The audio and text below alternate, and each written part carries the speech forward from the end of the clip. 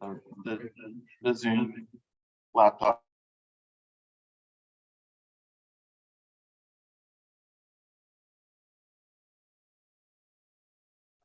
Yeah, I'll just.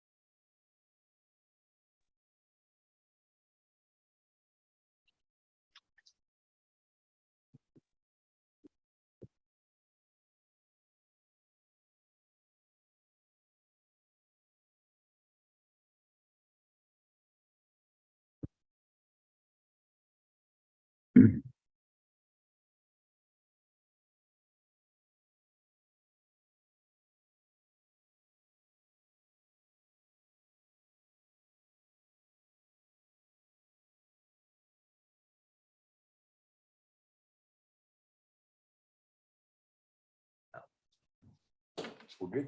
Okay. Stupid presentation. All right. All right, Mr. Smith, you need to leave Ms. McKee alone. All right. Ms. McKee, are you ready? Fantastic. Well, let's go on the record. I think we are live with a variety of feeds. We are back in the JQC hearing panel hearing, and the inquiry into Judge Coomer. It's Thursday. And we were in the midst of the cross-examination of Mr. Lundberg. We went as late as we could, needed to break for the day, and Mr. Lundberg needed to leave the state of Georgia to return to his home state of Indiana. Can you hear us, Mr. Lundberg? I can. Can you hear me, Your Honor? Yes, sir. Good morning. I was returning to my home state of New York, where it's warmer, by the way. Okay. So many different states that you've got. You're in New York now, and we remain in the ceremonial courtroom in Cobb County Superior Court. And as I have been instructed by the IT guru, if anyone wants to share exhibits, he or she will share screen in Zoom. We won't be using the fancy installed system here while we have a witness on Zoom. So please follow that approach. And also please have your computer speaker muted when you join the Zoom call. Not you, Mr. Lundberg, but any of the lawyers here. And I appreciate everyone's flexibility in this change in format. Mr. Lefkoe, are you ready to continue your cross-examination? Struggling electronically, but yes. That's not the category I would have put you in. We were commenting yesterday that you and your iTrial, iPad, it's very fluid and effective. So I guess this is your turn to be less so with the technology. Yes, sir. All right, enjoy it. I'm going native. Okay. So I guess it's uncomfortable, but I'll examine this witness from here, and he looks like he's on the screen. So I'll be sharing. And I'm sorry, one last thing. Mr. Lundberg, even though you have changed states, you're in the same time zone, and more importantly, you remain under oath, the oath you took yesterday to provide truthful testimony, okay? That's understood. Thank you. Good. Okay, Mr. Lundberg, did you discuss your testimony with anyone in between these two sessions?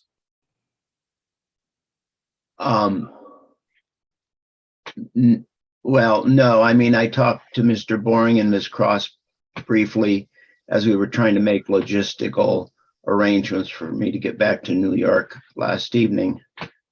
Did you discuss the substance of your testimony? No, it was broad overview. There was, I guess we had a conversation about a line of questioning, Mr. Lefkoe, that you raised as you were examining me earlier yesterday, about, the duration of the attorney-client relationship between then Attorney Coomer and Mr. Philhart. So that topic came up, and there was a general, if you will. Are you changing any of your opinions that you expressed yesterday? Well, I think my opinion yesterday on that point, are you asking generally or on that point? On any point, sir.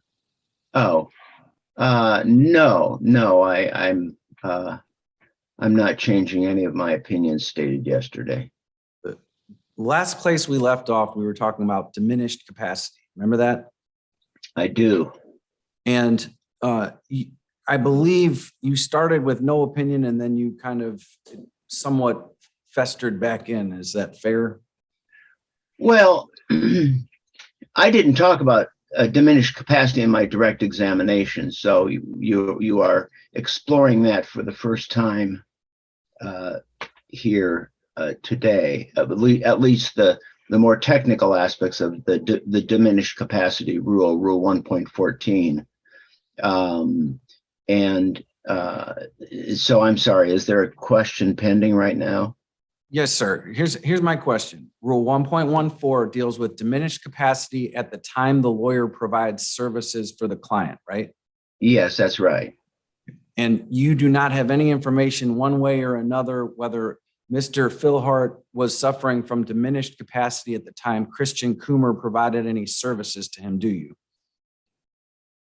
I have, I think we were around this point previously, but I have emails, seen emails from Mr. Coomer to Mr. Philhart expressing concerns about his mental capacity, and in fact being quite insistent that he obtain an opinion of a medical provider that his mental health would render him competent. That was Mr. Coomer providing any services at the time of those emails to Mr. Philhart? Well, I think so. Those services were, those services were rendered in 2017, 2018. And the emails were around. I'm going to have to actually, if you'd want to show me the exhibit, Mr. Lefkoe, when those email communications took place. May I show the witness exhibit 75, which I believe has been admitted, and can we confirm that 75 is admitted? That's in our records, we have it admitted. I have it admitted as well. That's good enough for us. Okay.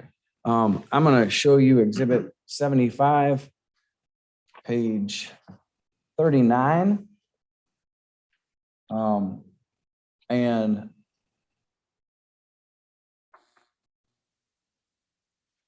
Can you slow down? yeah, here we go. It looks like March, Yes, sir. Page 42. and that's March of 2019. What services was Mr. Coomer providing to Mr. Philhart in March of 2019? I know you're the one asking the questions and I'm not, but can you remind me of when Judge Coomer went on the bench? November 2018. Yeah, so he would have been prohibited by the judicial code from being in an attorney-client relationship with practicing law as a lawyer after he went on the bench. And in March of 2019, he'd been on the bench. So I have not seen any billing statements or other indicia that on or in March of 2019 that Judge Coomer was providing legal services to Mr. Philhart. Do you have any information that prior to March of 2019, Judge Coomer was informed by any source or any examination by any professional that Jim Philhart was suffering from diminished capacity, where Rule 1.14 would come into effect at the time Christian Coomer provided any services to Jim Philhart? Well, I have not, nor have I been shown any information that supported Judge Coomer being rather aggressive in responding to Mr. Philhart's reasonable demands by insisting that he have some professional showing of mental competence. All right. So the answer is no. Is that right, sir? Well, my answer was my answer. Yes, sir. All right. Let's talk about the wills. Okay. 1.8C is the rule that you invoked when you were on direct. Do you remember that? Yes. So under 1.8C, you mentioned that certain conflicts are waivable and certain conflicts are not waivable, right? Yeah. And one of the conflicts, I think, tell me if you said it was a waivable conflict or a non-waivable conflict for a lawyer writing a will where a client makes him a beneficiary. Right. I do not believe that's a waivable conflict. What about a former client making a lawyer a beneficiary? It's just you can't draft. 1.8C says you can't draft an instrument that gives you a gift as a lawyer, right? You're correct. And a non-lawyer could draft an instrument that gives them a gift, right? Because they're not subject to the bar rules, right? A non-lawyer could draft an instrument that gives the non-lawyer a gift. Yes, sir. I don't think it's legally possible for someone to give themselves a gift. If a client wanted to make a lawyer a beneficiary, they could do that by having another lawyer write that will, right? Well, that's the gist of 1.8C is that an independently counseled client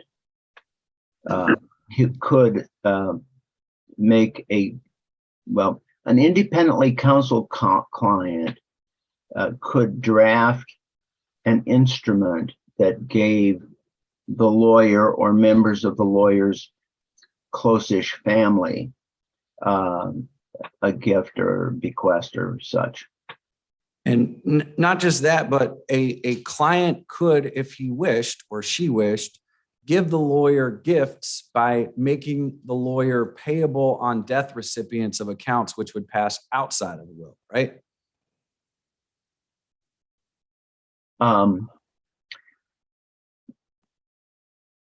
Lawyers are prohibited from soliciting gifts from clients.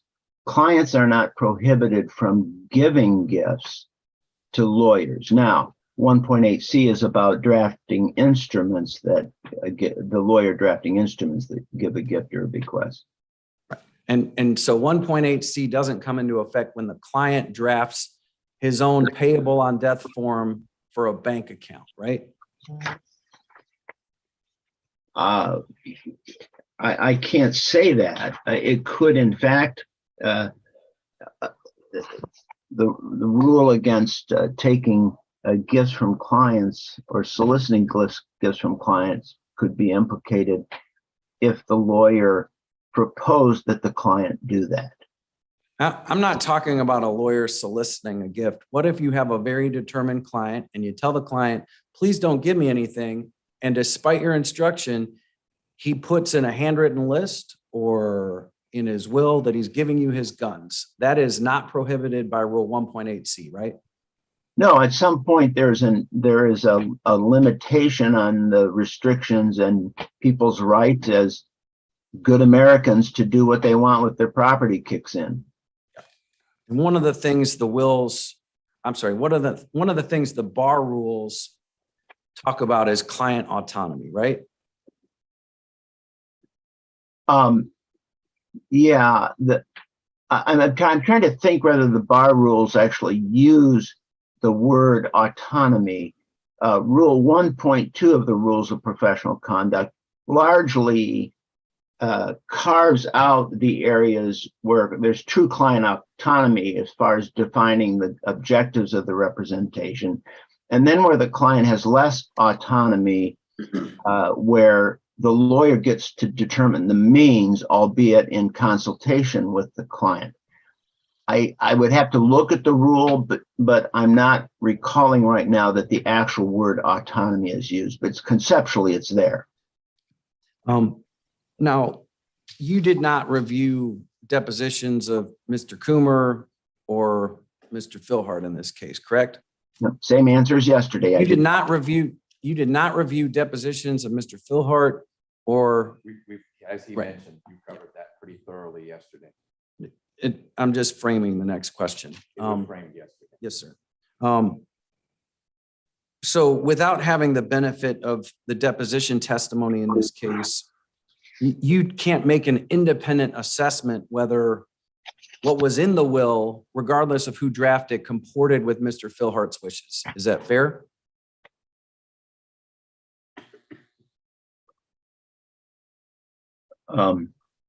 Are you asking me, did the wills reflect what Mr. Philhart, I'll say, purportedly wanted at the time he executed the wills? I'm asking whether you have any information that can help you assess what Mr. Philhart's true wishes were in terms of who his beneficiaries were and who his executor would be, regardless of who drafted the will. No, the answer to that is no, I do not have any such information. Right. When assessing that issue, whether the client's wills in this case, or Mr. Philhart's wills in this case, contained things that he wanted to do you agree that in determining whether it was his free act, you could look at other free acts of his to establish a baseline? That's one way to start looking at it, right?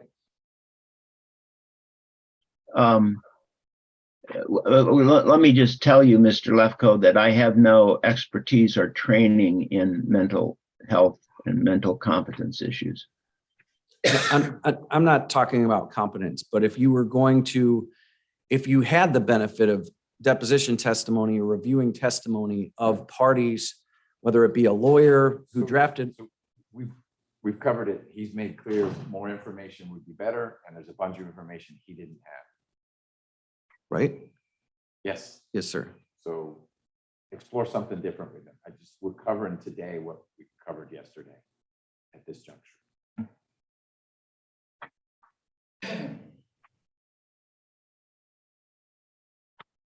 Is drafting a will the client wants, even if it's in violation of Rule 1.8C, a crime? Or do you know? I don't know. I don't know whether it's a crime in the state of Georgia. The maximum penalty for a violation of Rule 1.8C, drafting a will where a lawyer is also a beneficiary, is public reprimand, correct? I think the Georgia rules, I don't have, I can get those in front of me. You had them yesterday and you answered that question yesterday, and that is in fact what the rules say. Okay, I'll move on. Designating somebody as a beneficiary for convenience, is that prohibited by bar rules or by the law? Well, it's prohibited by Rule 1. Yeah, no, your question is incomplete. Were you? Well, I don't know if it was incomplete or not, but were you asking, is it somehow permissible for a lawyer to draft a will giving the lawyer a significant bequest for some reasons associated with convenience? Is that what you're asking? No, sir. Okay, then I don't understand your question. I'm asking, does it still violate Rule 1.8C if a lawyer is designated as a beneficiary for convenience in a will he drafts, intended to distribute in some other way with a handwritten list? Yeah, it would still violate 1.8C. If the client wants the bequest to ultimately go elsewhere, then presumably comply with 1.8C, a truly independent lawyer could hear the client out, hear the client say, this is what I want to have happen. I want to have this bequest made to my other lawyer, who I trust will then in turn divvy the property up to other people that I think he thinks will be right, or that I have told him I think he ought to do it. It still goes back to the fact that the lawyer's got no business drafting that will. Mr. Lefko, can I ask you a question? Yes, sir. My understanding from your client's testimony was that he's already admitted violations of 1.8C. So I'm just wondering why we're spending so much time on this particular portion of the rules. Okay, and just to let you know, I mean, I did not understand before I got here yesterday that he had not reviewed deposition, so I kind of came armed for bear.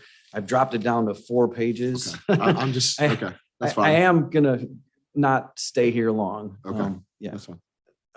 So I do respect everybody's time. I know this has been a long proceeding, and I'm trying to get through it. That you shouldn't take a long time. Judge Lopez's point was, given what your client has already said under oath, going around about the 1.8C seems less productive than some of the other areas you might want to explore with Mr.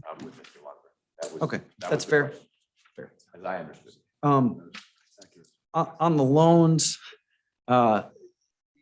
because you have not reviewed the testimony, what factors might you consider as to whether loans are made of someone's free will or not? Again, I think we talked about that yesterday. You would want to look at things like sophistication, mental capacity, vulnerability. To the extent there's some association between age at some point and vulnerability, one might wish to consider age. And also because of this client autonomy thing, you also consider what personal reasons they might have, the client might have, or the person lending money might have to make a loan such as the one that he or she enters into. Well, I suppose one would give that some consideration. It would also be a matter of, at bottom, 1.8A says, as an objective matter, is this a fair and reasonable adverse financial transaction, which a promissory note would be? Is it fair or reasonable? And as I again discussed yesterday, a client can consent to some things, but the client can't consent to the lawyer drafting an instrument up that, to use, more common speech, that screws the client. That's just not permitted. It has to be objectively fair and reasonable. But again, we talked yesterday, you're not an expert with respect to commercial reasonableness of loans, right?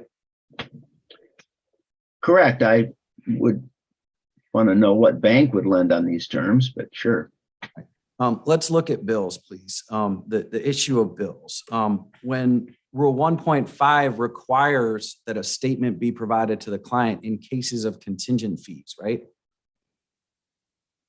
Well, it requires that the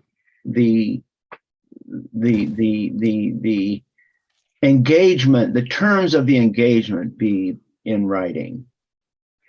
And I didn't specifically look at 1.5 for this purpose, but I think Georgia probably aligns with the ABA model rules that says that written engagement agreements are encouraged, and it's good practice to have written engagement agreements in other kinds of representations, particularly where there has not been an ongoing attorney-client relationship between the lawyer and the client. So you're not familiar with Georgia's Rule 1.5 regarding fees. Is that fair? I may have looked at it. I can look at it right now if you want. I don't need you to look at it if you're not familiar with it. If you're familiar with it, let me know. Well, they say what they say. Okay. Are you familiar with the elements of a novation of a contract in Georgia? I am familiar with the concept of novation. Now, I will tell you that my knowledge goes back to law school on that point, basically, but I am aware of the idea of a novation of a contract. Can clients agree under the ethics rules to give win bonuses to lawyers, or something I've heard them called success fees? Is that okay under the rules, as long as the fee is reasonable, excuse me? Well, a fee that turns on the outcome of the case is a contingency fee, and it has to be in writing. I'm not talking about a contingency fee. At the end of a case, hypothetically, someone says, I like the job you did for me. I want to pay you X amount of dollars as a win bonus or success fee. Is that okay under the bar rules, as long as the total fee is reasonable? Yeah, so that would probably fall under the analysis of it being a gift, because the client is not contractually obligated to pay that money, but chooses to do so anyway. The lawyer cannot solicit that if it's anything of significant value. If the client, unprompted by any solicitation by the lawyer, says, I'm thrilled with the work you've done, I would like to recognize that with an additional payment to you. It doesn't require the drafting of any instrument by the lawyer. It's just the client providing money to the lawyer to express the client's gratitude for the lawyer's services. Then I think that would be appropriate under the rules. May I inquire the panel the status of the remainder of his file that was under review? So I had a question for Ms. Cross about that. There are some notes that Mr. Lundberg made that we can make part of the record, but will be not available to you. And Then there's a second document that I think are notes from Mr. Gammon. Is that what? They are notes that Mr. Lundberg made during a conversation with Mr. Gammon. That's my understanding. Okay. And then there is the draft affidavit that Mr. Gammon sent Mr. Lundberg, and then Mr. Lundberg's actual affidavit. You have that last one, the actual affidavit, I assume. Why are his Mr. Lundberg's notes not, why are we not entitled to those? Mr. Lundberg, do you want folks to have your notes? If they were prepared as part of the work he was doing as contracted by Mr. Gammon, tell me your theory as to why you get that work product. If Ms., you don't have an expert here, but if you did, and Ms. Cross, well, I want all the prep notes from conversations that you, Mr. Lefkoe, had with the expert you retained for Judge Coomer. Would Ms. Cross be entitled to the notes that your expert made when she was talking to you, as you were saying, here's what we need you to do in connection with this case. Here's our strategy. Here's our thinking. Here are my opinions that's in here about what's going on in this case. I can't say I've ever run into this parallel universe work product issue before. I'm not making it parallel. no, I'm I'm not. asking you, what would you do in that situation? What would your reaction be if opposing counsel said, I want the notes that your Mr. Lefkoe's expert took when that expert was talking to Mr. Lefkoe, and Mr. Lefkoe was saying, here are my thoughts about the case. Here's what I need you to do. Here's the work I need you to do on behalf of my client. Those notes go to Ms. Cross. I'm saying this is a unique issue. That's why I called it a parallel universe kind of work product issue. I don't know conceptually that I've ever run into anything like it, and I'm not sure I've wrapped entirely my brain around it. I understand the point. My mind wrapped around it is that it's work product and you shouldn't get it, but I'm open if you can say no. I mean, yesterday it was Wright versus Smock or whatever. McKinnon versus Smock, yeah. On point. Right. And your colleague may have some thoughts about this as well. Judge, my understanding is if the witness takes notes of facts or other things that might become the basis of his opinion, that is something we have to get. Anything that the witness learns on which he or she considers or evaluates, I think we get that. Okay. Including, and so it may be that there are certain things, I don't disagree with that. There are opinions of Mr. Gammon in these notes. That it's a fact that, you know, this is what Mr. Lundberg wrote down, but it's Gammon thinks X, Y, Z. But if that is something you don't think the attorney's opinion about the case is excluded from the disclosure principle that you have correctly identified. I can tell you, and I can't cite your case, but in my practice, I expect my expert's file to go to the other side. Okay. All of it, because it all filters into the expert's understanding of the case and what their opinions are. And thus, you know, if I send an email to one of my testifying experts, I expect the other side gets that email. So you're thoughtful about what goes into that email. I try and be thoughtful. I'm yes, sure you sir. are. Okay, Ms. Kreis. I just want to note one thing. If it were our expert, you know, these notes were taken in preparation for his testimony today, then that might shade things a little differently for us. And the JQC doesn't have that kind of concern. My only concern is that this is not my representation of this client. This is not my mental impressions and work product. And that is done with Mr. Gammon and Mr. Philhart separately. So that's my concern. Okay, I hear you, but I think the principle still applies if, and I'll hear from both sides on this. My understanding is that Mr. Lundberg was retained by Mr. Gammon, half of Mr. Philhart, as a legal expert to provide that affidavit that's required to bring a legal malpractice lawsuit. It wasn't a consultation. Could you, Mr. Lundberg, make me, Mr. Gammon, smarter about this issue? It was actual retained to create that end product. Not quite an expert report, but it's an affidavit from an expert upon which Mr. Gammon necessarily relied so that his complaint wasn't dismissed right out of the gate. That's correct. And that affidavit has, yes, that's my Okay, understanding. that's procedurally correct. Was this provided to the director though? Did the director have access to these notes? And then in that case, we would say that if there's a work product privilege or a work product doctrine that applies, it's waived. Well, physically, yes, but only because you subpoenaed Mr. Lundberg to produce these things. So as I understand it, Ms. Cross came into possession of these things because Mr. Lundberg didn't want to be the one who was crossing a line that shouldn't be crossed in terms of work product or attorney-client privilege that would exist, not between the JQC and anyone, but the Gammon, Philhart, Lundberg triangle. So am I correct, Ms. Cross? That is correct. And I will represent, I did not read them prior to my direct examination of Mr. Lundberg yesterday. I have no copies of them in our file. And that's my experience with them yesterday was the first.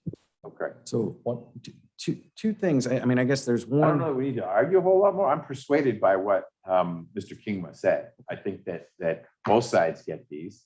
And so I don't know, there's a copier back there. I don't know if someone could, Ms. Rogers, you're back.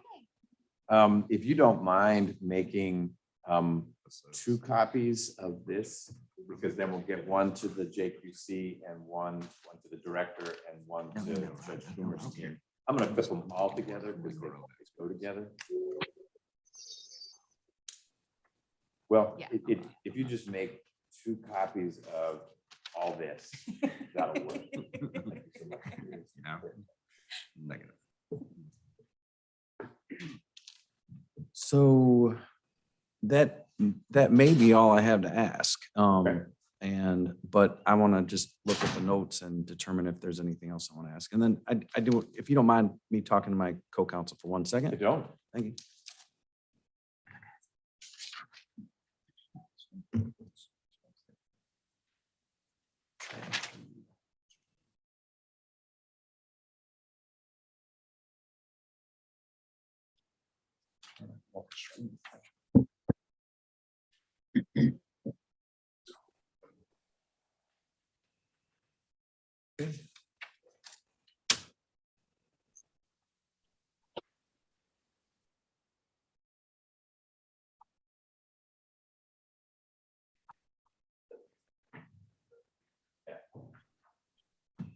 All I have left is looking at the notes, so I guess I can. So why don't we see if there's any redirect? There is not. There is none. Okay, then we'll pause. Let Ms. Rogers make those copies. I should have made them just, I don't know, honest to gosh, in case it makes sense. Share that to work. The bulk of it, you don't need to read real closely because I think it's several copies of the final affidavit. Just to be clear on the record, though, that the panel's ruling as to what Mr. Gammon may have sent to Mr. Lundberg is that is not going to be produced. Is that what I understand? Well, I'm aware of 2 universes of documents. Okay. That are at play with Mr. Lundberg. One, you got like yesterday, those 8 PDFs that technically Mr. Gammon didn't make his assistant. Those PDFs were bills, loans, trusts, etc. You already have. Right. The only other universe of documents I'm familiar with, you're about to get a copy of.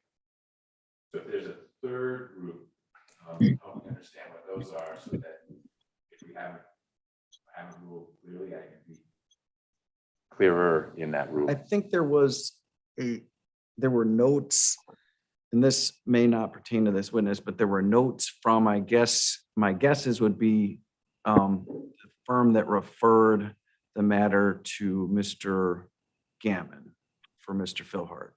And so let's ask Mr. Lundberg. Mr. Lundberg, you gave Ms. Cross yesterday some documents, typed up notes that were yours, maybe something from Mr. Gammon, as well as some email exchanges you had with Mr. Gammon that had as attachments his proposed draft affidavit, which you didn't use, and then your affidavit of the actual end product, are there more documents that you have in connection with the work you did as the affiant in that legal malpractice suit? So let me.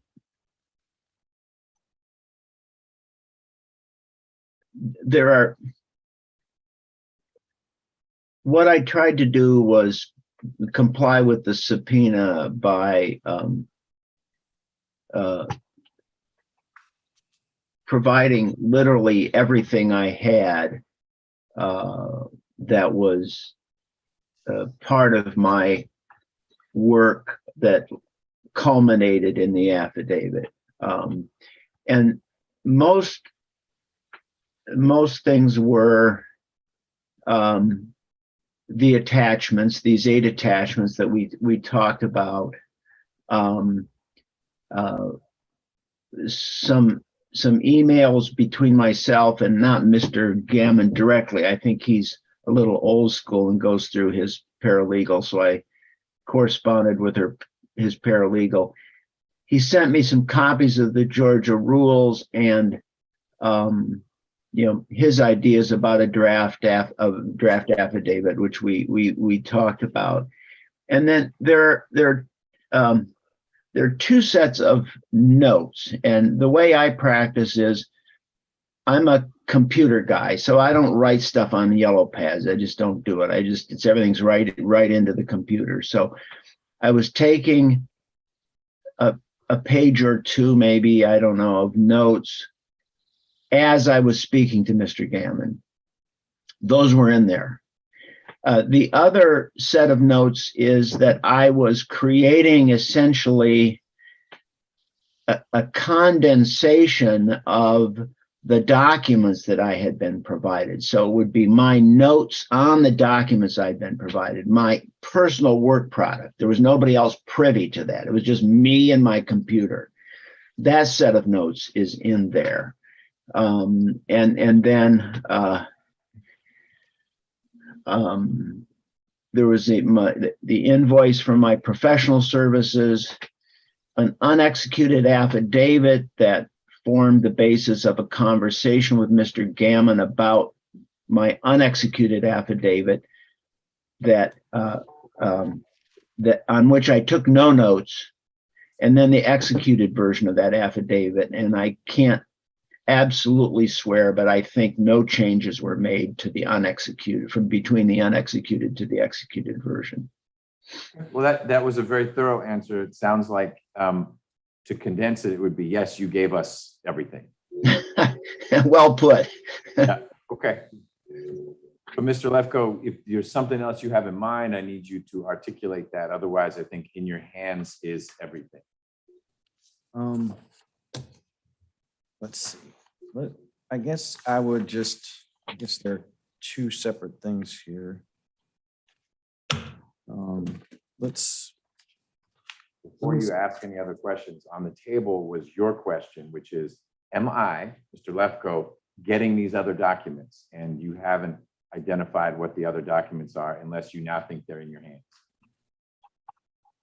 I don't know what the other documents are because I haven't seen them, but I mean, I've been given some documents, and it looks like there's one set of notes that starts with Wright, Gammon, Lester, White, and a telephone number. Do you have those in front of you, sir? Before you go into any of that, yeah. you were suggesting there was some other set of documents. I want you to tell me more about that so you can get a ruling on you get them or you don't, if they even exist. I thought I heard in another hearing that there was an associate at the firm that referred the matter to Mr. Gammon that had some notes about something with Mr. Philhart. Mr. Boring, there was something to that effect. I don't think it has anything to do with Mr. Lundberg, but why don't you clear up for all of us what Mr. Lefkoe and I together are remembering. I think he's talking about this timeline that was prepared by an associate who we don't know his name, who worked at a different firm in Cartersville, who then forwarded Mr. Philhart to Wright Gammon. Got it. Okay. And you have sent that to me. I've got that. And that is different from this other timeline that's been referred to, which is the Chuck Boring timeline of, or could be investigator office timeline of sort of soup to nuts, what's been going on with the JQC's investigation and whatnot. Correct. And I will, going forward, refer to what was prepared by investigator Alford as a chronology. And then the one we just talked about, associate, is timeline. Okay, sort of like lectern and podium, but we'll try to keep them apart. All right. So Mr. Lefkoe, you've got everything Mr. Lundberg had generated in connection with his work as a retained expert by Mr. Gammon on behalf of Mr. Philhart. Both sides can look over the paperwork a little bit more. If you've got more questions based on what you received, you should feel free to go forward with that. Okay, I just want to know what these are. And so what I'll do is I'll label this one that at the top has Wright Gammon, parentheses, Lester White with a telephone number. I'll label that as exhibit 362. And do you have access to the note, these documents, sir, Mr. Lundberg? Yeah, they're in front of me. Okay. And then there's another document with James Philhart, May 23rd, 2018, Will, at the top of that one. And I'm labeled that as exhibit 363. Okay. Are you with it? Okay. So exhibit 362, did you make this document or did somebody else make it? No, I made it.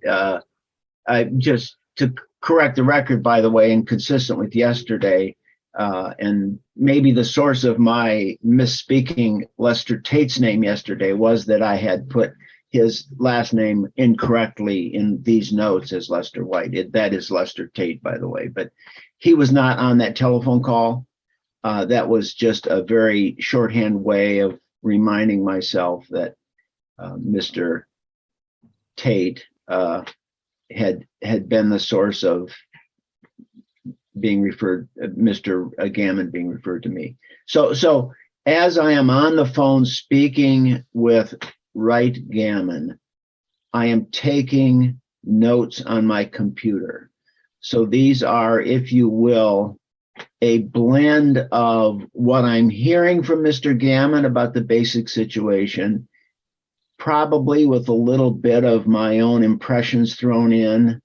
I would never hold those out to be an accurate and complete recording of what I heard from Mr. Gammon, nor would I say that they don't include anything there that is maybe my own inferences from what I was hearing.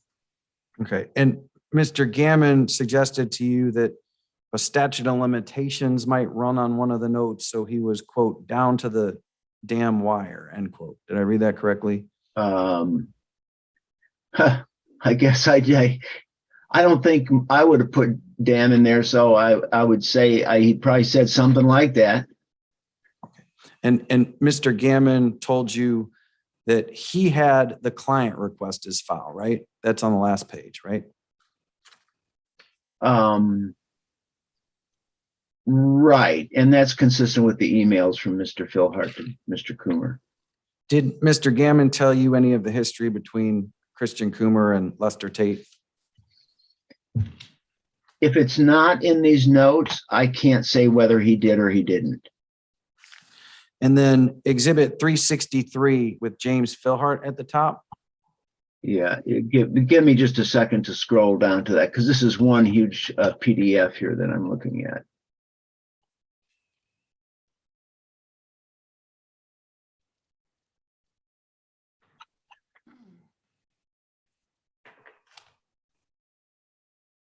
And by the way, while we're at it, I tender exhibits 362 and 363, not for the truth of the matter asserted in these documents, but for the purpose of being this part of this witness's file. Mr. Lefkoe, I'm at that page.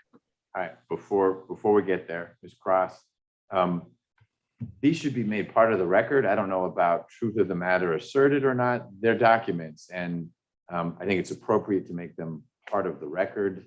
Whether they ought to be under seal or not, we can talk about later. But any objection to making 362 and 363. Were those the right numbers? They were the right numbers and we have no objection. Okay, they are part of the record. And exhibit 363, are those your notes concerning documents in your Right. file? Right, they are. They're my attempt to, typos and all, I should add, my attempt to extract the key points from the documents I was reviewing.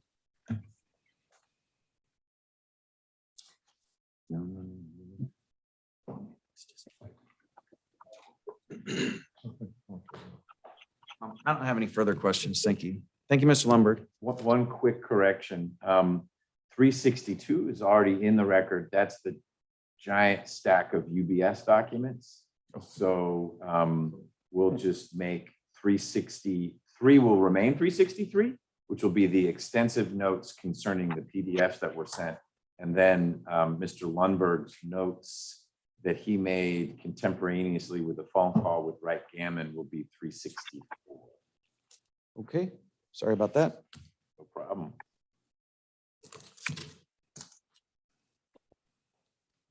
Ms. Cross, do you now have any redirect of Mr. Lundberg? I do not.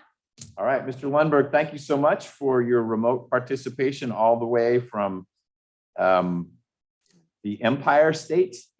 And we appreciate your time. You are free to go. Thank you, Your Honor, and I appreciate the accommodation on some of my schedule confusion. Mr. Lefko says no problem. Enjoy the rest. Problem. All right, Bye. bye.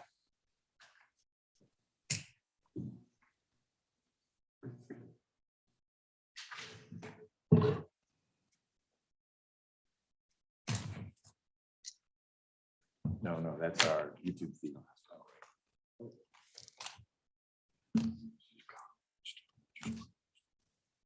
All right.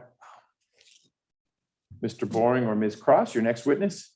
Judge, our next witness is Mr. Gammon. Can we have like 10 minutes to talk to him since we just received these, since they're his impressions, just to let him know that these are going to be discussed and discussed them with him just briefly. What? You discuss with who? Wright Gammon. So, of course, you can do anything you want. What you want is a break. And Yeah, you've yeah. decided to let us Yes. know what you're going to do during the break, Yes. sort of explaining why we're taking a Yes. break less than an hour into Exactly. today. Yes.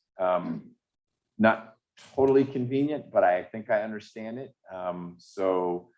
Let's try to be back here at 9:45. It's a little less than 10 minutes. And we'll pick up. Thank you. Thank you. Good. I'll stay here then. Thank you, Ms. Rogers, for making those copies. That was lightning fast.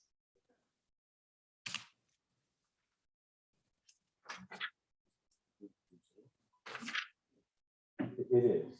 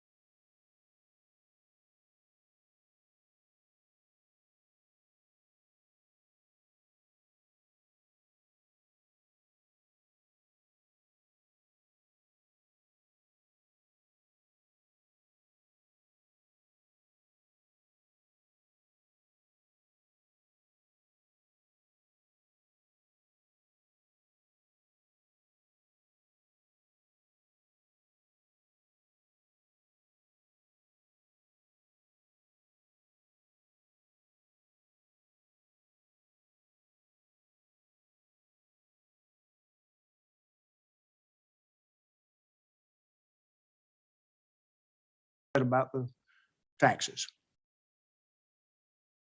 And did he say that he feel betrayed by Mr. Coomer? Yes.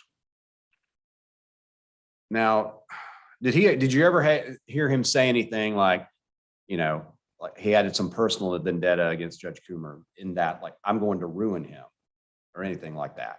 No, he was always torn. He was always torn. Tell me about that torn house.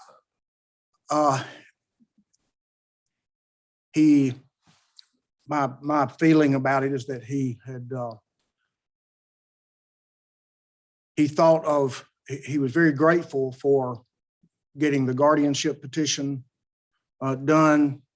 And I don't think he's a mean person. He didn't want to do anything to ruin him. It was not a vendetta type situation. Did he share anything about his fondness for Judge Coomer, Mr. Coomer, based on the previous representations? Yeah, that's why he was torn. He was, he felt that he was his friend. And did he, in that vein, did he talk about or tell you about how the level of trust he put in Judge Coomer, representing him on a bunch of matters over the years? Mr. Phil Hart had total trust. Even after his experiences, he seemed to have total trust in me, and I would have to sit him down and talk to him about things because he trusted his attorney. And do you remember how old he was back when you started representing him? I believe 78. Did you have concerns in taking the case? Oh, yes. And what were your concerns about taking it? It's the last case I think any lawyer wants is walking in and a sitting judge on any level have to take a case against that. No, sir. You lose a lot of sleep over that. And because of that, did this kind of, from the time Mr. Phil Hart came to you in 2019, did it kick along for a long time without y'all filing a lawsuit or anything? Yes, I was hoping that there would be no need for that. And then I just kind of wringing my hands part of it about what I was going to have to do. So what did y'all do? And I know we'll talk about an email and a letter you sent to Judge Coomer in a minute.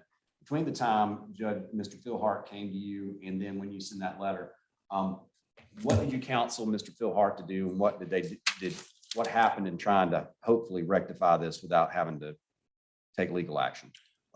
Get his files primarily. Get his files, and then we would attempt to. That's when I talked to him about just trying to get the loans and forget about everything else.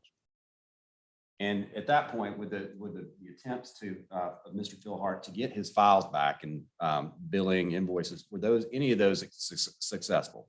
No. And because of that lack of success and just getting the files, did you make a decision that you had to do something or send some correspondence to Judge Coomer? Yes, I did. And what did you decide to do? What did you decide to send? Sent a letter requesting that the loans be refinanced. And did you note anything in that letter about concerns about the terms of the loan? Let me ask you this. Would it refresh your recollection about what was in the letter if I showed you a copy? Yes, I don't recall doing that. My main recollection is I thought that when I put in there something about some attorneys from his home bar association sent him to me, that would ring a bell. Something needs to be done. Gotcha. Like he may get it like, okay, this is serious now. All right, I'm gonna tender exhibit 202 at this time. It's an email with an attached letter that we were talking about from Mr. Gammon to Mr. Coomer. 202. Correct. Give me 1 second. Switching exhibit lists.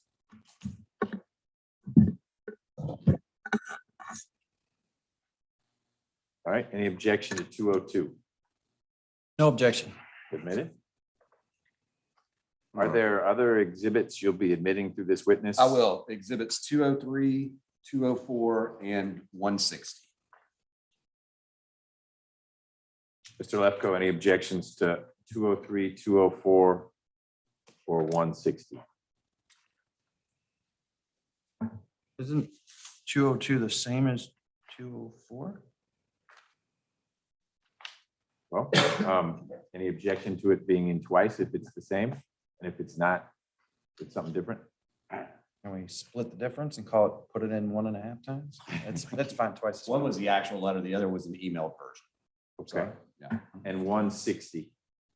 As long as that's not being admitted for the truth of the matter asserted, that's So- fine. The fact that it was filed is fine. So for my colleagues' benefit, that's the complaint that ultimately was filed by Mr. Philhart, by Mr. Gammon on behalf of Mr. Philhart against Judge Coomer. I'll admit it, and it will be in as the complaint that was filed and proof that a complaint was filed. Thank you, Judge. Trying to get the They're all display. in. Thank you. I'm going to go ahead as I'm working on the display here and hand you. And 204.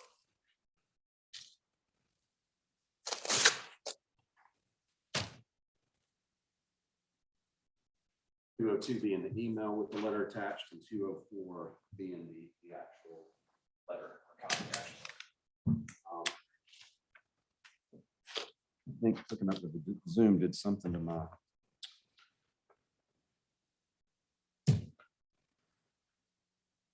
Play here. And it's on this. That's it. It's, yeah, I've got something on my screen, but now it's showing that's my screensaver. Factory screensaver. It's for the record. you're I on did the- not choose that. Move it over to the right and I think it'll, I think, All right. yeah, you got 2 screens. Change it to 1. I just, Oh, I see. I know what it is. Mr. Lefkoe is our stand-in IT person when Mr. Tyler's not here. If you want to let him all right. Hey, I have approach your no personal problem space. with that. Got double screens on. No, it's not that thing. I believe it's over here. Here, go down for a second. I think there's a way to do it anyways. So this would be your number 1 and the other one would be number 2. If you just drag it over, I think it works. Whatever you're trying The to show. I mouse think just if you went So away. drag it Plan over- B is going to be the overhead projector so that Yes, we yes. can. keep I could also put your exhibit up. I don't mind. All right. Let's see. Maybe this will work now. Plug it in and plug it, unplug it, and see if that works.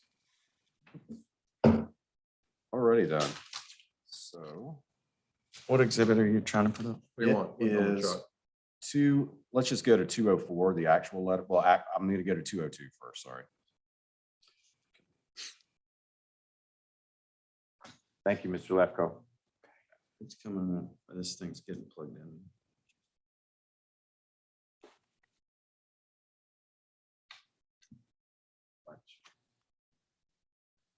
That's exactly what I was going to say. You want 202? Yes, please.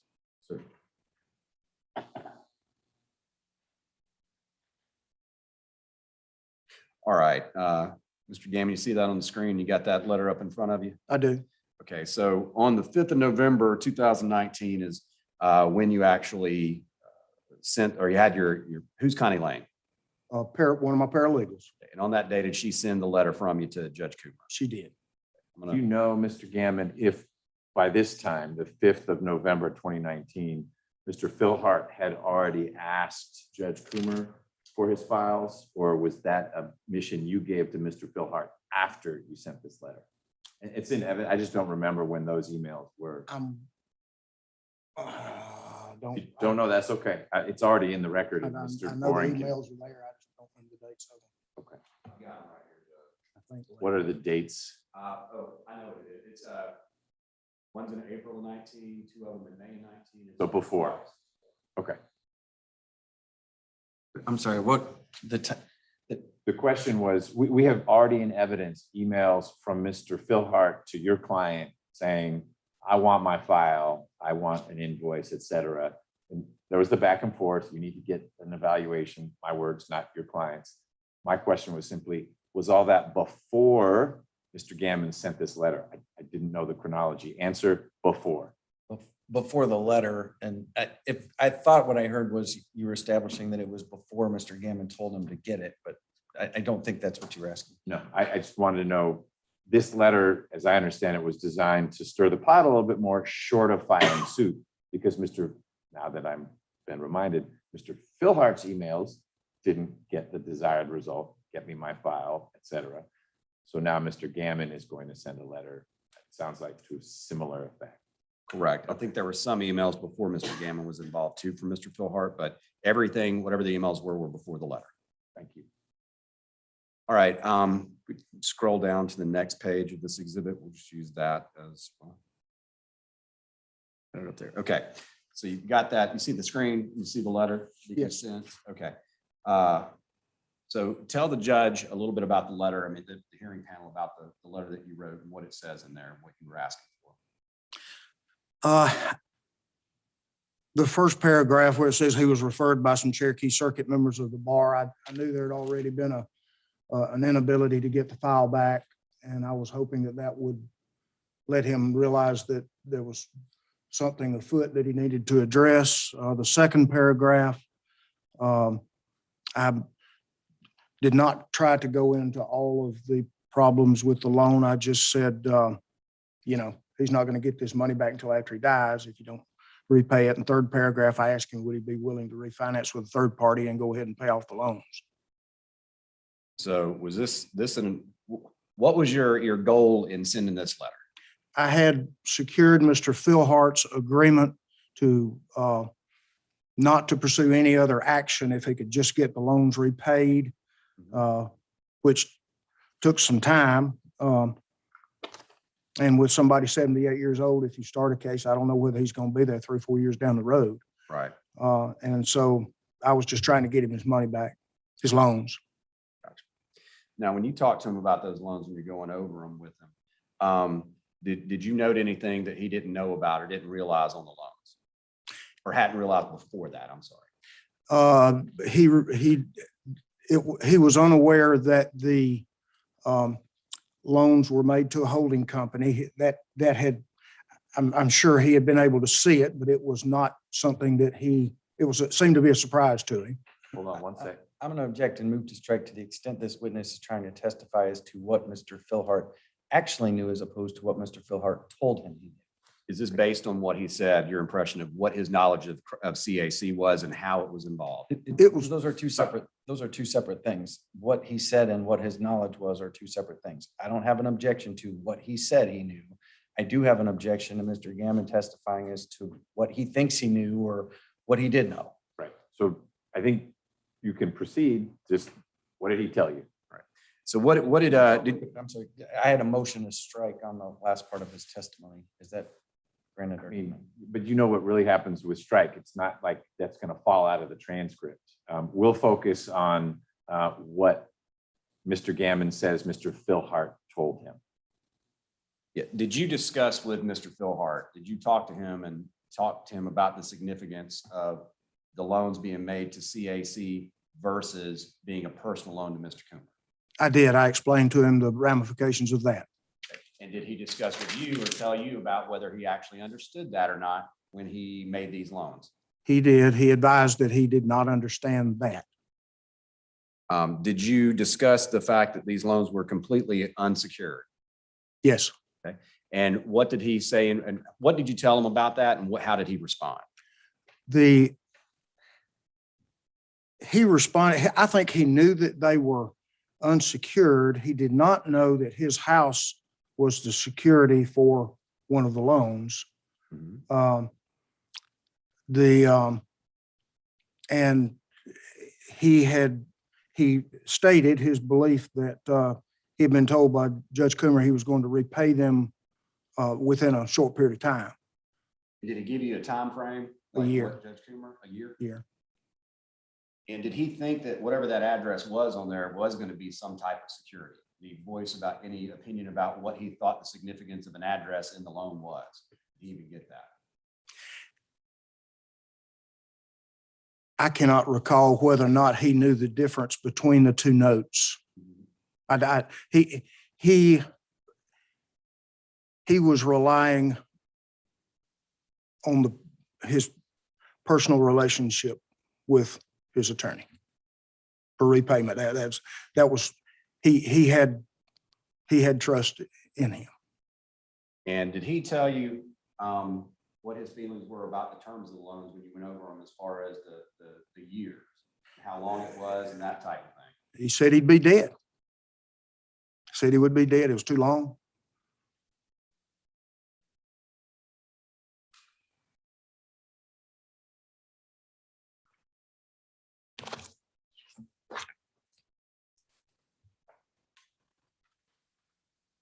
All right, when you sent this letter to Judge Coomer, or your administrative assistant did you get a response?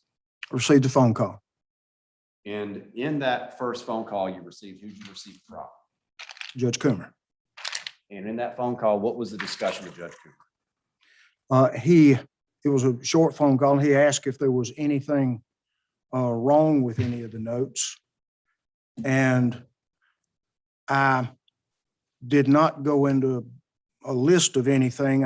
I just said, well, for one thing, one of the notes purports to be a secured note, but there's no security deed and it's secured by Mr. Philhart's home. And he said, no, that's not correct. Those were unsecured. And I said, well, I'm no expert in property law, but that's how I read it. I may be wrong. And then he said, do you have a copy of it? And I said, I do. Would you email it to me? Be happy to. So I then had it emailed to him a few minutes later. So he said he needed a copy of his own note that he had taken out. Yes. In response to that question, I'm sorry, I may have missed it. Did you explain, Mr. Gammon, whether it was Judge Coomer who called you or whether you called him? The phone conversation you just discussed. Judge Coomer called me. Okay. Thank you. Thanks for pointing that out, Judge. So in response to that request from Judge Coomer, he was a judge at this time, correct? Correct. What did you do or ask your administrative assistant to do? I asked her to go ahead and email the secured promissory note to Judge Coomer. And did you do so? Yes. And after she did that, did Judge Coomer then respond via email and then via phone? I believe it was phone first, Okay, gotcha. because it was just a few minutes later. And so I'm going to show you what's been admitted, or yes, what's been admitted is Exhibit 203. 2 pages. First being the email from Connie to Judge Coomer, and then the second being his email response. Yes. Got on the screen the first page, and that just basically says to find the attached document. So she did send the copy of the note, correct? Correct. And then we go to the second page. First talk to the hearing panel a little bit about this response you got. It kind of speaks for itself, but for the record, how did he respond via email? I'm sorry, the hard copy may be a little better than this one. It's in Morse code for most of it. Yep.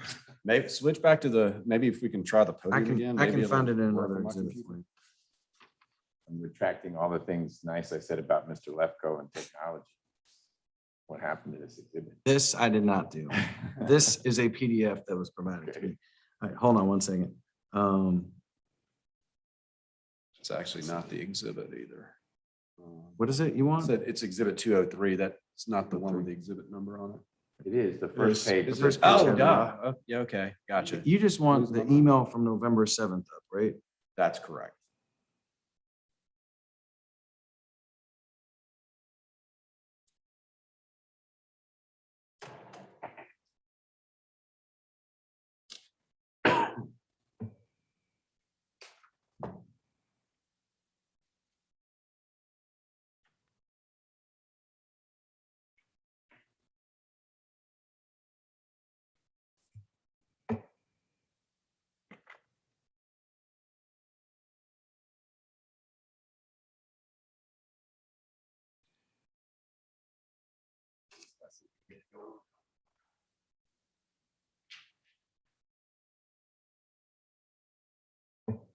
I get it.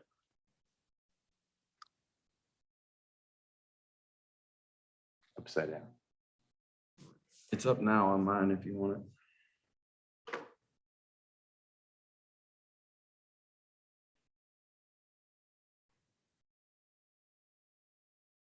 Can you see that, Mr. Gammon? I do.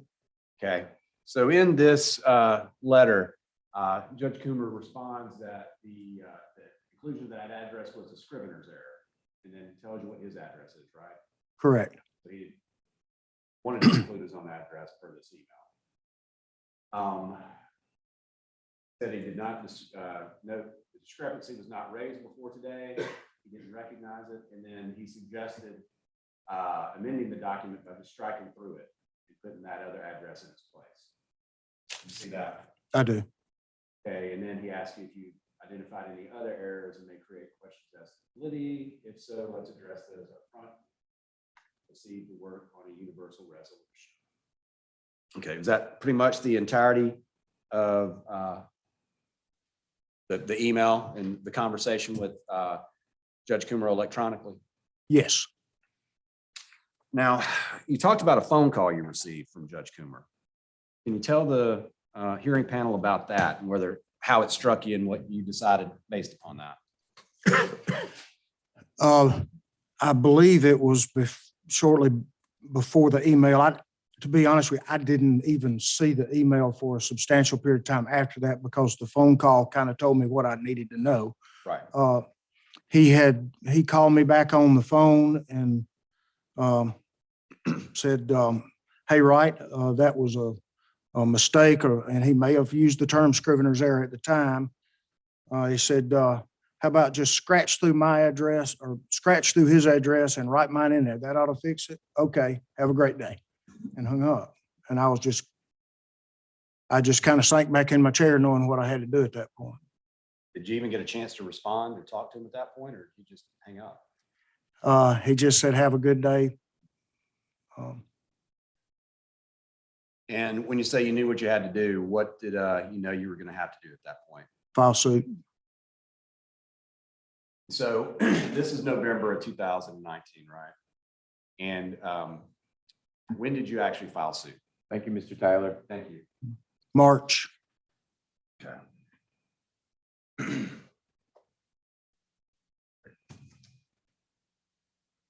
So let me go ahead and put that up. I'm going to show you what has been admitted as Exhibit 160. Ask some questions before we get into it. I'm only going to ask you about one provision in there in detail. Between November and March, what did you do to prepare for filing this lawsuit? Tried to find an expert for a period of time. And why do you have to do that in Georgia? Suing a licensed professional, you have to have someone in that profession to sign an affidavit as to how they breach the standard of care required of their profession. And in trying to do that, you usually get another attorney that does that? Yes. Okay. And in addition to trying to find an expert, did you try to get your ducks in a row, or what were you trying to get your ducks in a row to be able to file this? Sure. Drafting it, considering what I wanted to file, and deciding whether or not put the attachments with it or wait for later. And I decided this was the best avenue to take. And when you're about to, I guess, pull the trigger on it, did you talk to Mr. Phil Hart during this time and before you filed it? I'm sure I did. He was pretty active in keeping contact. He does that, doesn't Yes. Show up, call, email. he? And by the end, or at that time, how did he feel about filing the lawsuit? I'm gonna object to that. Excuse me. Okay. Did he state how he felt about filing the lawsuit? He gave me consent to file the lawsuit in its form. I'm going to turn your attention to a specific provision. I believe it is paragraph 22 or 23. 32. 32. Where is it?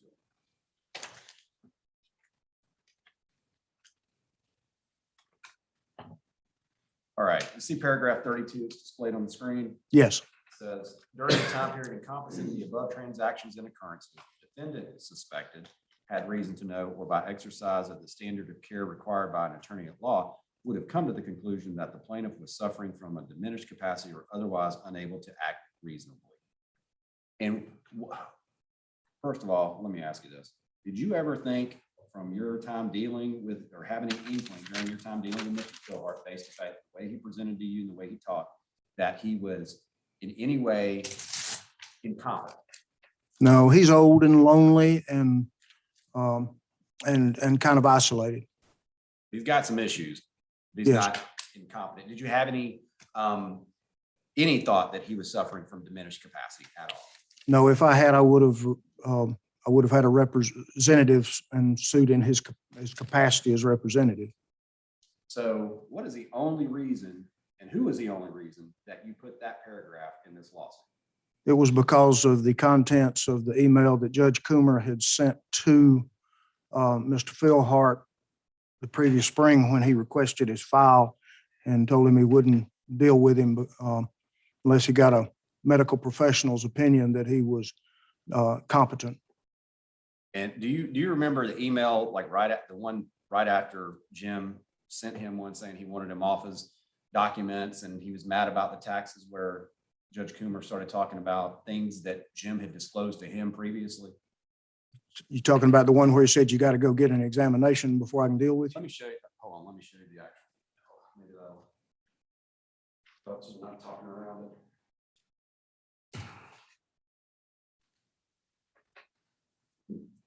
Fresh memory this way. Do you remember an email talking about where Judge Coomer brought up that Philhart shared he not wanted to live anymore? Yes.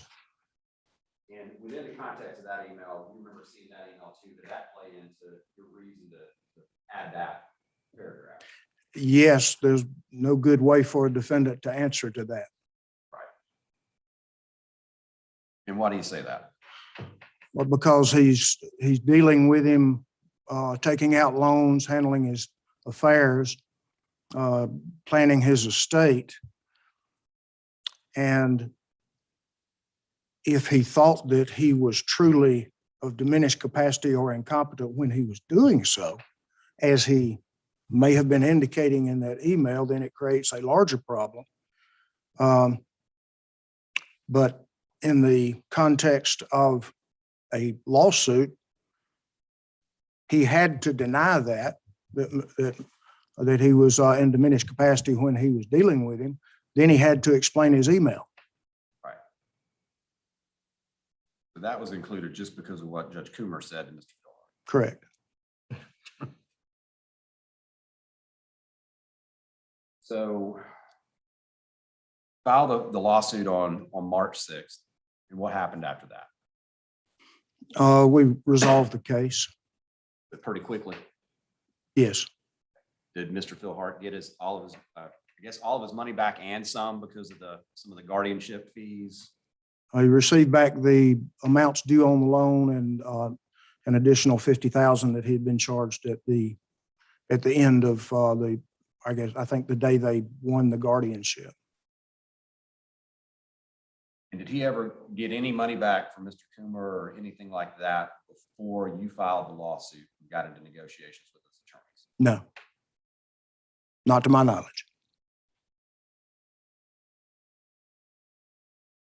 I think that's all I have, Judge. You left go? Yes, sir.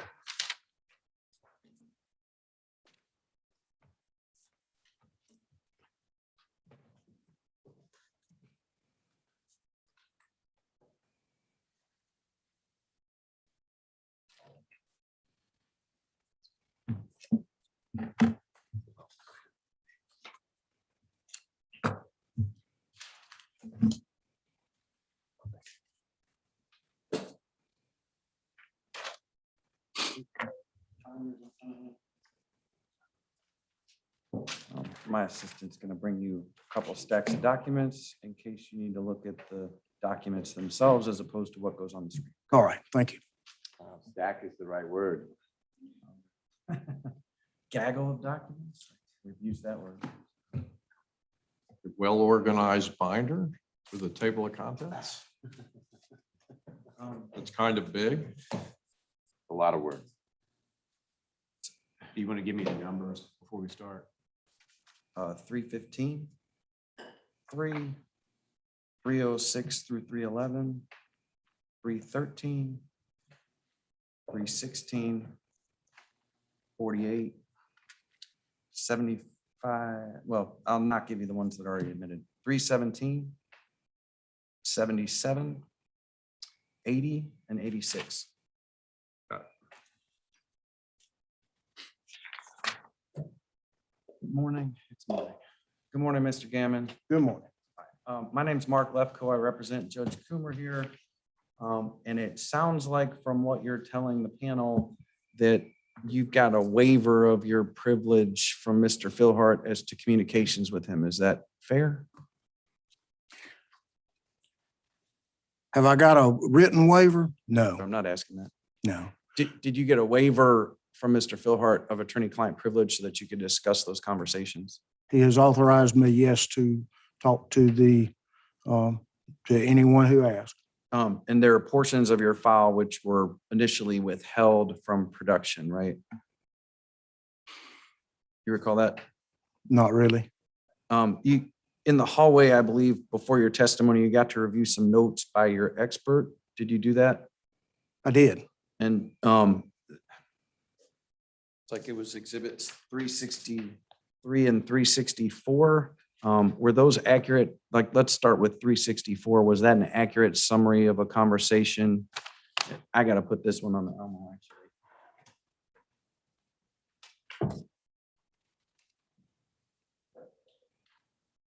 This is new to me. Now maybe I'll enlist Mr. Torrey to help. There we go. Right.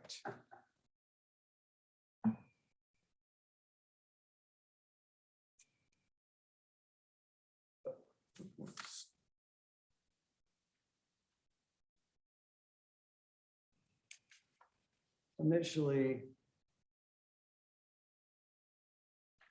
Chuck, are you a master of this? Try. Need to zoom it out.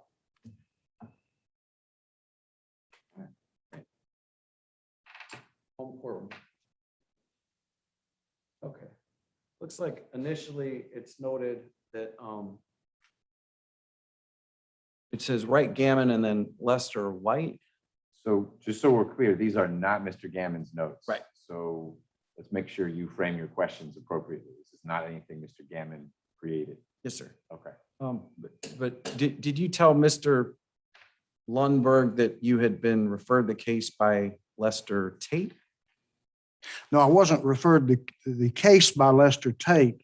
I was, Mr. Lundberg's name was given to me by Lester Tate. I see. Mr. Tate knew Mr. Lundberg from some bar association that they're both involved in. You consulted Mr. Tate as to whom to go to, is that I right? called a number of lawyers because you couldn't find anybody who was willing to sign an affidavit on a sitting court of appeals judge. Who is the lawyer that referred the case to you? It was the office of Lance McCoy. He had a young attorney that had been in the military for an extended period of time, went to law school late, was fresh out of law school, was an associate of Lance McCoy's, and ran into Mr. Philhart in the grocery store. Mr. Philhart had on his Army hat, and the young attorney, well, 35ish, I'd say. I don't recall his name. He doesn't practice law anymore, works for the feds doing something. But he just told Mr. Philhart to, if you have a problem like that, we better not discuss it here. Bring it to my office, gave him a card. He went over it and brought it into Mr. McCoy's office. And Mr. McCoy knew Mr. Coomer for years and figured out who he could, who might be willing to deal with it. Did you tell Mr. Lundberg that Mr. Coomer was a state senator given a parachute deal by the governor to go on the Georgia Court of Appeals by expanding the court? I know I told him that, I don't know whether I said parachute deal or expanding the court. And it said in this email or in these notes from Mr. Lundberg, quote, he is trying to get the old man's files, end quote. I mean, did you tell Mr. Lundberg that you were trying to get Mr. Philhart's files? I probably said something that we've been trying to get his files. We looked at the first correspondence you had with Mr. Coomer, and that's November 2019. Recall that? Yes, And when you communicated with Mr. Philhart first time was when? it was back about the time that he was doing the emails requesting his file, because I told him he need to get his file. Before he requested his file, you had talked to him, right? It was, I think he had made a previous request before he came in, if memory serves me correct. I think there had been some time from a previous request. Let's go back and look at this. I'm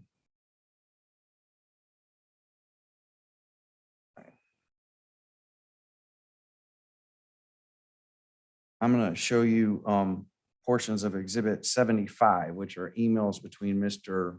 Philhart and Mr. Coomer. This is page 32. Looks like February 8th, 2019 is coming up on your screen. Mr. Philhart emailed Mr. Coomer that he had enjoyed being at his house for dinner. That's so clearly he's not requesting his file there, right? It would not appear to be. And then March 13th, 2019 at page 59 of Exhibit 5. Mr. Philhart mentions that he talked to an elder law attorney that day, and he was asking for a new will, et cetera, and estate planning documents while Judge Coomer was a sitting Court of Appeals judge, right? Yes. That's not a request for a file, right? No, it does not appear to be. Exhibit 75 has already been admitted. Is that Yes. correct? Page 67, April 16th, 2019, Mr. Philhart sends Mr. Coomer a request for an itemized list for billing, right? You see that? Yes, And then he asked for papers on file pertaining to money loaned. Do you see that? yes, That's not a request for his legal file, right?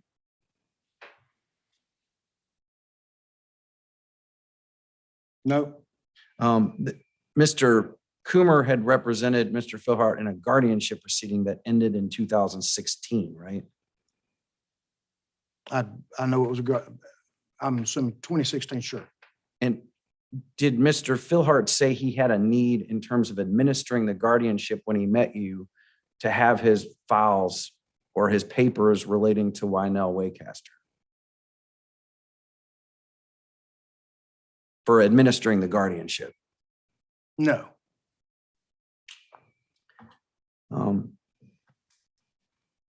So at page, an exhibit, I'm sorry, I think, is exhibit 306 admitted? Let's look. Before I publish it. I don't think so. Tender exhibit 306.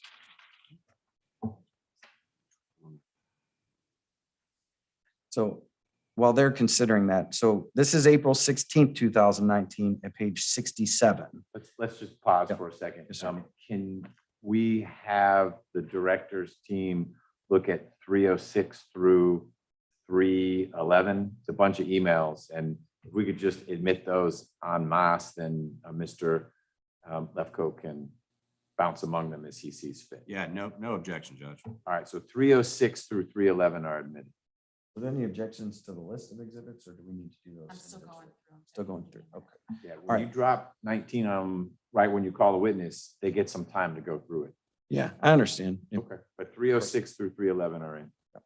All right, so we were back at exhibit 75, April 16th, 2019. Mr. Philhart's not asking for his file. He's asking for papers regarding the loans, right? yes, And then in exhibit 306, looks like Mr. Philhart is forwarding to you on April 16th, 2019, he's forwarding to you an email between him and Mr. Coomer, right?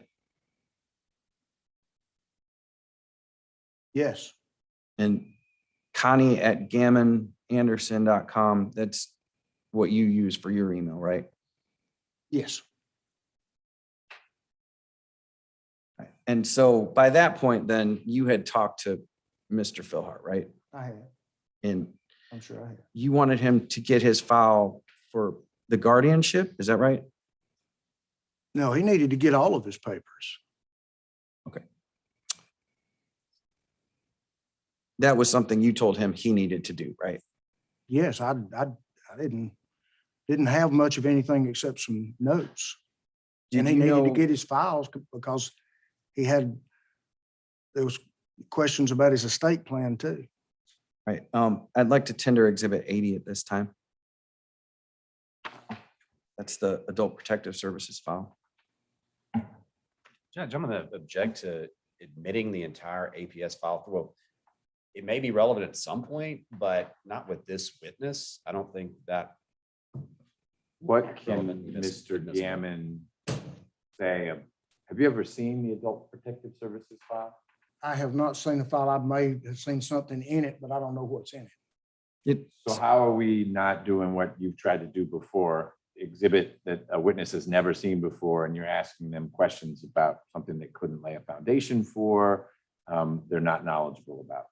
We stipulated to authenticity before we got here, so So the objection's not authenticity, nor is but- that my question. but it's relevant to statements Mr. Philhart made to others that are contained within those business records. That's what it's relevant to.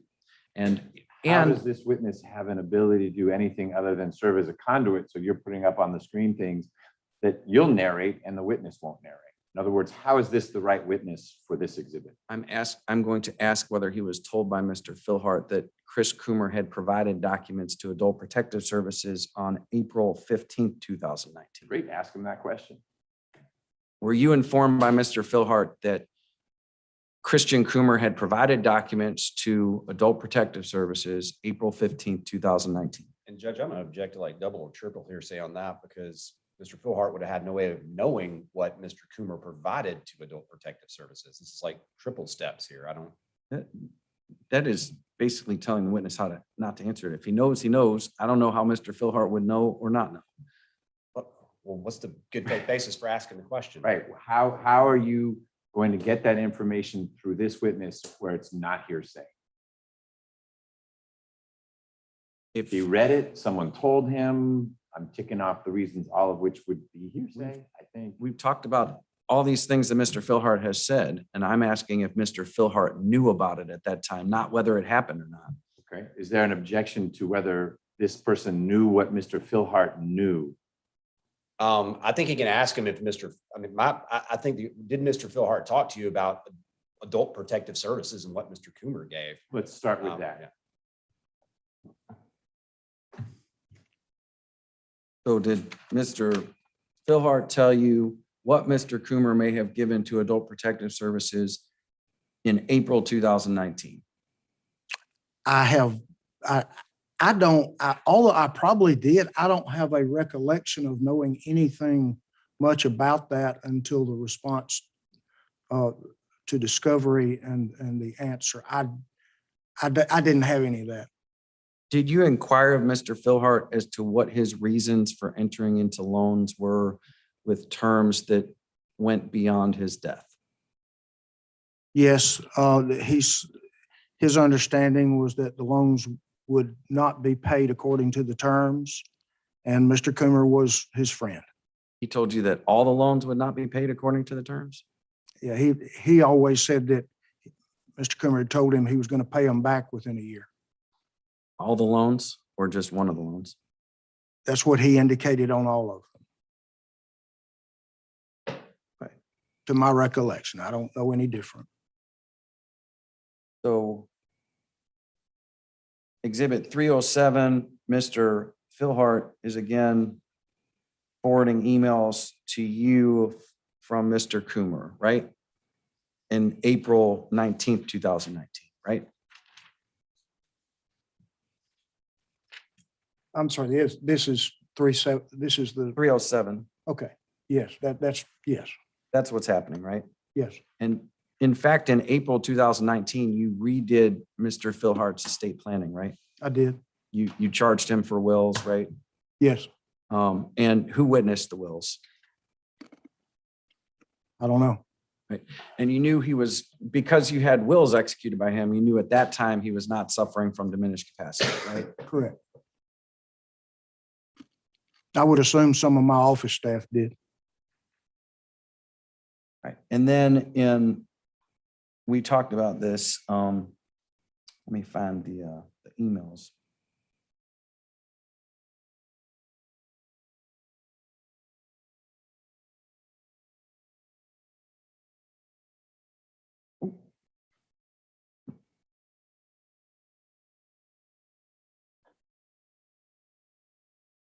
Let's look at the emails from November 2019.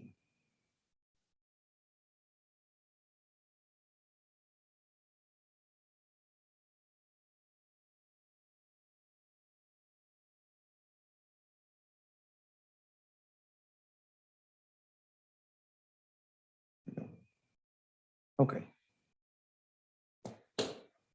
You send your letter November 5th, 2019.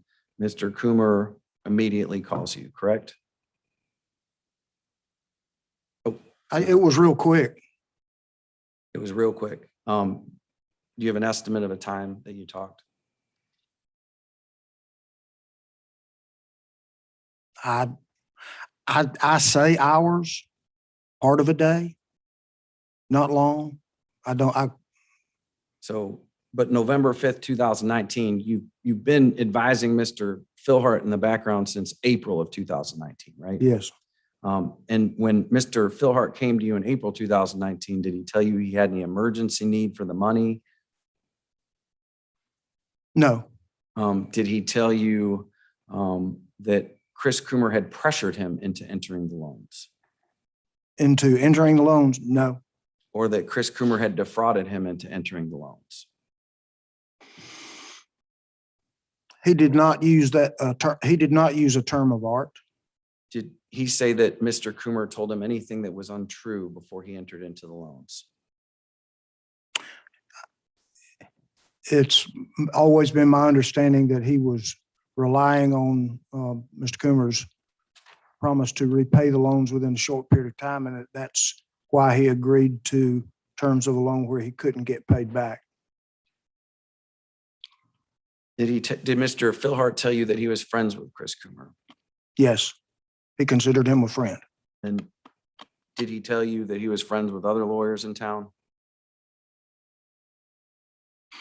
The elder lawyer that it mentions in an email, that is I can't recall his name, but he is either now a magistrate or assistant magistrate, I believe, in Bartow County, who had drawn an earlier will, because I had to contact him to see if he had anything else, any documents that I would need to see.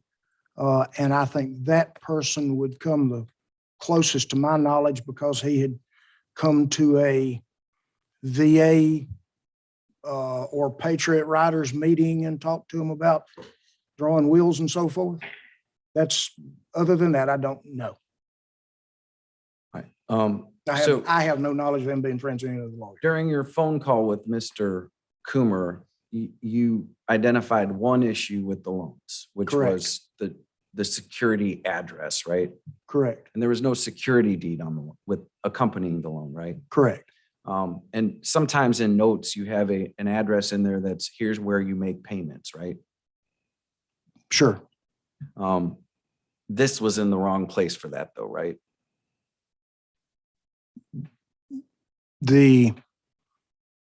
My recollection, and I hadn't looked at it in a while, but my recollection was that the premises securing the note was Mr. Philhart's home. Without a security deed, nothing's securing the note, right? Right, it was unsecured. And did Mr. Philhart express whether he knew it was unsecured or not when you talked to him? I don't think he had an understanding one way or the other. He considered these loans to be made to Mr. Coomer, not a holding company, and I didn't think, he just thought they were Mr. Coomer's. Did he say whether he understood that they were secured or unsecured to you? My recollection is I don't think he had, he did, he knew they were not secured. He didn't think they were secured. Yeah, I don't think he realized that he didn't know anything about his home being on there. He didn't know any of that. Yes, sir. Now, did Mr. Philhart relate to you whether Chris Coomer or CAC Holdings was in default of any of the notes at the time he consulted you? I do not believe they were, or, there may have been one made a day late, but no, they were being paid according to terms. At the time, and I want to look at Exhibit 301 as well. So I would tender Exhibit 301 at this time. 301 wasn't on, it's fine to do that, wasn't part of what you had flagged in Dr. Moon? Yeah, I think I meant to do that. I'm asking about whether he told them anything about the loans outstanding to Dr. Moon at that time as well. Okay. So why don't we again start with questions about whether this witness knows anything about it, and then maybe documents he's never seen before could be relevant. Did Mr. Philhart indicate to you at the time he consulted you in 2019 through whenever the end of your representation was, that he had a loan outstanding to Dr. William Moon in the amount of $85,000 that was unsecured to Dr. Moon's professional corporation and was in default with no writing whatsoever? I didn't know it was in default. I thought he paid him. That's why I want to get in Exhibit 301. Can we see 301 before you put it up on the screen? Judge, I object. It doesn't. I don't want to say it in front of the witness.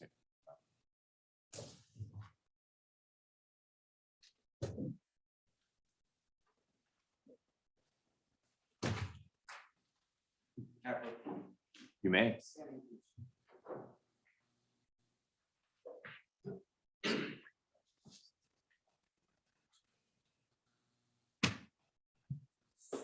So tell me how this is relevant to anything you'd be exploring with Mr. Gammon, given the answer he provided to your last question. His client is apparently trying to collect on loans not in default from Christian Coomer. And for some reason, there's a loan that's gone beyond the 2-year term that he had agreed to with Dr. Moon. He's not collecting on it at all. It's So what are your questions? Tell me, why don't you ask more questions? And if this becomes relevant, then we'll consider admitting it through this witness. I know we don't get into authenticity here, but I'm not seeing the connection with this witness based on what you've asked so far. And Judge, I'm going to object at this point to the use of the term default. I don't see default anywhere on this, like anything had been instituted or anything like that. Well, you'll be able to redirect. Yes, sir. Did Mr. Philhart relay that he was friends with Dr. William Moon to you? Yes. And tell me about what he said about his friendship with Dr. Moon. He had counseled with Dr. Moon.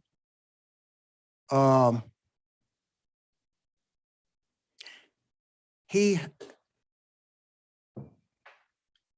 considers professionals who help him his friends. My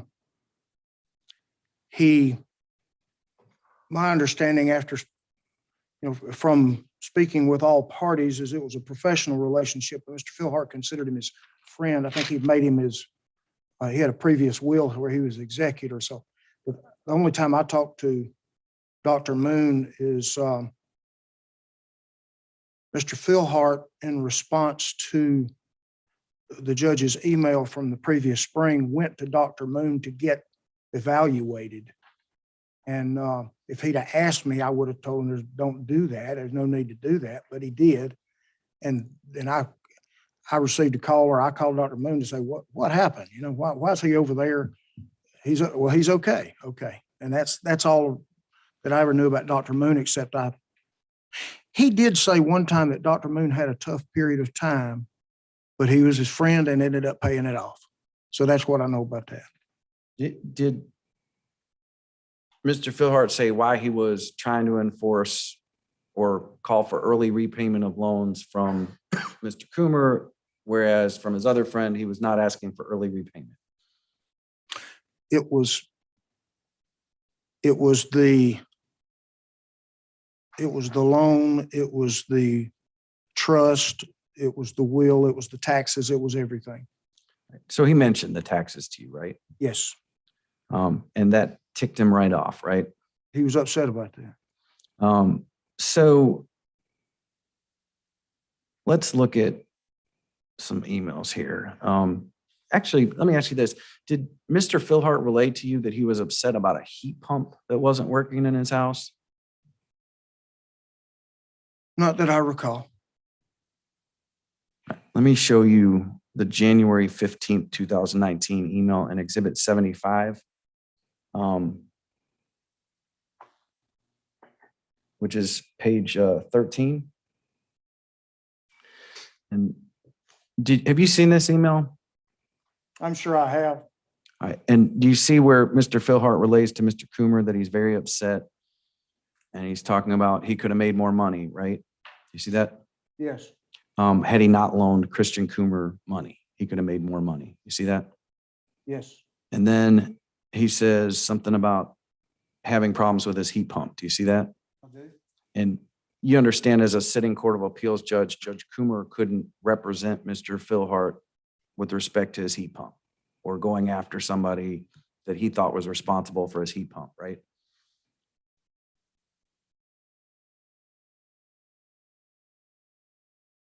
You Yes, understand? I realized he couldn't represent him Um, if he wanted to file suit. I want to tender at this time, and forgive me for not having all the exhibits numbered. I want to tender exhibits 191, 192, and 193. Those are the JQC's exhibits, which are emails between Mr. Well, those are emails that the JQC labeled as exhibits. 191 through 193. Yes, sir. Sure. No objection. Okay, they're admitted. All right, so let's look at, and are you aware that Judge Coomer became a Court of Appeals judge in November 2018?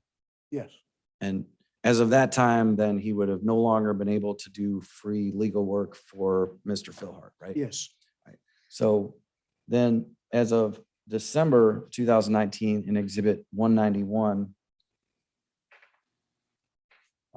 do you see where Mr. Philhart is emailing Mr. Coomer in December, looks like December 28th, 2018, rather, concerning Mr. Cool? You see that? yes, And he had been emailing with that Mr. Cool company underneath that email. You see that? Let me call Yes. that out. And then he, Other than this witness saying these emails say what they say, what is this witness going to do with all these Mr. Cool emails? They say what they say and they're in evidence. I'm asking whether, and this goes to Exhibit 193, whether in early January 2019, and this one is got the same infirmity, but as we saw earlier with the PDF, but we'll get a true and accurate copy of this PDF. Did Mr. Philhart make you aware that in January of 2019, before he ever sent Mr. Coomer an email saying, pay me back my loans, that Mr. Coomer had told him that he needed to go try to find a lawyer in Kentucky to deal with his Mr. Cool issues? with the heat pump? I didn't know anything about the heat pump, I don't think. You don't know anything about that? All right, I'll move on.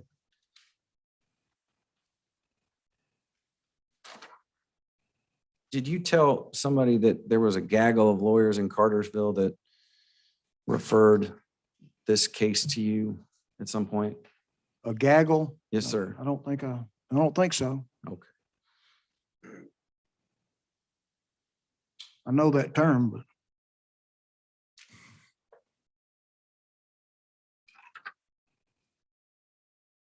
So going back to Exhibit 75 now.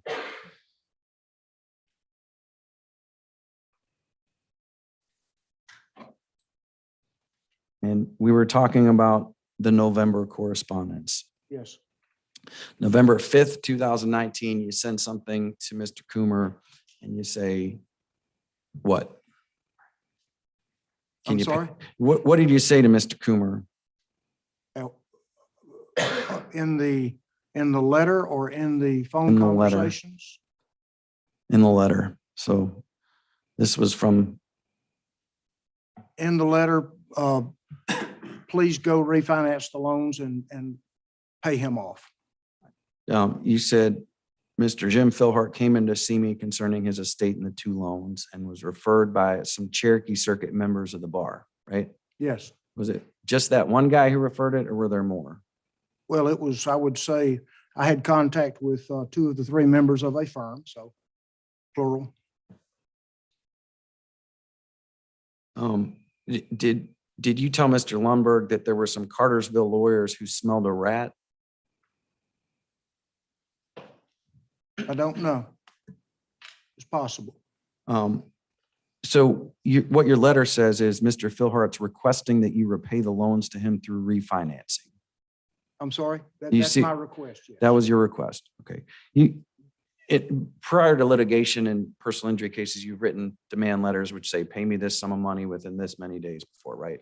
Yes, This was not that kind of letter, right? Fair? correct. Have you written many letters to a sitting Court of Appeals judge trying to work something out? Not even a superior court judge, state court. No, sir. All right. So November 7th, 2019, Mr. Coomer says to you at the second paragraph, quote, have you identified any other errors that might create questions as to the validity of the notes? If so, let's address those up front and then proceed to work on a universal resolution. Do you see that? Yes. And how did you proceed to work with him on a universal resolution besides the phone call, or was that it? As I think I told Mr. Boring, when I think this email followed the phone conversation. And I don't even know when the phone conversation kind of did it for me. And I felt like at that point in time, there wasn't going to be any working this out, because if he does, generally speaking, I thought a member of the bar would know that these were not something that needs to be out in the open to be seen. And I thought that when his response was just to strike out Mr. Philhart's address on the property, that didn't even begin to touch the issues. And he had to know that. Did Mr. Coomer tell you that he was not willing to pay the loans early? No, there's no conversations or contact other than this email and the two conversations I've talked to you about. And was it his tone when he said, have a nice day? Did you sense some kind of tone in his voice that gave you alarm, or just the words themselves? Both. Both. Are you sure he hung up on you, or was he on a cell phone? I think it said Court of Appeals on my phone when I picked it up. I think it's on landline, How do you know Mr. Coomer was on a landline if he called you? because it said Georgia Court of Appeals on the phone. I think it did, because I turned around and saw it. Were you in the middle of saying something when he hung up on you? I was kind of speechless. Did you demand in your conversation that he repay them early? No, Did you reach out to Chris again before filing suit 4 months later? I did not. Did you mention to Mr. Lundberg you thought you had a statute of limitations issue? Yes. Did Mr. Philhart mention to you, why would you think you had a statute of limitations issue? Doesn't the Fraud, 2 years.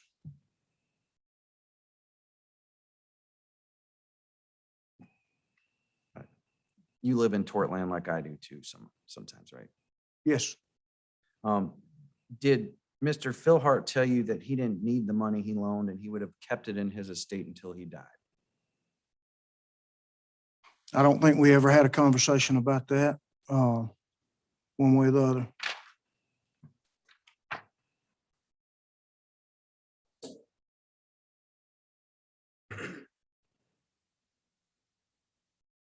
Did Mr. Philhart tell you that giving the loans rendered him cash poor or destitute? They absolutely did not.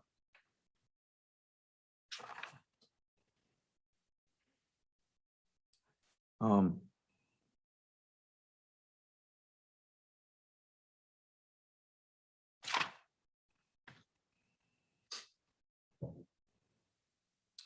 When you collected on the loans, you took a contingency fee of 33% and then you cut that in half, right? I cut it about in half on the loans, and I think I charged about what the contract was on the additional fees, the 50,000. So a total of about $65,000 that for your firm, is that correct? Whatever that was.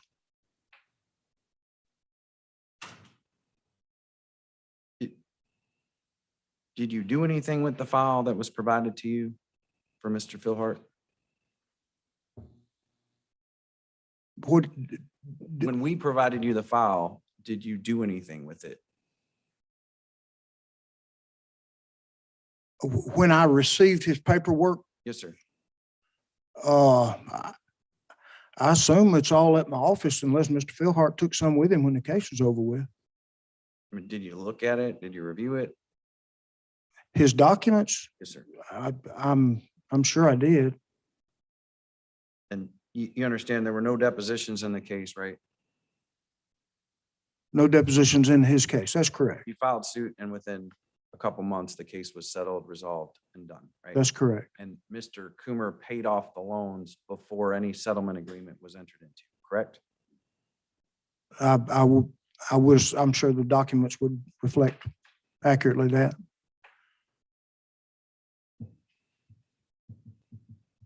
Right. Just, can I have one moment? Yep, thanks.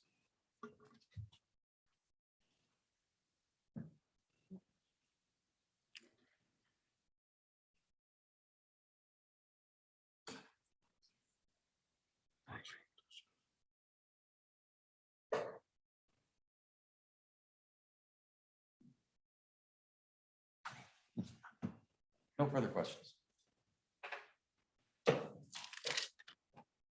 Boring, any redirect? Yes, Judge. Do you remember how much you charged Mr. Philhart for a will? I didn't recall it, except I did look at the documents. And that is not my regular price for it, but I think I charged him $300 for a trust will, What's your usual price? $1,500. Gotcha. All right. I'm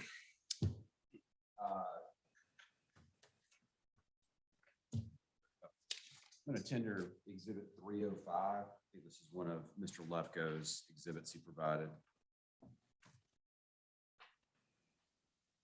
Hold on.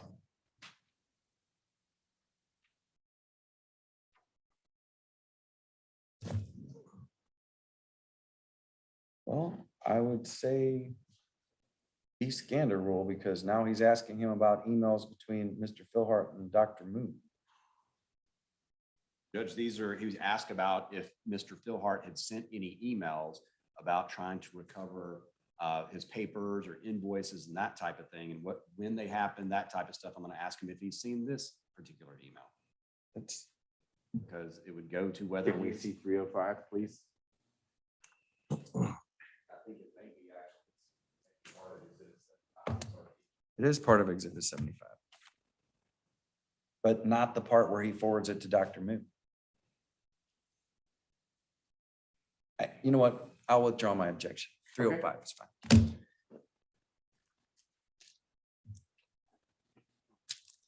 Mr. Gammon, not for the purposes of who Mr. Philhart forwarded this to, but looking at the body of it, have you seen this email from Philhart to Judge Coomer in March of 2019 before those other exhibits that Mr. Lefko showed you from April?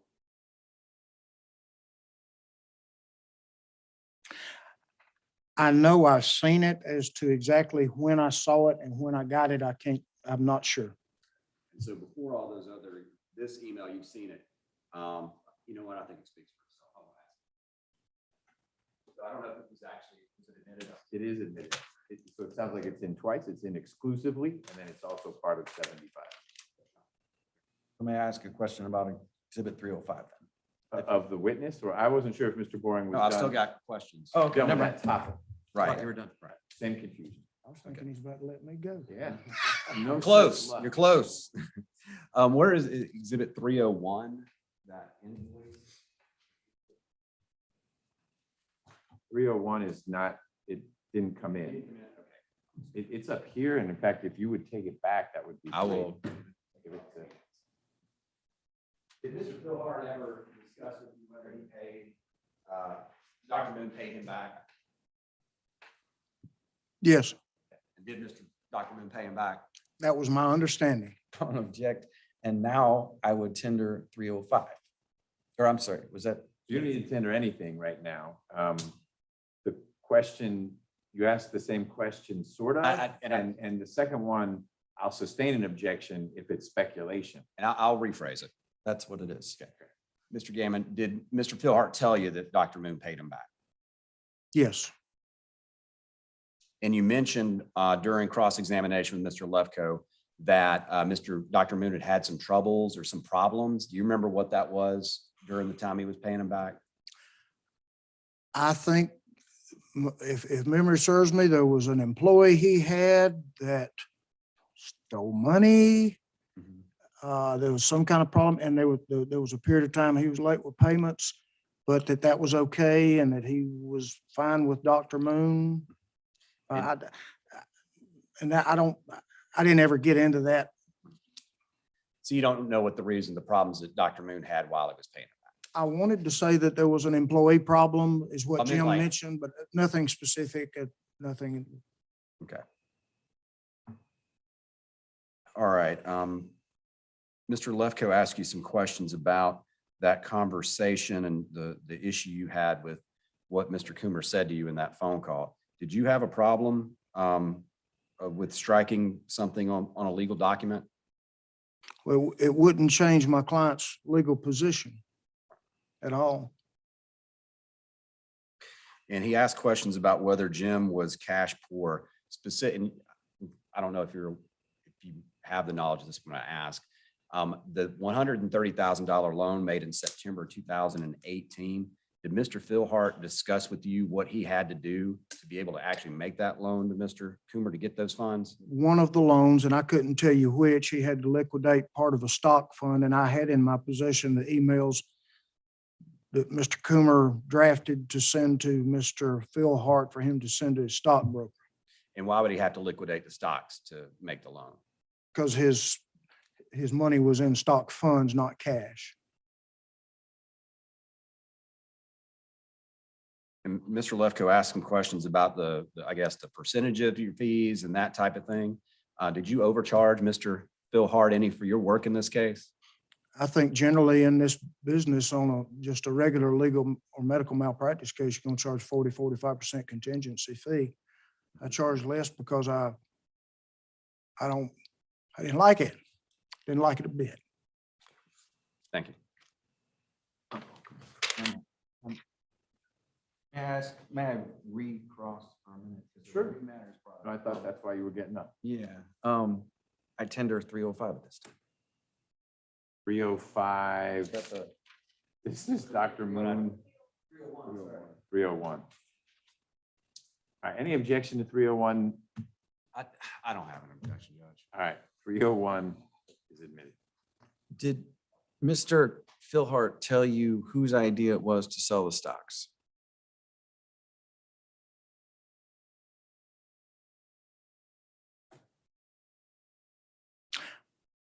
I don't have a specific recollection one way or the other.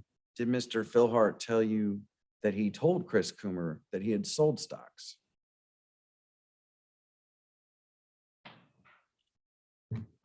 Well, I knew about the email. I didn't think I knew about the email. From the emails, I knew he knew that that's what he was doing.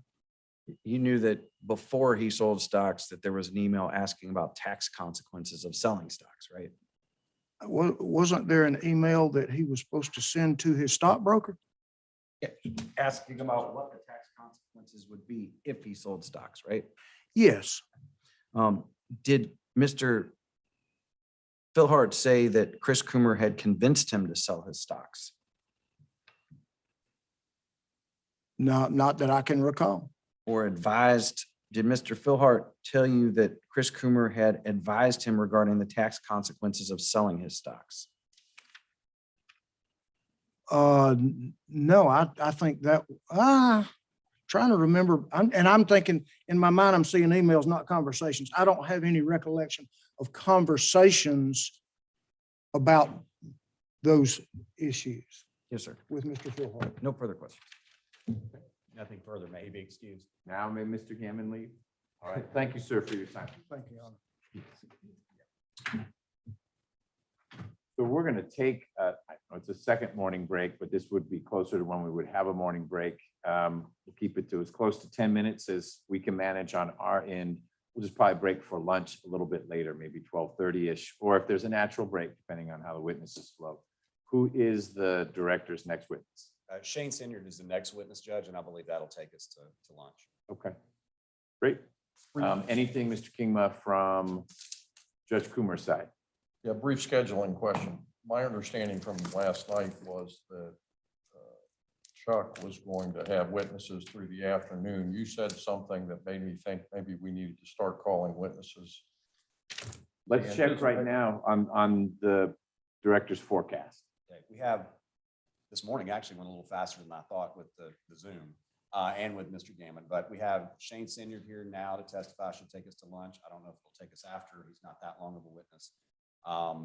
Investigator Alford, Pat Salem, I've called her to go ahead. She was probably, we were thinking maybe late afternoon or tomorrow, but she's going to be up here at lunch. So she'll be available after Investigator Alford. Now that we don't have the Zoom with Mr. Donaldson, the last witness we would have would be Mr. Phil Hart.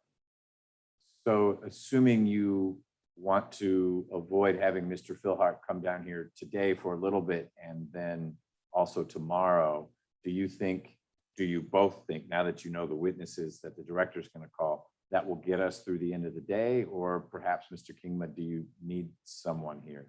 And you may know, once you heard those witnesses, the Lefko cross-examine machine will be running well into tomorrow. My sense is that this is going to take us through the day, and I would prefer not to call witnesses down here to sit in the hall. Okay, I share your preference. It would, at a minimum, get us to 4 o'clock. Okay, I think. Hope springs eternal. all right. For now, let's assume that the director's witnesses will get us through whatever we call today being. Okay. All right, 8 minutes. Yes.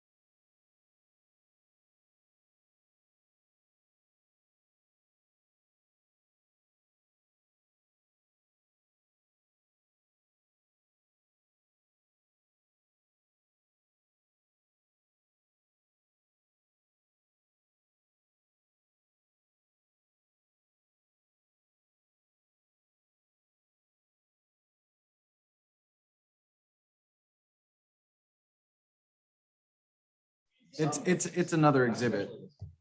No, I did not. But let's talk about senior though. Yeah, but I wrote it earlier, but I was at the end. Can you give me a list? My description was. Smart chess move. Yeah.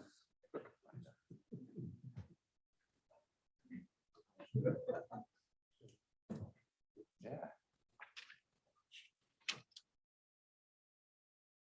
Oh, Miss McKee. You know where the court reporter went? No. No, you don't need to find, that's Mr. Smith's job. No. I got it. I mean, he was looking for openings to see. I think he came across. What's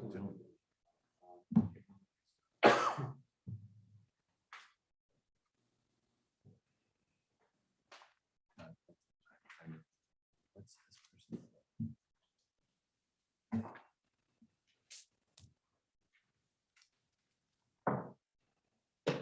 Gonna run, I thought we would never run out of counter space there. And you guys are about to do it. We're gonna have to consolidate some of the piles. But not right now. Ms. McKee, let us know when you are ready to go. Fantastic. Mr. Boring, call your next witness, please.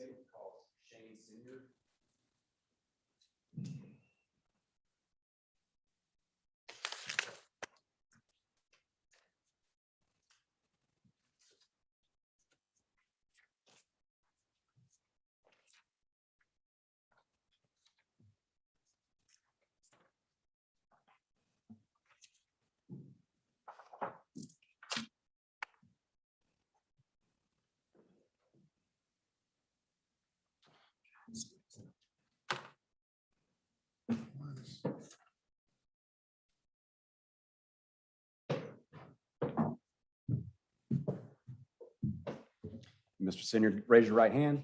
Swear from the testimony you will give the hearing panel of the JQC and this matter will be the truth, the whole truth, and nothing but the truth, so help you God. I will. Okay, you can lower your hand. Please, and sit. Yeah, you don't have to stand and testify, sir. Okay. Would you please introduce yourself to the gentleman in the hearing panel by telling them your name and spelling it so the court report gets it correct? Yes, it's Terry Shane Senyard. Last name is Siniard. I go by my middle name, Shane. And Mr. Senyard, where do you live? Not your address, but what area of the state? I live in Bartow County.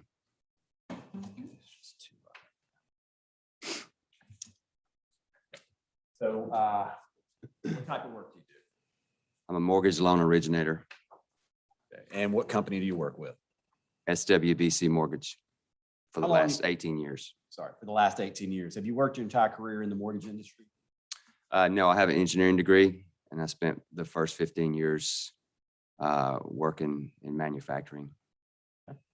Then a career change, big career change. Yeah, in 2004, had a really bad experience with a successful mortgage company. And I said, man, if they're that successful and that incompetent, I'm switching careers. And so got in 2004.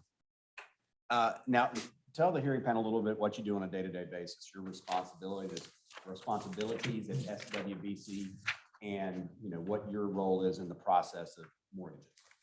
I'm a senior loan officer, so I have two other loan originators that work with me. I have 3 processors and 2 assistants. And so I oversee the daily, activity, loan activity, purchase and refinance, managing pipelines, assigning loans, following up with clients. And generally, how does somebody apply for a loan with you? Like, how do you get involved? So 3 ways. I do a lot of walk-in customers, a lot of face-to-face. We take a lot of applications over the phone as well. And then some clients just go straight to our website. Maybe they've given the website by a realtor or whatever, and they'll go and apply online. But either over the phone or online is primarily what we do. And with when somebody applies for a loan, is a loan application just the initial loan application? Is that the same for all different types of loans that people apply for that you receive? Yes, it's a standardized form that every mortgage loan company uses. It's called a uniform residential loan application. Hence the word uniform. Yes, Isn't it? yes. Okay. Were you involved in the process of a loan involving Christian Coomer? Yes. How did you get involved and what was your involvement with that particular loan application? Well, I was at a closing at Tilly Deems and Trotter, and Danny Deems stopped me after the closing. He said, "Hey, a friend of mine named Chris Coomer wants to do a cash out refinance." And he asked me who I should use. And he said, I told him you're the best. And so expect Chris to give you a call next day or two. And he called a couple of days later. And this was back in March of 2020. Yes. Okay, when you talked to Mr. Coomer, did he contact you via email or phone or some other means? He called. And when he called, what was your conversation? Was it a long conversation, short conversation, or tell the? It was a short conversation. I always try to figure out the goals, what the purpose is. He said he wanted to do a cash out. I was expecting that. Were you wanting 30-year fixed, 15-year fixed? Did you want exactly 100,000 out, or did you want to roll in closing costs on top of that? And do you want escrow, not escrow? Those are typical questions. After you got an idea of that from him, what's the next step in the process? I send him a link to apply online. I pretty much give every borrower, look, I can take your information over the phone. If this is a good time now, if you prefer, I can send you a link and you can apply when it's a more convenient time. Okay. And he preferred to apply online later. Okay. And did you in fact end up engaging in the, did he apply online? Yes, he did. And how were you notified that he was going to apply online or that he did or made an? So I get an automatic email when they start, and then I get another automatic email when the loan is submitted. And so tell the hearing panel about the process with Judge Coomer's application, like the initial draft he sends in, what do you get and what happens? So once the application is submitted, I download the information, pull credit, and then it automatically populates, of course, the liabilities. And I set the file up to show that mortgage will be paid off, pulled in attorney fees, taxes, looked up real estate taxes, and then I proceeded to send out several quotes, Mr. Coomer. So at that point, you don't have a specific type of, percentage rate, that type of thing. So there's still things to put into the formal application before it gets submitted to. Yeah. On a refinance, there's 9 factors that's going to affect the rate. And so I always ask, what do you think the value of your home is? And so that would, of course, affects the rate as well, the loan to value. So once I set it up based on all these estimates, I lock the loan. And then, once I get confirmation that which direction he wants to go, what options, the actual loan application is reviewed by our corporate disclosure team to make sure it's accurate. And they send the documents out to be e-signed. Most borrowers will e-consent so that they can receive documents electronically. When you say e-sign, that means it sends that final version of the application after Yes. you've done what you do, and then they review it and sign it. Yes. You talked about liabilities or assets. Do those automatically populate or with the credit check, or is it the liabilities? So when I pull in the credit, it automatically populates the liabilities. Mm-hmm. The assets is something the borrower would enter, or we would do it ourselves if it's not entered. Gotcha. Okay. Let me ask you just a question about that with liabilities and a credit check. If somebody's applying for a loan and they have, let's say they have taken out loans from an individual or something like that, but the loans are made through a separate CAC and not like a corporation or LLC that the person may own and not that person personally, would that show up on liabilities? No. And would that be anything that y'all would even consider if it was to a CAC or an LLC instead of the person personally? No, Mr. Coomer was a W-2 employee, as you know, with the Court of Appeals. And he qualified on his W-2 income alone. So we didn't need any business assets or business bank statements or any of that. With the, before we get to that, I was talking about with liabilities, if he has like let's say he's got an outstanding unsecured loan. Would that impact y'all in any way would y'all even know about it or have any reason to know? We wouldn't know about it. And if, Would you even care? no, And why is that if it's unsecured? it's just a business loan. It's not a personal loan that's reoccurring that he's paying. You know, it's not an undisclosed debt that we needed. If it was a business related debt, we didn't need it. But if it was a personal debt, but it was unsecured, would that affect any of the calculation you're running? In other words, if the loans we're talking about had been taken out by Judge Coomer personally.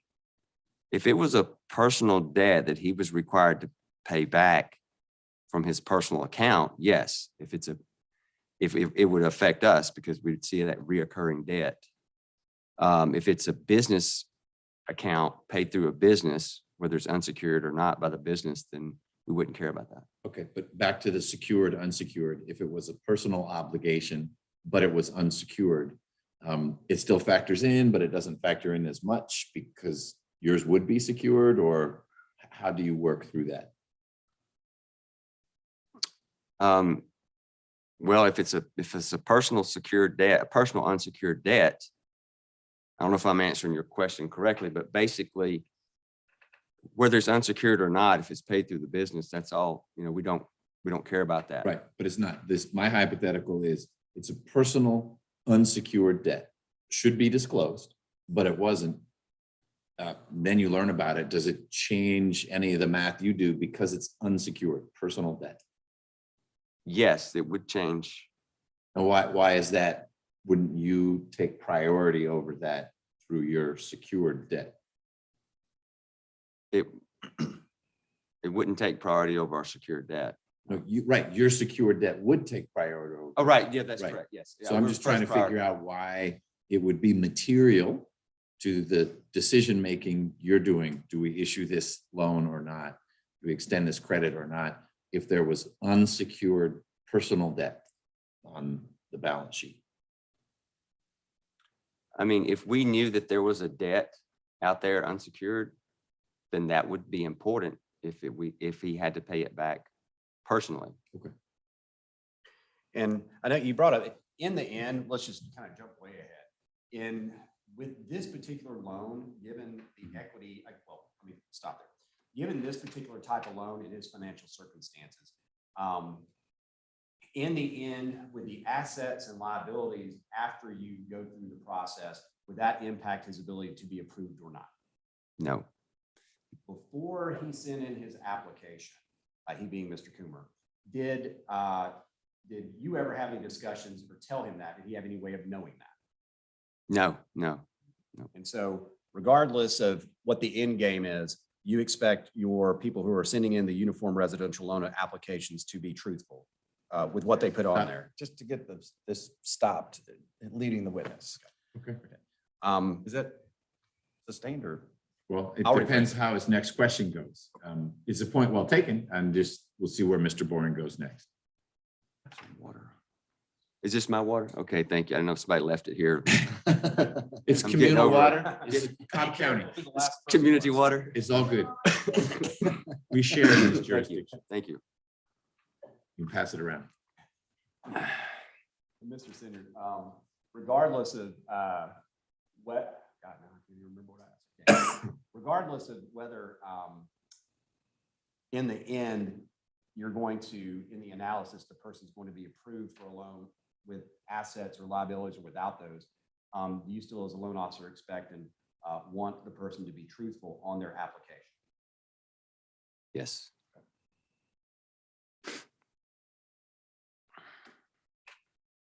Okay, when you started this process, this loan process with Mr. Coomer, can you tell the judge, when was it that he started the process and kind of how that came, how it went, I guess, the line of travel for the application process, as best you remember? And I'll give you some documents too to look at. Yeah, I kind of refreshed my memory a few days ago. The application was taken on March 20th of 2020 and submitted that afternoon. And he came back later that afternoon and uploaded some more documents and more documents the next day. And then that was pretty much it. He pretty much uploaded everything. Okay, so then he being Mr. Coomer, submits documents. And then you go in and work your magic. And then y'all send the actual final application for review and signature to Mr. Coomer via email. Yes. When you say that he submitted documents, what documents have you reviewed, what it was that he actually and how he submitted documents to you? Well, he uploaded bank statements. And he also uploaded his ID, his W-2s, the pay stubs, income from his Air Force Reserves, which we didn't need. We took that out, so. Right. When you say you took it out, meaning you had already said he qualified through the W-2. Oh, yeah, right. So he qualified on his W-2 income alone. So, and it's cash out, so we don't really need assets. So when the processor got the file, she moved the documents we didn't need down to a electronic recycle bin. And when that was that after the submission on March 26th? Yes. The actual, okay. Yes. So before that, it was still active, or it was still involved. Yes. And you said bank statements. How were you able to verify that he actually gathered or submitted those documents himself? We Opposed to electronically putting them out. And I say Yeah. electronically, I meant like linking his bank accounts to. It that. looked like after we went back and looked, it looked like he went out to the website and possibly pulled in enough information to have the address, of the bank and the account numbers there. But it didn't link up the actual statement, because the statements that were uploaded were PDF versions with the bank logo, multicolored, different fonts. If it was linked count, it would have just came over as a plain 2-color simple font statement. It wouldn't be on the letterhead or anything. And so all of the accounts that showed up in his assets on the uniform residential loan application, he inputted those into the actual application. And as you're shaking your head, that's. Yes, is that a yes for the I would record? reject that's leading That and he's lack shaking of his head. foundation. I was, for the record, just showing that he was shaking his head and trying to get a verbal response for the record. Were you objecting to you're shaking your head or the preceding question? The preceding question, Okay. And how is it leading? because he suggested the answer within his question. Don't believe I did. Well, I don't recall the specifics of the question, but I have been listening more closely because of your previous objection. And I haven't heard many of the classic, isn't it true that, I know it doesn't have to be worded that way, but I'll stay on patrol. Can we have a repetition of the question so we can determine whether it was leading? I'm I'm gonna move on from this one, but like I said, I'll be listening. I haven't been struck by some of the questions are longer, but I haven't found them to suggest the answer. Is my objection overruled, Judge? It is. So after, let me show you what's previously been admitted as Exhibit 89.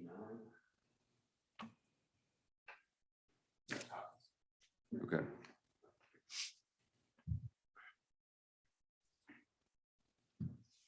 Mr. Senior, do you recognize Exhibit 89?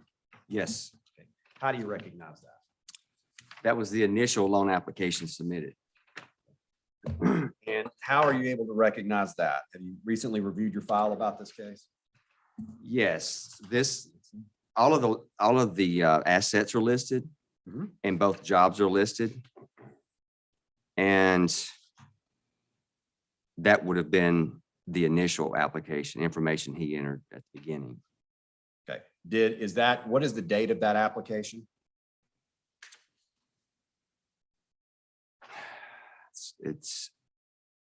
The application was on the 26th is when he signed.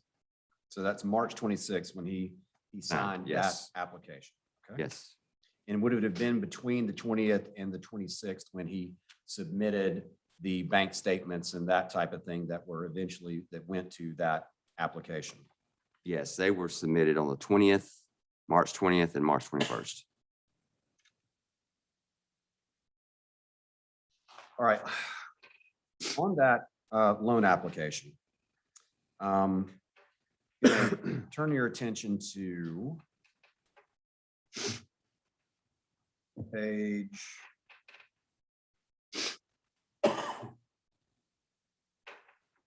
Sorry. Okay, I think it's page 3. Do you see on the top of page 3, top left-hand corner in assets and liability, a UCB account? Yes. And what is that account? Trying to have it be on the screen? Oh, no, I'm not. I'm sorry. Okay. I was reading it from, since y'all had copies, I was reading it on this Okay. for my edification because gave him my copy, which was in evidence. That's fine. I just activated the lectern PC and nothing was coming up. I should have not done the pump fake. Sorry, Judge. All right. Do you see on page 3, top left, where it has an account number, assets and liabilities, 5012? Yes. Do you have any idea what account that is of Mr. Coomer? Or just that you know, you have an account number there? I didn't at the time, but I know now what it is. And having reviewed it, which account was that? That was the campaign Okay, fund and account. what asset does that list out of? What's the amount? 67,337.19. And below that, it has account number 6185. What type of account is that? How is that listed? That's also United Community Bank account. And I'm not sure. I'm not sure. I think it's just a personal account. Okay, do you see, what is the description there of it under 6185? Actually, that's yes. Yeah, so that's the UBS Wealth Management. And what is the value of that asset on this application? 214,000. Now, I'm gonna turn your attention to the bottom right of that page. Do you have a declaration on there about, asking people if they're involved in a lawsuit? Yes, And what did he check on that one? He being Mr. Coomer. he checked. He was a party to a lawsuit. And when you check yes under these declarations, what is the applicant supposed to do per the instructions? We're required to get details of the lawsuit and determine if it would affect his ability to repay the loan or our position as a lender. And does this application ask the applicant to use a continuation sheet to explain the lawsuit? Yes, And with this application, was there any explanation attached? I didn't see an explanation.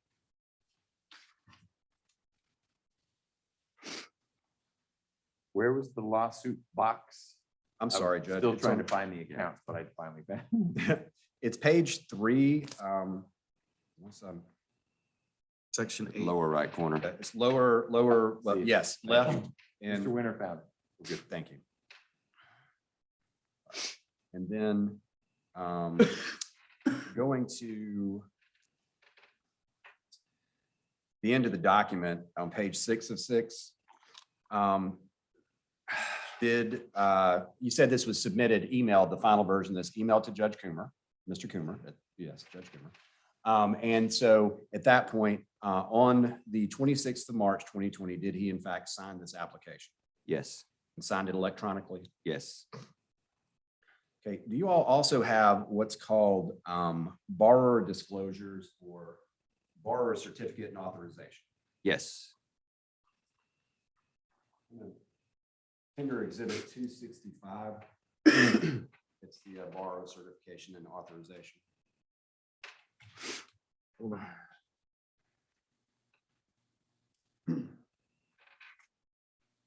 So this is one of your, It is. it's not on our numbered list because you pushed past it. Okay.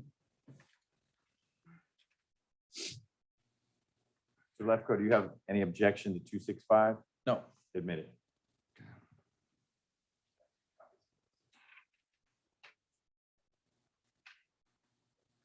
What is the purpose of that borrower certification and authorization, Mr. Senior?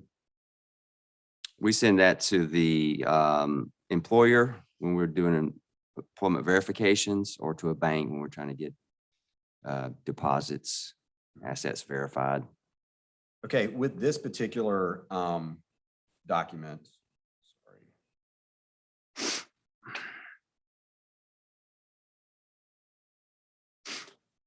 sorry. Is this something that you send to, do you send this to the applicant to fill out before doing so? Or the applicant? to sign? Every applicant signs this form. And is that something that's legally required via, I guess, all the Yes. rules and regulations Absolutely. you have? Yes. Okay. And on this certification, the applicant has to authorize that everything in the loan application and all the information that's in there is true and complete. Is that accurate? Correct. And did Judge Coomer sign and date this as well electronically? Yes. All right, Mr. Sinyard.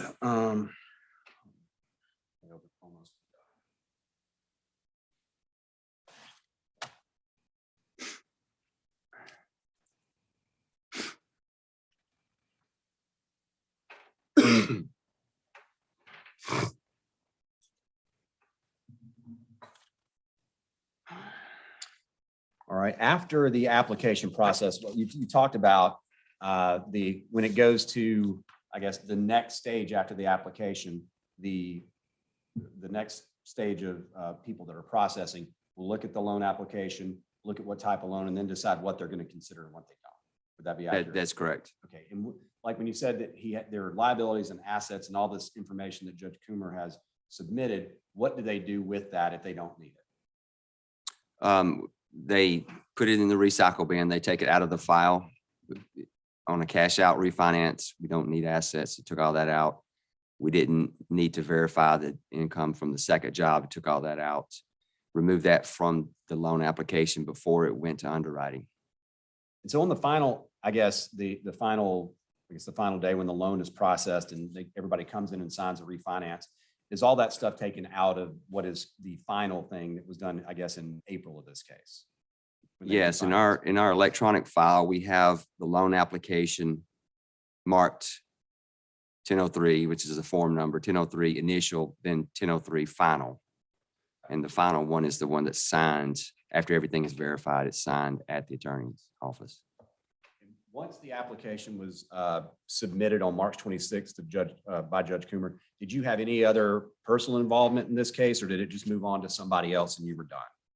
The only time I got back involved is when Michelle called me about the lawsuit. You know, when you run it through the underwriting system, it tells you one of the findings is, hey, the borrower marked he's party to a lawsuit. Please determine if this is going to affect the ability to repay the loan. So the processor went and got details on the lawsuit and submitted that, because that was the only condition after the initial underwrite. That was the only remaining condition for final approval. So she got that and resubmitted it back to our underwriter, and they reviewed it and felt like there was no liability. We were not at risk.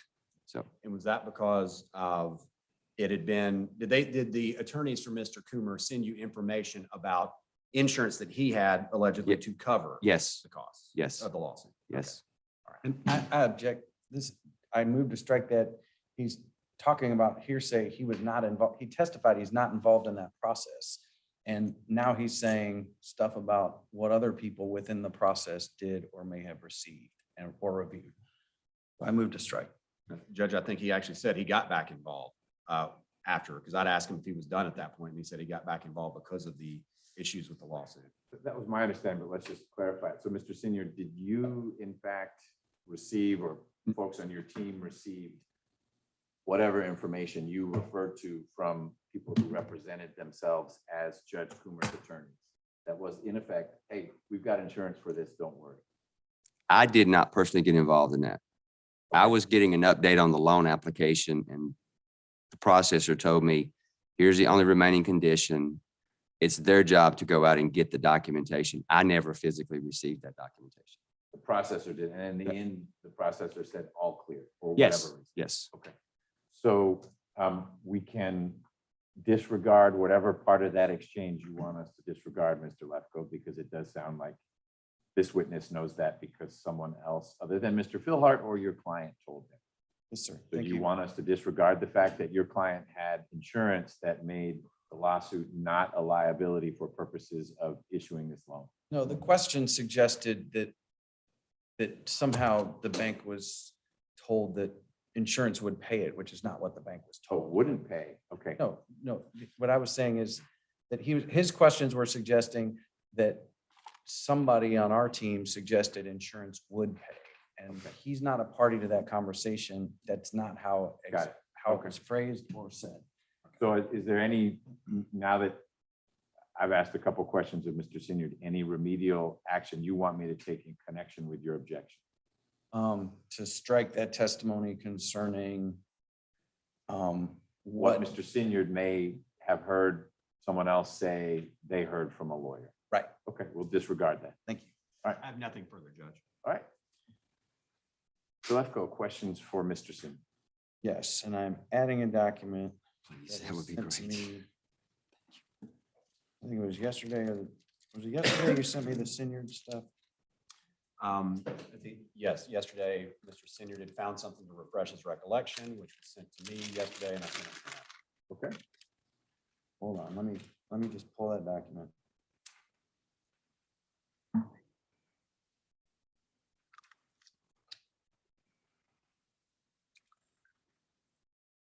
Okay.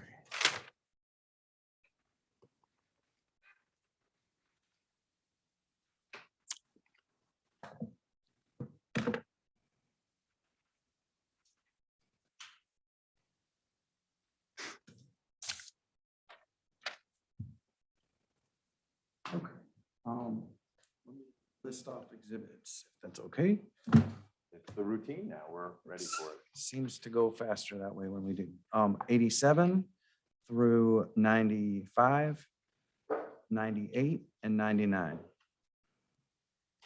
And then do you need to assign a number to the document you just received or? Oh, true.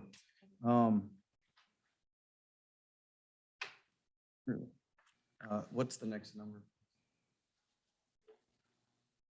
5.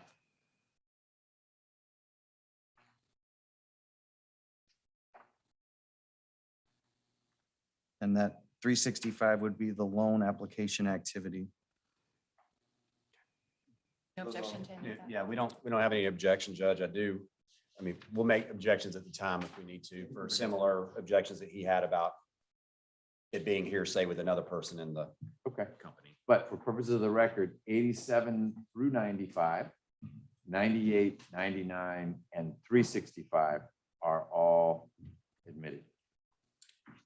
Mr. Senior, I've met you once. My name is Yes. Mark Lefkoe. I represent Judge Coomer. Judge Coomer appeared to be honest with you in his dealings with you, correct? Everything that he told me and put in the application matched up to the documentation. I didn't see any discrepancies or nothing seemed out of the norm to me. Everybody in that bank, from you to the loan processor to the underwriter, is responsible for detecting fraud, right? Yes, There are indicators of fraud that you go by, right? yes, And you detected 0 of those indicators with Judge Coomer, right? that's correct. And you did your job in this case, right? Yes, he disclosed that he was party to a lawsuit and provided that information regarding that. And not only did Judge Coomer disclose the existence of the lawsuit, but he gave documents to the bank that underlied the lawsuit, right? The complaint. Absolutely. He gave the details. He gave the complaint, right? Yes, So if he was hiding the lawsuit, he did a terrible job, right? he fully disclosed the lawsuit. Yes, sir. And now you mentioned something about auto-populating of applications versus uploading of things, right? Yes, And this comes from this document that I got yesterday, this exhibit 365, which I'll put up for you if I can. And forgive me for not having a copy of this. The loan, it's called loan application activity. You with me? Yes, that is what it's called. And is this a true and accurate copy of the loan application activity? Yes. For Judge Coomer? Yes. And in that loan application activity, stop me when you get to the point where you see that he uploaded documents. Do I need to go back? It should be around page 43 on this attachment. Huh. I- Okay, I had it at 43. All right, good. Okay, Yes, so Christian Coomer attached a file on what date? on the 21st. And- This, he attached documents on the 20th, but he came back on the 21st and uploaded these. And the bank statements are the bank statements, right? Yes, the actual bank statements. Did you go look at what bank statements were uploaded for what banks? Nope.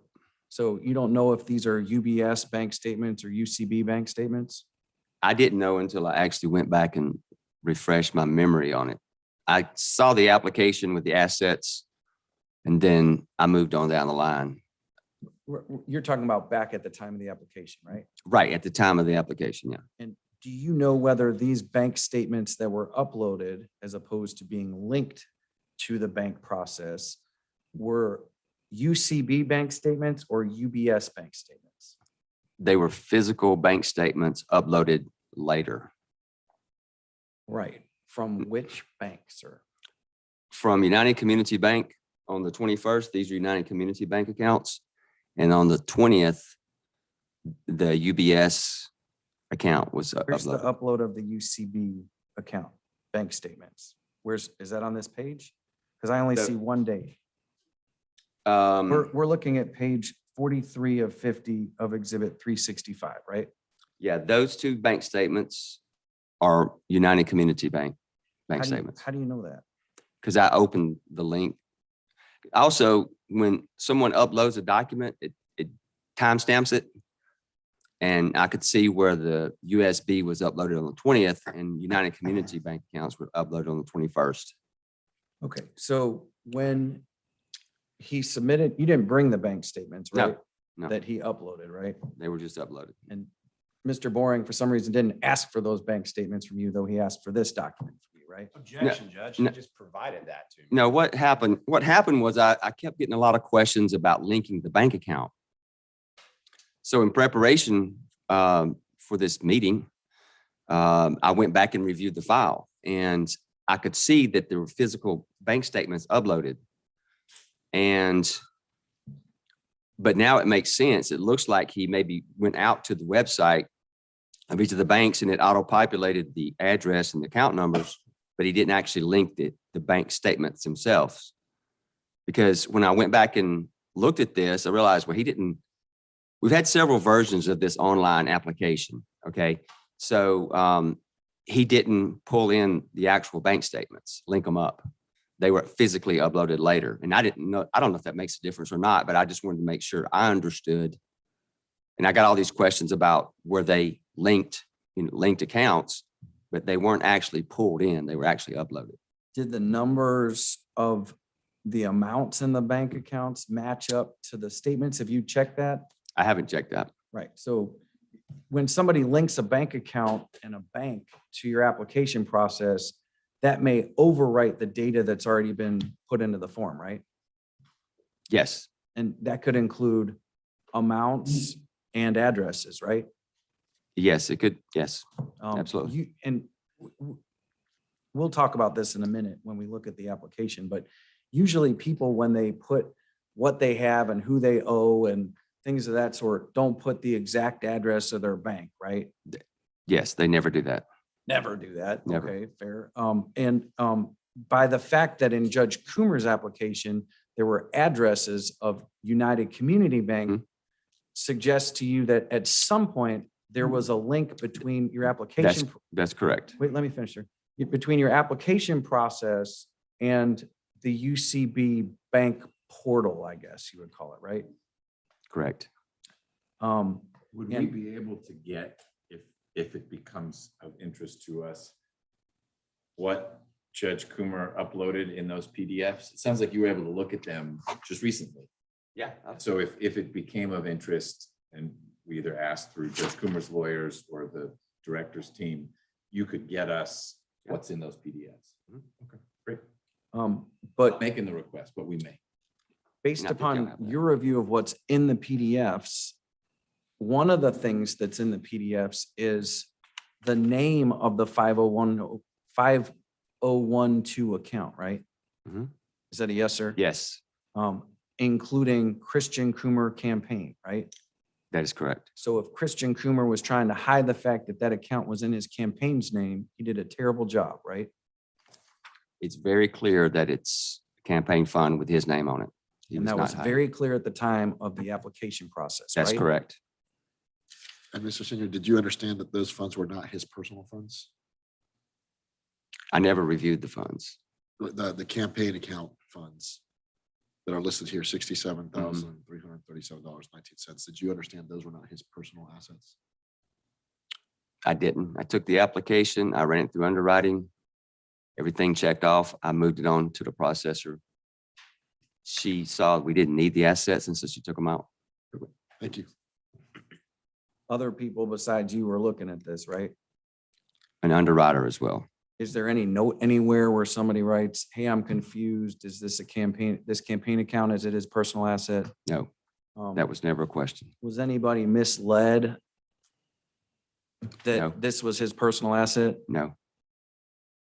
Well, I guess I want to explore that a little bit. It's listed as an asset. And so when you say no one was misled, do you mean the judge put his campaign account as a personal asset and the number on the bank account, the dollar figure matched what was in here. So we treated that because he declared it a personal asset as a personal asset. We were not misled that he said it's a personal asset. However, we didn't need it for our calculation. Is that what you meant by saying no one was misled? Or did you mean instead, we fully understood that that was a mistake to put that in there because we knew legally that campaign funds aren't personal assets and should not have been included? That is a lot of words. Well, yeah, no, I've never seen campaign funds on a bank statement. So I've never really had that question come up. If it's personal or not personal. People upload sometimes business bank statements and we don't need the business bank statement. So it didn't raise any red flags inside our organization, never was brought up.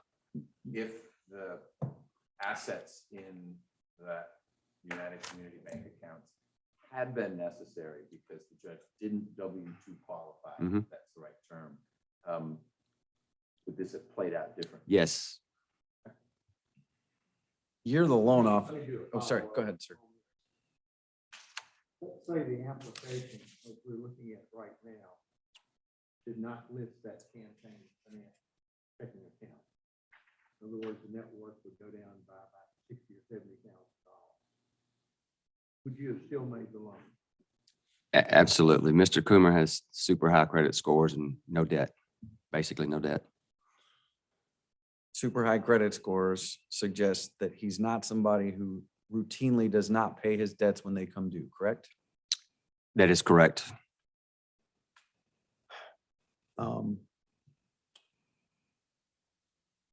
You're the loan officer here, right? Yes, And you establish business connections with people, try to get them to hire you to take on their business, right? yes, And Michelle Cunningham, whom we and the JQC deposed earlier, is a loan. To Pro- Mr. Levko again, inserting what has happened in the case to the witness. I didn't even finish my question. Well, sometimes the objection is made so that you don't finish your question. Were you about to relay someone else's testimony to, okay, then why don't you keep going with the question? Michelle Cunningham, who has been deposed in this case, is the loan processor, right? correct. That's the next level of review beyond the loan officer, right? That is correct.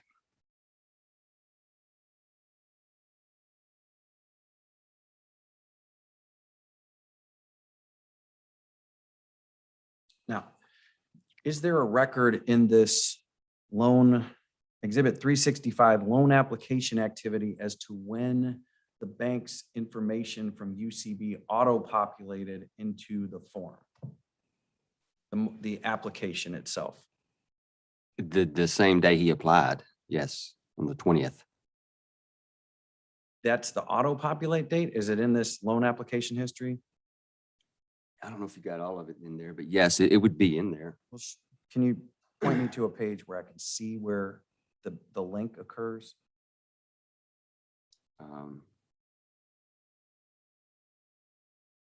I'd have to, it took a while for me to just it's confusing because you got, seems like every keystroke is remembered, so. So what, can I present this to the witness and maybe he scrolls through it? Yeah, would it be easier, Mr. Senior, if you could flip through it Yeah, sorry. digitally? Let's see if I can. I'm interested in every occasion you can find where there's.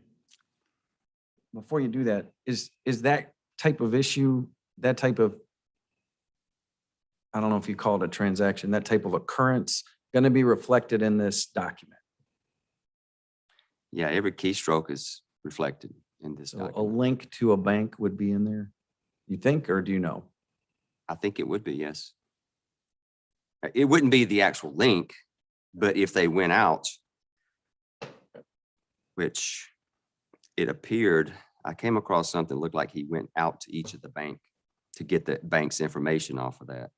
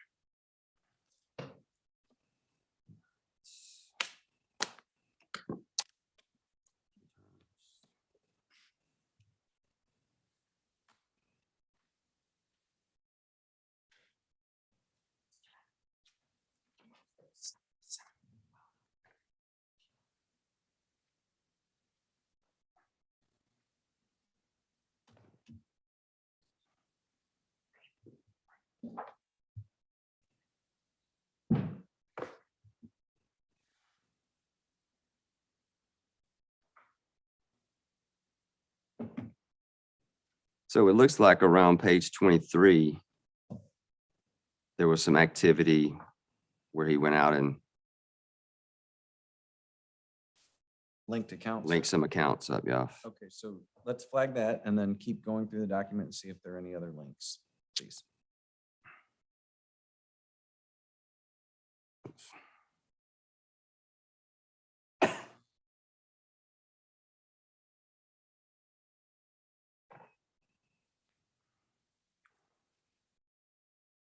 Somehow I got off that page that you gave me. I Yeah. clicked it.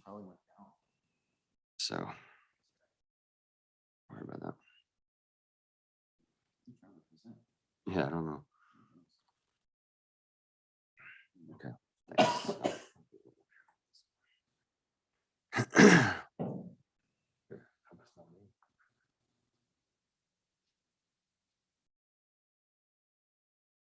So we're still looking for these links. Yep. Sorry.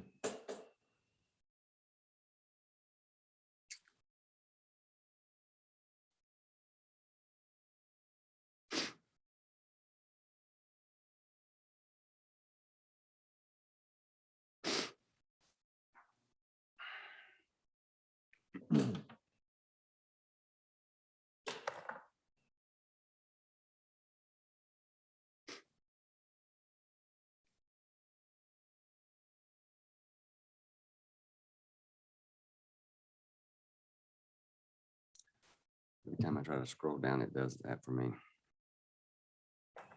Can't move it up and down.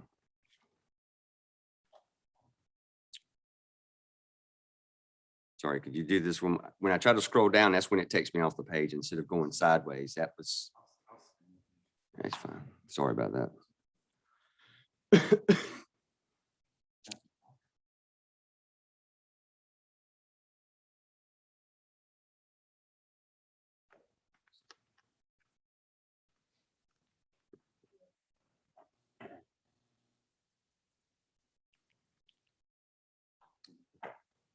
Swipe sideways now. I won't try to go down. Looks like maybe there was some activity on page 41. Date was that? This was all, We'll look at it. Yeah, it So looks like the flag 20 pages 23 and 41, right? yeah, that looks, and then the next day is the 21st. At the bottom of the page, it switches over to the 21st. So that had to been the 20th.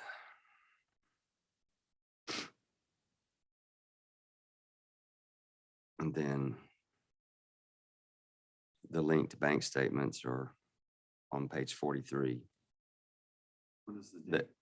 the March 21st.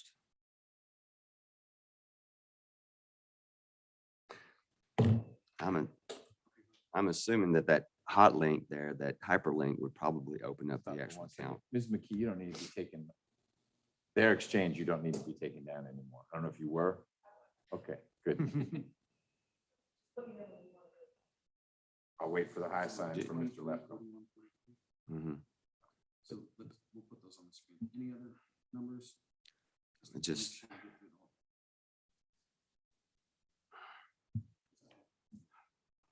yeah,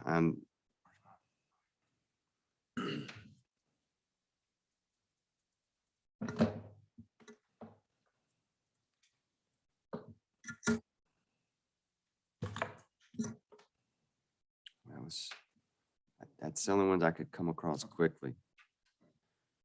Might be more in there. Not, yeah.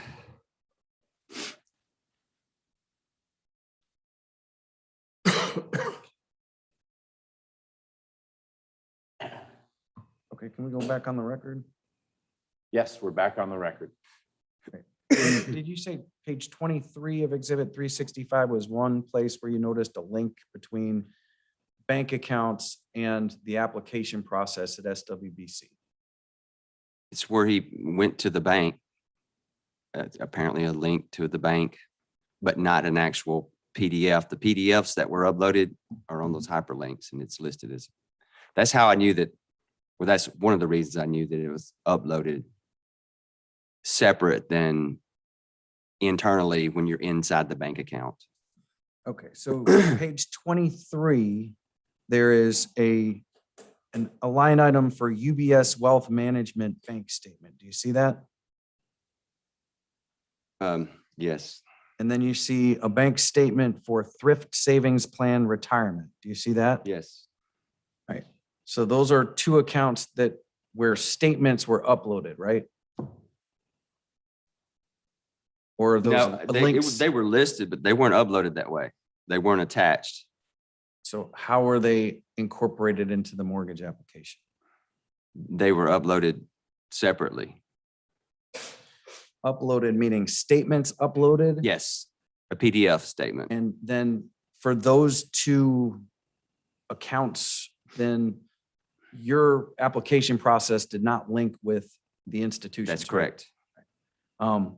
Lefko, just so we don't struggle on this one too much longer, help the panel understand the significance of whether the campaign account was put on through auto population or we'll call it intentionally, purposefully by your client, since he signed it in the end. It's on there, he signed it, he's responsible for everything on there. What is the need to drill this deeply into this document? Because it's on there. Maybe his wife put it on there. Maybe I put it on there. He signed it, certifying everything on here is accurate to include the inclusion of my campaign. I can demonstrate that in one question of this witness. Let's do that one question. Sir, do you defer to the loan processor as to whether when an entry is auto-populated from a bank, a borrower can, or a proposed borrower can change that information? Once the borrower submits the application or uploads documents, they can't undo that. I don't know if that answers your question. No, sir. Do you defer to the loan processor as to whether information from linked accounts that are linked through a portal can be changed on the application? Yes, that is correct. Okay, you mentioned another page. Does that satisfy your I inquiry? have no idea what that exchange just answered. I'm sure it was meaningful to you. It was. I just returned to, I think what will be argued in closing is Judge Coomer certified in two places by signing the application as well as the certification 265 that everything in there is accurate, complete, etc. You'll be arguing, I assume, number one, it wasn't material because Mr. Sinyard has made plain that bank account didn't affect any calculation we made at all. Good argument. But it sounds like you also want to argue, and Judge Coomer couldn't remove it because it was auto-populated. But as we've heard in many other instances, didn't drop a note anywhere to say, hey, I'm troubled that I'm troubled it's called a loan and not a line of credit in my CCDR. I'm troubled that my campaign finance account is in my personal loan, home loan application, but you guys put it in there and I can't get it out. We can have those arguments. I don't know where we're going with all these questions about auto population versus not auto population, given what I'm exchanging with you now. Your Honor, with all respect, the loan processor, and we can have this witness out of the room so he's not infected with what this statement's going to be, but I need to tell you what the loan processor said about this in her deposition. You mean you can tell us, I assume in closing, this isn't the loan processor, so Right. you're stuck with the witness. You can call the loan processor. This is the We'll call witness her. that the director has called. So Would you also defer to the loan processor as to whether information that's auto-populated and also statements are uploaded, whether that information can be changed by the proposed borrower within your mortgage application process? Yes. I rarely get reinserted back into the process. It's the processor handles it from that point forward. She updates the loan application, the documentation. Yes, sir. I want to make sure that I'm clear. On page 41 of Exhibit 365, are you with me? I think you identified that as a page where something was linked. What are you identifying there? I just noticed the statements where the USB Wealth and the TSP, it appeared they may have pulled some information off of those accounts, but it just populated. I don't know. That's the only way I can figure that the bank name and the account numbers got in the loan application, because that's not something a borrower would enter. Based on the statement you made earlier, is it fair to say this is not really your playing field as to the interplay between other banks and your mortgage institution? Correct.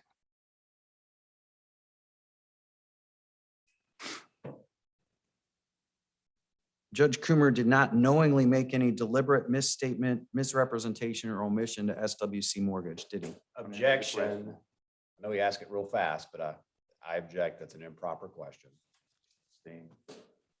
Are you aware of any deliberate misstatement, misrepresentation, or omission made by Judge Coomer to SWBC Mortgage? And I object again by going into his mental status about deliberate. Sustained. Are you aware, sir, of any misstatement, misrepresentation, or omission by Judge Coomer to SWBC Bank? No. Did Judge Coomer deprive SWBC Mortgage of some right, interest, or property by a deceitful device to cheat or to overreach? Objection, Judge calls for a legal determination again. Overruled. If you know what all those words mean, you're welcome back. Could you repeat that? Subject to his objection, did Judge Coomer deprive SWBC Mortgage of some right, interest, or property by a deceitful device to cheat or to overreach? Not to my knowledge, no.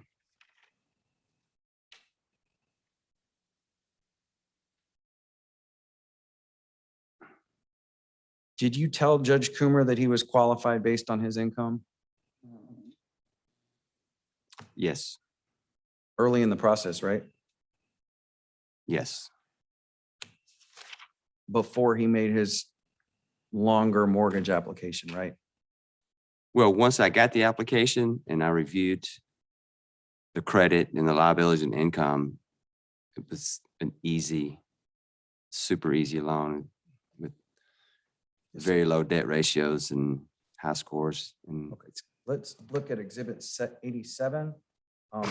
Exhibit 87 is a first draft, and we'll go to the signature page, which is unsigned by Judge Coomer, right? right, Even within the first draft of this application, Judge Coomer disclosed. I don't know that 87 is in Thought yet. it was. It was one of the collections That that was, we had no okay. I objection. guess I didn't transfer all the check marks over. Okay, got it. 87's in. You see on page 3 of exhibit 87 where Judge Coomer checked that he's a party to the lawsuit correct, in the first draft, right? correct, And in the first draft, he listed his employment income from being a Court of Appeals judge, right? Which you can see correct. over here. And he did Yes. not list his income from being in the Air Force Reserve, right? I don't know about the first one. He did at some point listed, In a later application, right? yes. Mr. Lefkoe, can I ask you the relevance of this document since it's unsigned and there is a signed mortgage application before the panel? It shows that from the first instance of providing information to the bank, the information was not only accurate, but to some degree missing things that would have been to Judge Coomer's credit, Okay. such as additional income.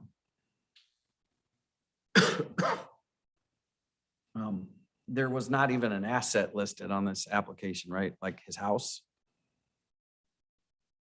At this point, that's correct. And you based this application on just on information Judge Coomer was providing to you, right? Correct. But he had to provide you some specific information because you got his specific salary, right? Yes, the processor, throughout the loan process, as she verifies income and assets, work history, address history, she updates the loan application so that it's accurate. Right. Exhibit 88, these are emails between you and Judge Coomer in March 2020, right? Yes, Where he's checking in on the process. And then beyond that, in exhibit 90, it gets to. Objection, this is exactly what he objected to about me, about talking about what somebody else knew or did regarding Judge Coomer in the process Why don't you later. take it down? Sorry. first, Please, all the way down. There we go. Okay, I'm so. sorry, I thought you meant my voice. No, no. That too. Yes. You got our attention. So we've got an email that doesn't involve this person. That email was admitted and. I'm Okay, a showing lot of that- things have been admitted. What's the relevance of an email between two other people for this witness? he's Judge, for the record, the objection from Mr. Lefkoe was, I was asking him about what Michelle Cunningham may have told him. That was the whole process of this. And this is an email between Michelle Cunningham and Judge Coomer, not involving him. The relevance is the hope that we eliminate the need to call Michelle Cunningham, but if we need to call Michelle Cunningham, we'll call Michelle Cunningham. I You think he's- maintain your objection that this would be hearsay and maybe not directly relevant because this witness's knowledge, the only way he would know about it is he read someone else's statement. correct. And I think based on the prior questioning, he would still have to call this witness. Okay. I'll withdraw it. Did SWBC receive a copy of the lawsuit filed by Jim Philhart against Christian Coomer individually?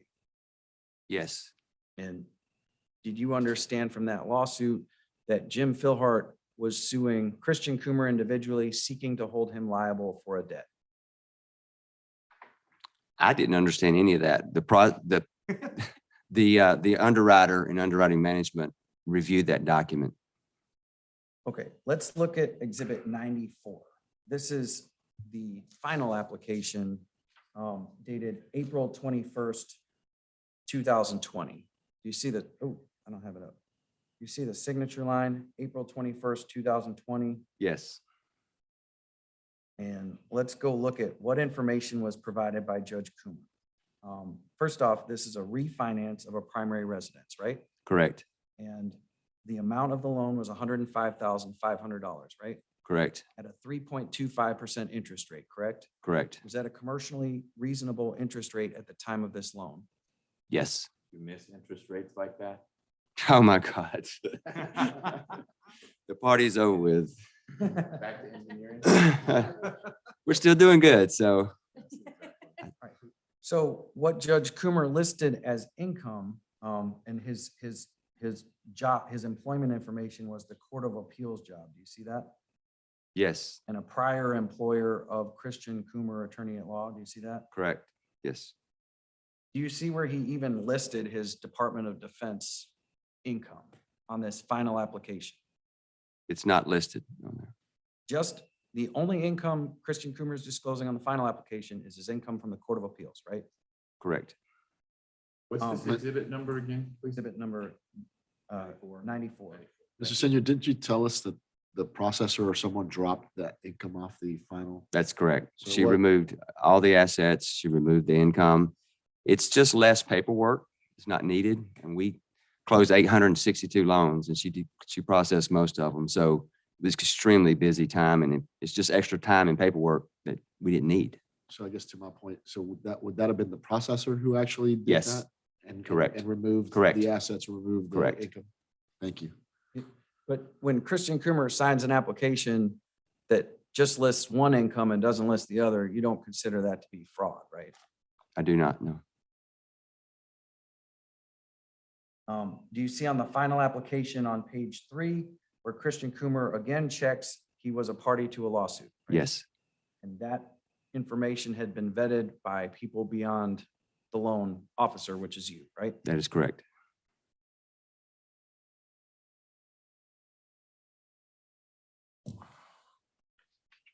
May I have a brief minute?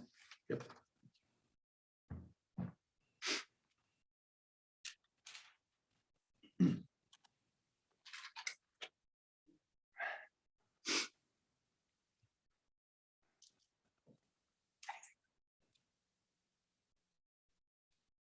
Nothing further from this witness. Thank you.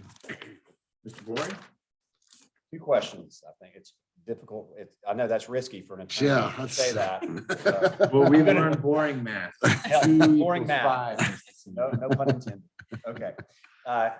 Mr. Senior, if this had been a different type of loan, would the assets, including the campaign account, that mattered as far as the approval of a loan? Yes. If And- it, Go ahead, I'm sorry. well, we need assets, of course, if it's a purchase. But also if it's a refinance of an investment property, we would need assets. And before that application was submitted, did you ever inform Judge Coomer of that distinction that the assets were not going to matter? No, Two questions. Nothing. Does that prompt anything from you, Mr. Lefkoe? No, thank you. All right, Mr. Senior, we appreciate you being here. You are free to go. Thanks for your time. Mr. Boring, anything from your side before we break for lunch? No, Your Honor. You have witnesses to, we're gonna try to restart as close to 1:30 as possible. That's an hour and 2 minutes from now. You'll be ready to go with the next witness. Yes, Judge. Okay. Mr. Kingma, anything from Judge Coomer's side? No, and we appreciate the 2-minute extension on the lunch break. I just learned the commute to the square. We probably won't make it back anyway, despite Mr. Winter sets a brisk clip. We try to keep up with him. Thank you, everyone. And then Pat Salem. That's it for the day. So if you want Michelle Cunningham, go ahead. No, no. I don't think we can get her today, but.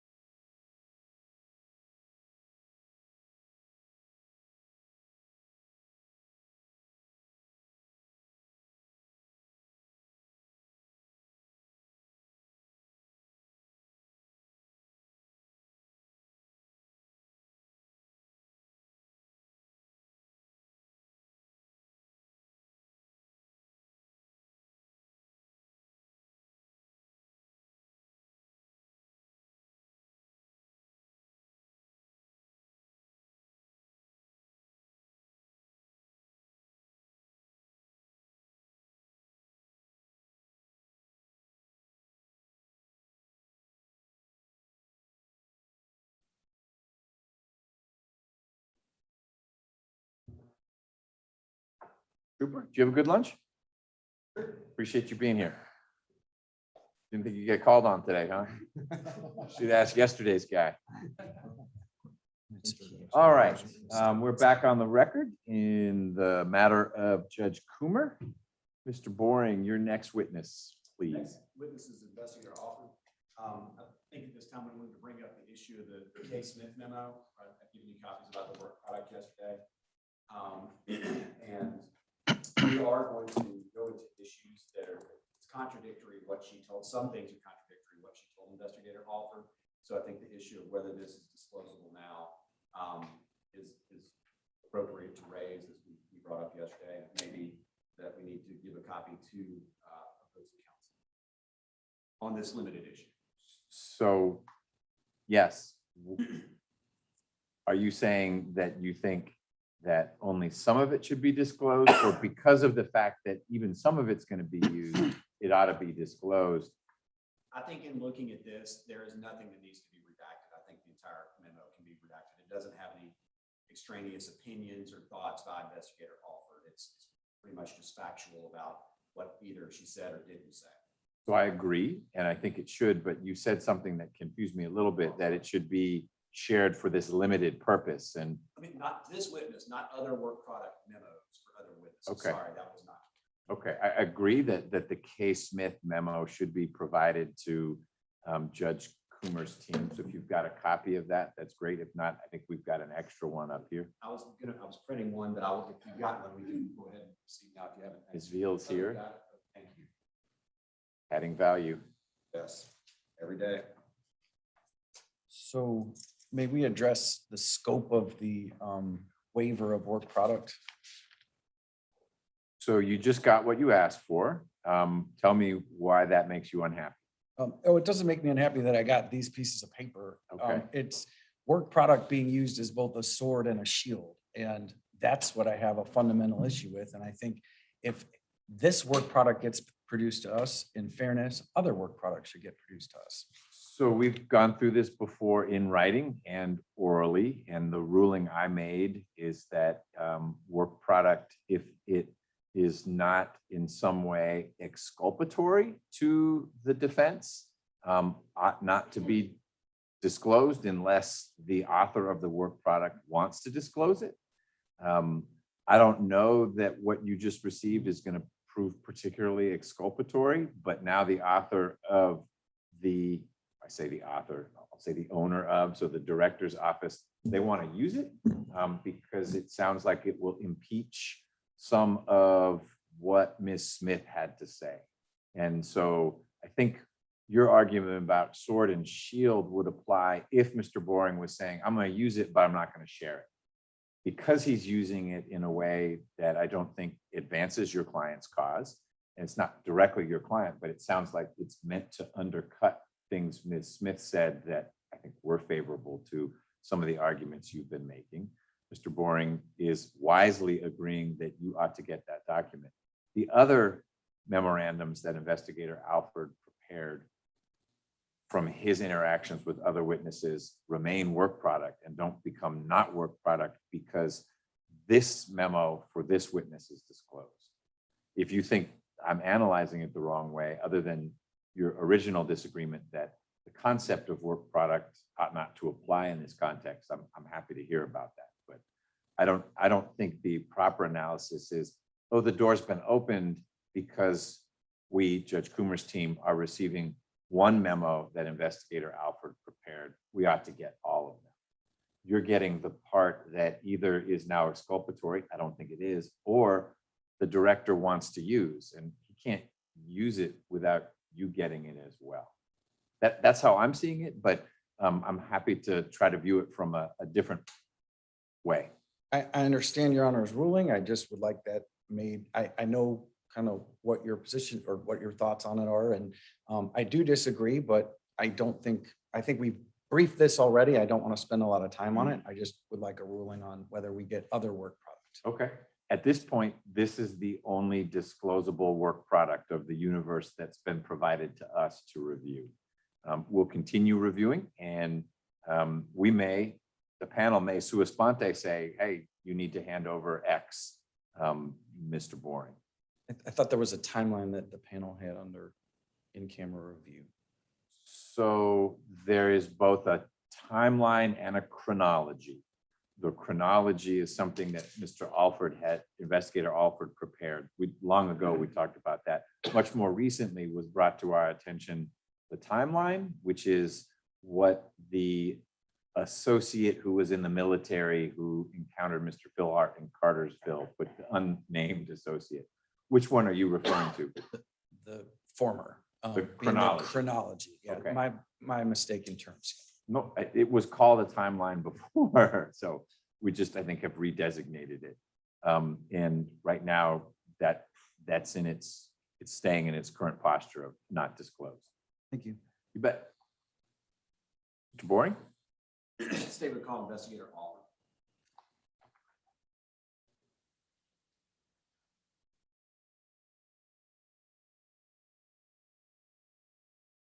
I think it's good. Are you going to be sharing any exhibits? Yes, but not on the screen with this witness. Okay, I'm just going to have him, there are a couple of exhibits that have already been introduced and a couple of new ones, but they do not, in my opinion, need to be shown on the screens. He's just going to describe what they corroborate. We've already discussed. okay, thank you. Okay. You swear affirm the testimony to give the hearing panel of the JQC will be the truth, the whole truth, and nothing but the truth. So help you God. I do. Okay. Larry Hannon, have a seat. They've already heard a lot about you going on this week, but now can you formally introduce yourself to the hearing panel by telling them your name and spelling it so the court reporter gets it correct? I am Lance Alford, LanceAlford. Okay, and investigator Alford, what's your current employment? What are you doing? I am currently an investigator for the Judicial Qualifications Commission. And do you have another job too you're working? I do. And it may help if I go back to the beginning. And I spent 22 years with the Atlanta Police Department. I retired as the rank of lieutenant in order to work in the private sector as an investigator for law firms, primarily lawyers, almost exclusively, and continue to do that today as well. And you are working as a contract investigator under a contract with the JQC now, and while also working with a law firm, correct? Correct. Got it. Okay. So just tell the hearing panel first how you, back in 2020, how you became involved in the case. In probably mid-March of 2020, the director, Director Boring, called me, and we indicated we had been given a copy of a civil complaint filed by Mr. Philhart in Bartow County. And he and I discussed it briefly. I think we brought it up at the next investigative panel meeting, which was just a couple of days later. And then over the course, an investigation was commenced. And over the course of the next 9 months or so, I had an opportunity to interview a few witnesses, collect numerous documents, meet with members of other agencies who had an interest in some of the allegations that were being levied here. And ultimately that 8 or 9 months period ultimately culminated in the formal charges that were filed by the commission in December of 2020. Initially, once you got a copy of the complaint, did you immediately go do anything, or did you wait on something before taking any further steps regarding the allegations in the complaint? I believe initially basically at the investigative panel's suggestion, we took a standby attitude until we got Judge Coomer's answer to the civil complaint. And that's really when we, once we got that, kind of got the ball rolling.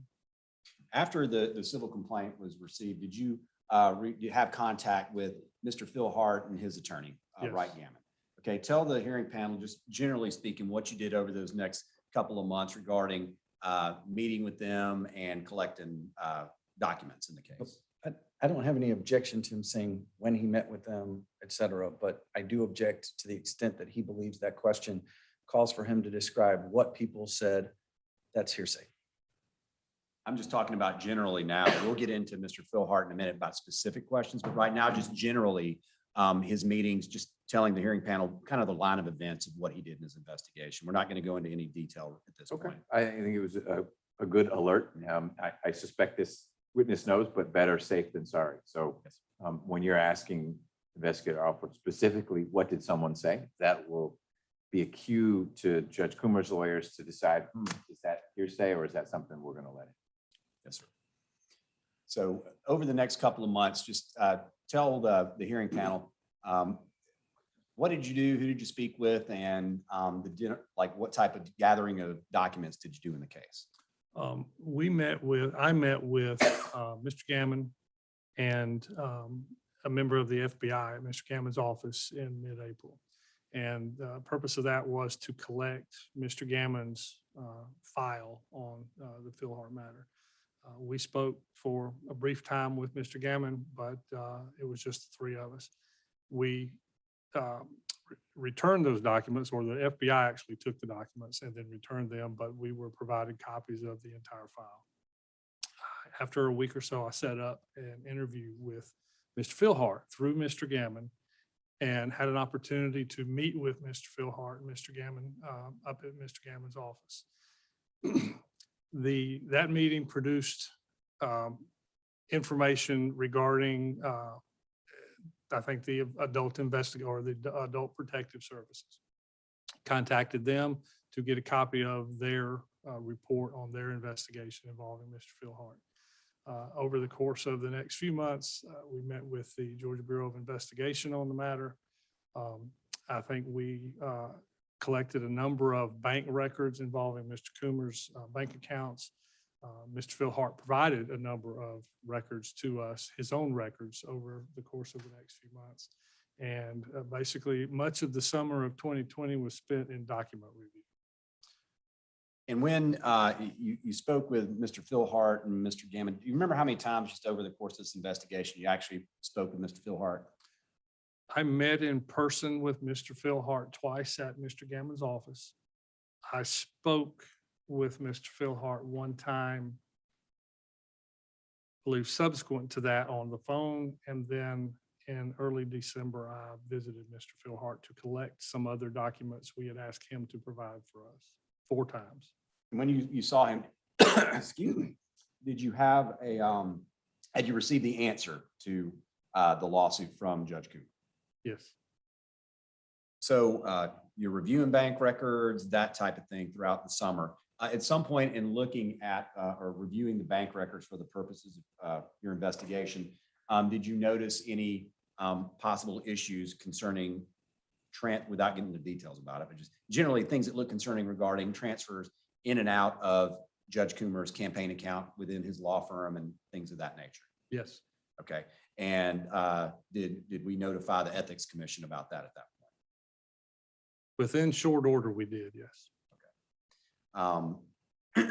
So I know you reviewed bank records. What was your focus more, that or the bank records as far as the relationship with Mr. Philhart and that type of thing? It was primarily, it started as the relationship with Mr. Philhart. This was a case that started, as far as the money goes, with loans made by Mr. Philhart to Mr. Coomer.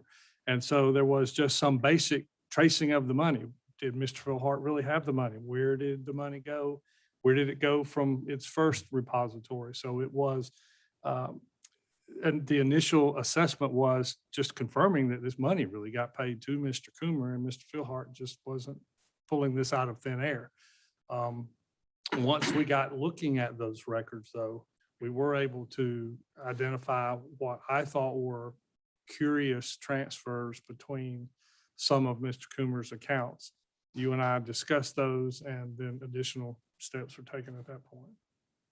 Was there anything just in the course of this investigation within the bank records and that financial accounts that looked suspicious at first, but then you ran down and investigated further, trying to keep an open mind, and found that there was a reasonable explanation? First, did that happen? Then I'm going to ask you to give an example. That happened. It was primarily, though, not so much well, yes, it involved the bank account as well as the CCDRs that we later started reviewing. And can you give an example of one of those that you looked at and found that there was a reasonable explanation? Yes, the one that comes to mind immediately was a $3,500 deposit into the campaign account of Mr. Coomer. And it was, we had the deposit item, we're able to determine it was a check. I attempted to contact the maker of the check, never was able to speak with that person. However, in conversations with others, I learned that This is, will be hearsay. Okay, and I will, at this point, it's regarding Kay Smith, who's already spoken, or who's already testified. And so, and it's about a conversation with her, corroborating that Judge Coomer didn't do anything wrong on this occasion. So Now that we know in theory what it's going to be, you had no way of knowing what was coming, but if that's what's being referred to, is there an objection? Yeah, hearsay is hearsay, and I don't want to waive the objection for other things. I maintain my objection for hearsay no matter how good or bad it is. Okay. I'll withdraw it and move Great. on. All right, so did you, later as well, based upon reviewing the bank records, talking with Mr. Phil Hart and looking at what you had, did you also attempt to get other records of financial institutions in addition to just Mr. Phil Hart's records and then Judge Coomer's UBS and SWBC records? Yes, I think initially we learned of the SWBC records by way of the UCB records. Mhm. And it's my recollection that we learned of an account at UBS by way of the APS records that we were given. And then following the money trail, we reached out to SWBC and UBS, and as well as it was clear there were on the CCDRs a number of Amex expenses that were listed as miscellaneous. We reached out to the Amex or American Express as well. And were there Amex expenditures in the records, the bank records that you had delineating types of transactions between campaign law firm and Amex? Yes. And when I say Amex, I mean American Express. Okay, now getting kind of specific to some of the topics. We talked about your general investigation, the filing of formal charges. Going back to specifically your conversations with Mr. Phil Hart and some of the records that you, based upon some of the records that you were provided, some of the conversations that you had. When you spoke with Mr. Phil Hart specifically, I'm going to talk about the guardianship issue. Did he tell you about his initial interaction with Mr. Coomer at the time and the discussion about how much the guardianship would cost? Yes. Okay. And what did Mr. Phil Hart? Okay, What's this? so it was, he said yes and just identified that he had a conversation. And I thought that he was going to start talking about what the conversation was. Sounds like this question is the next one, which is calling for hearsay, but I'll let him finish his question. Sorry. And Judge, that's exactly what I'm talking about. We had already discussed that we would go into Mr. Phil Hart's previous statements, which we've done with other witnesses before he testifies tomorrow. And so, yes, I'm going into exactly what the conversations were between Investigator Alford and Mr. Phil Hart. Okay. I have tried multiple times to introduce Mr. Phil Hart's statements into this record, and those requests have been denied. And now he's trying to now put other statements besides his deposition into the record before those deposition transcript portions are in to maybe try to play against them or whatever it is. I'm not sure exactly what the point is. Mr. Alford saying what Mr. Phil Hart said. Mr. Phil Hart can say what he said. And if there's a dispute between what Mr. Alford said, Mr. Phil Hart said, and what Mr. Phil Hart says he says, then that can be addressed after Mr. Phil Hart's testimony. But I mean, it's the same, it's invoking the same rule they've invoked against me every time I've tried to put Mr. Phil Hart's testimony in the record. So I think that's different. You have tried to confront a witness who was not present for Mr. Phil Hart's deposition with something Mr. Phil Hart no doubt said in the deposition.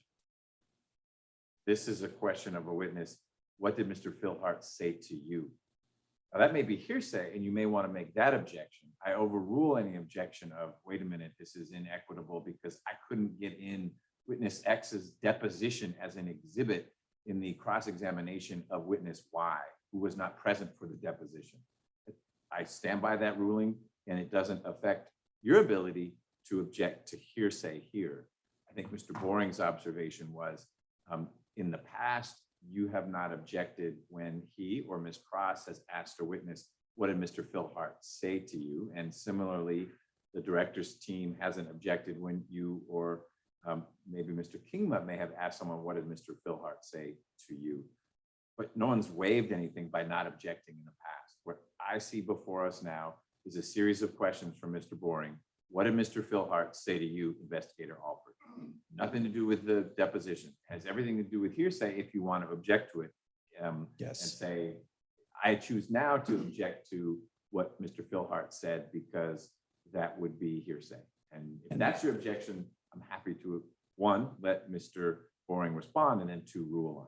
That is my objection. And the reason that this is different for me is because we were talking about Philhart's statements in the soup of events. And now this is an investigator who is coordinating with Mr. Boring. He's been in the courtroom the entire time, completely different to us. So we object on the basis of hearsay. All right. How is it not hearsay? It's absolutely hearsay. Okay. And this is the only reason I'm even asking him of this is we had a prior agreement that how we were going to proceed in this is that statement to anybody from Mr. Philhart that ordinarily would be hearsay because of the medical issues with Mr. Philhart trying to get him in here, we would not object if it was a statement made to a witness by Mr. Philhart. The depositions were made to other people. If he has the right person, that's fine. We haven't objected because we had an agreement. Judge Coomer could talk about what Mr. Philhart said. Heidi Coomer could talk about what Mr. Philhart said. Any witness can talk about what he personally said to them based upon our prior agreement. And so that is what I'm asking him. And if we are reneging on this entire agreement before we even started this trial, I'm going to withdraw Mr. Alford at this time as a witness because there's no point to it. This has defeated the purpose of an entire meeting that we had with them at our office 2 or 3 weeks ago. Okay. So I don't want to get in the middle of the I know. negotiations, but if I understand why you want to withdraw Investigator Alford, I trust you'll have witnesses here to fill our afternoon. If you've got that, let's do it. Otherwise, help me understand what Mr. Boring is misrepresenting about the understanding, not involving the panel, but the two sides. Mr. Kingma was there too. I mean, Yeah, I must confess, I'm not recalling the discussion one way or another. Okay. Ms. Cross is here because we talked in detail about this before we even met because it was a concern about how this trial would even go. Ms. Cross. My recollection is the four of us were there. It didn't come up because of the uncertainty of Mr. Philhart's presence here and when he would be available if he was. The concern being we not spend more of the panel's time than we had to by waiting until after Mr. Philhart could be available to call the other witnesses who testified in this. So that was my understanding. Perhaps there was a misunderstanding or a miscommunication, but that's what we intended to agree to.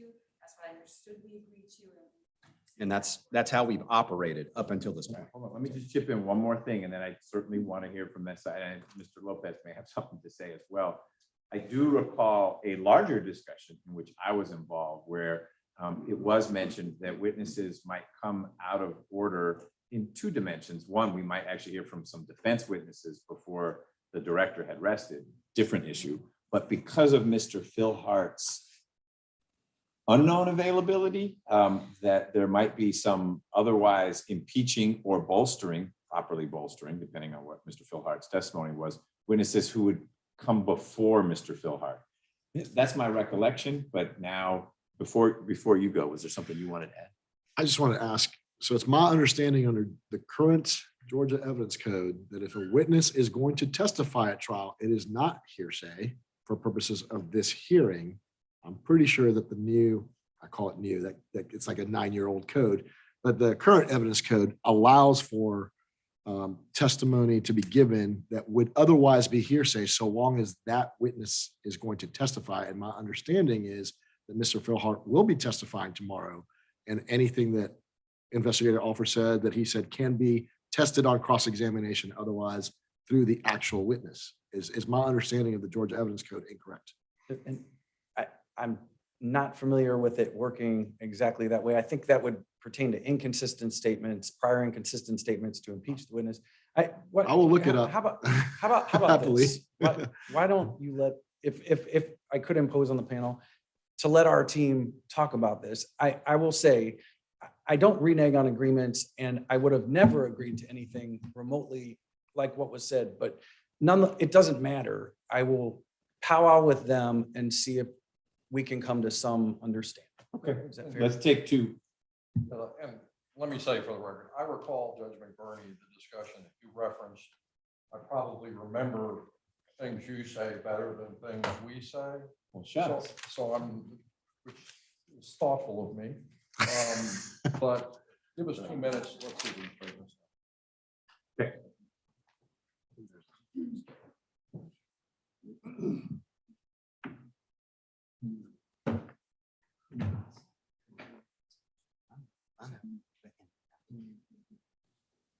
Yeah, I know.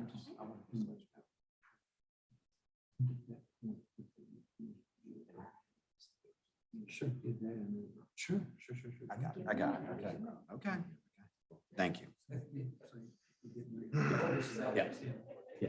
Before that happens. You want a lemon drop? A shot? Yeah. All right.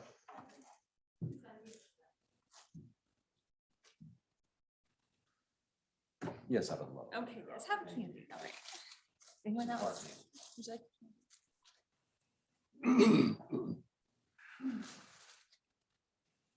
What day was our meeting?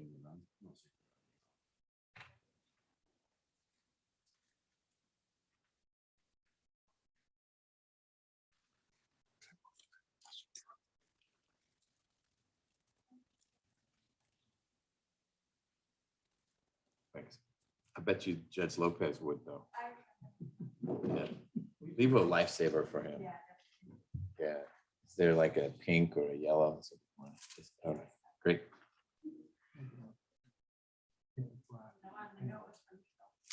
I'll let him know. Yep, full credit.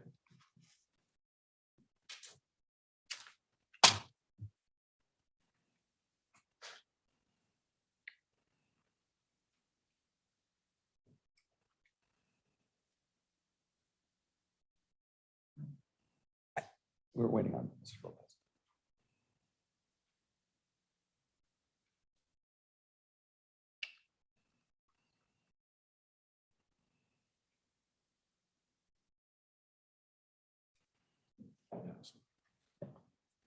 If net effect is the same.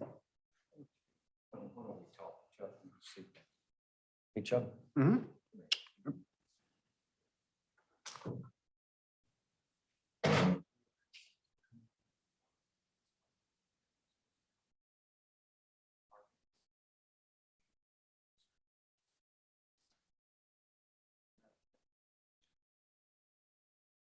No, it is.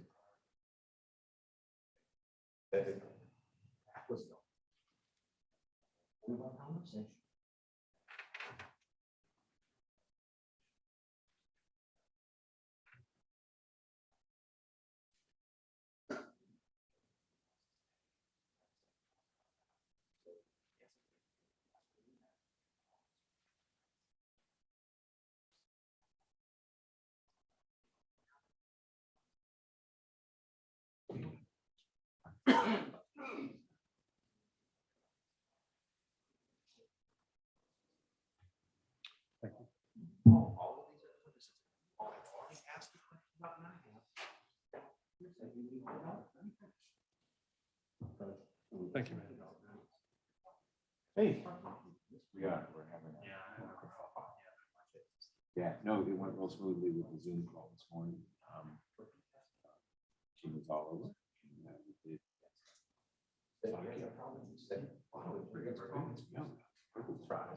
Okay, great.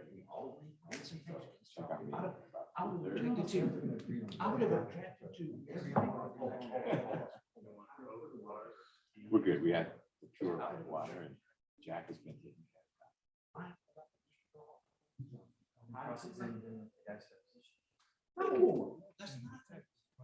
I did work in zone 3 when I got started. Yeah. Really? Bless you. Well, I started in 1982. It's a different zone than it was then. I spent some time in zone 5 too before I went back to the detective squad.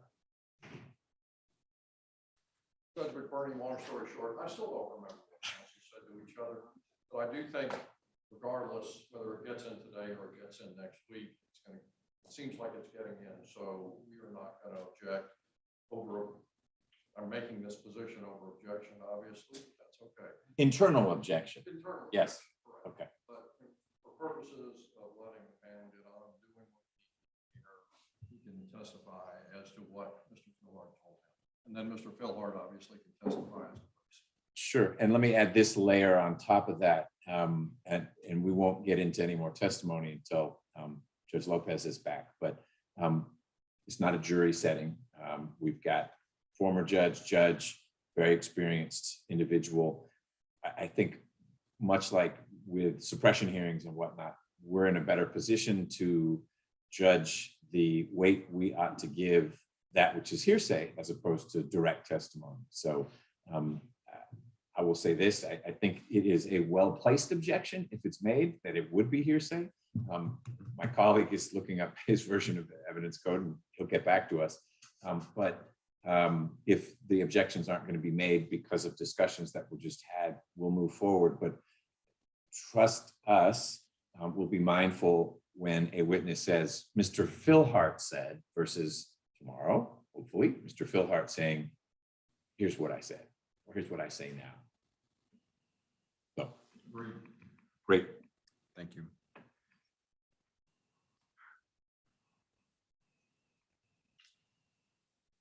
I'm gonna have to send.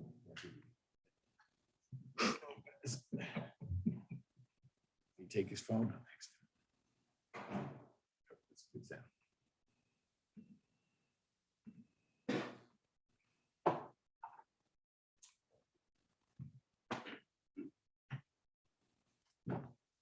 We're ready to resume. I'll look at that minute. Were you ready? Yes.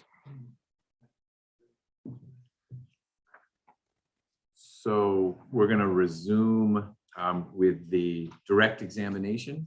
You pick up as sort of close as you recall to where you were. Got it, Judge. Thank you. All right, Mr. Investigator Alford. So when you spoke with Mr. Philhart, did you discuss the guardianship relationship and how you became involved in a client-attorney relationship with Mr. Coomer? Yes. Okay.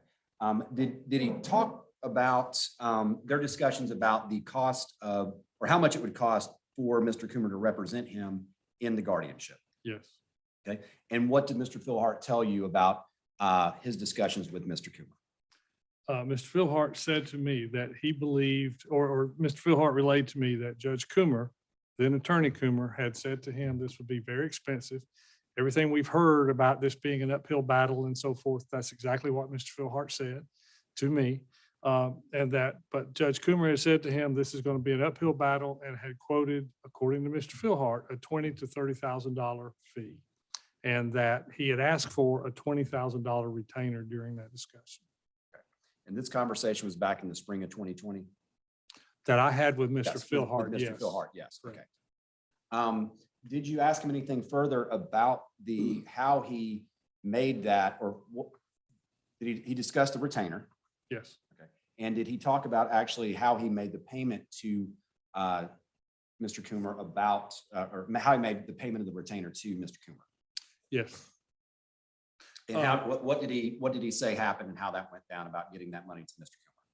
Coomer? Mr. Philhart said that he wrote a check for $20,000 drawn on his bank to Mr. Coomer and delivered that check to Mr. Coomer's office.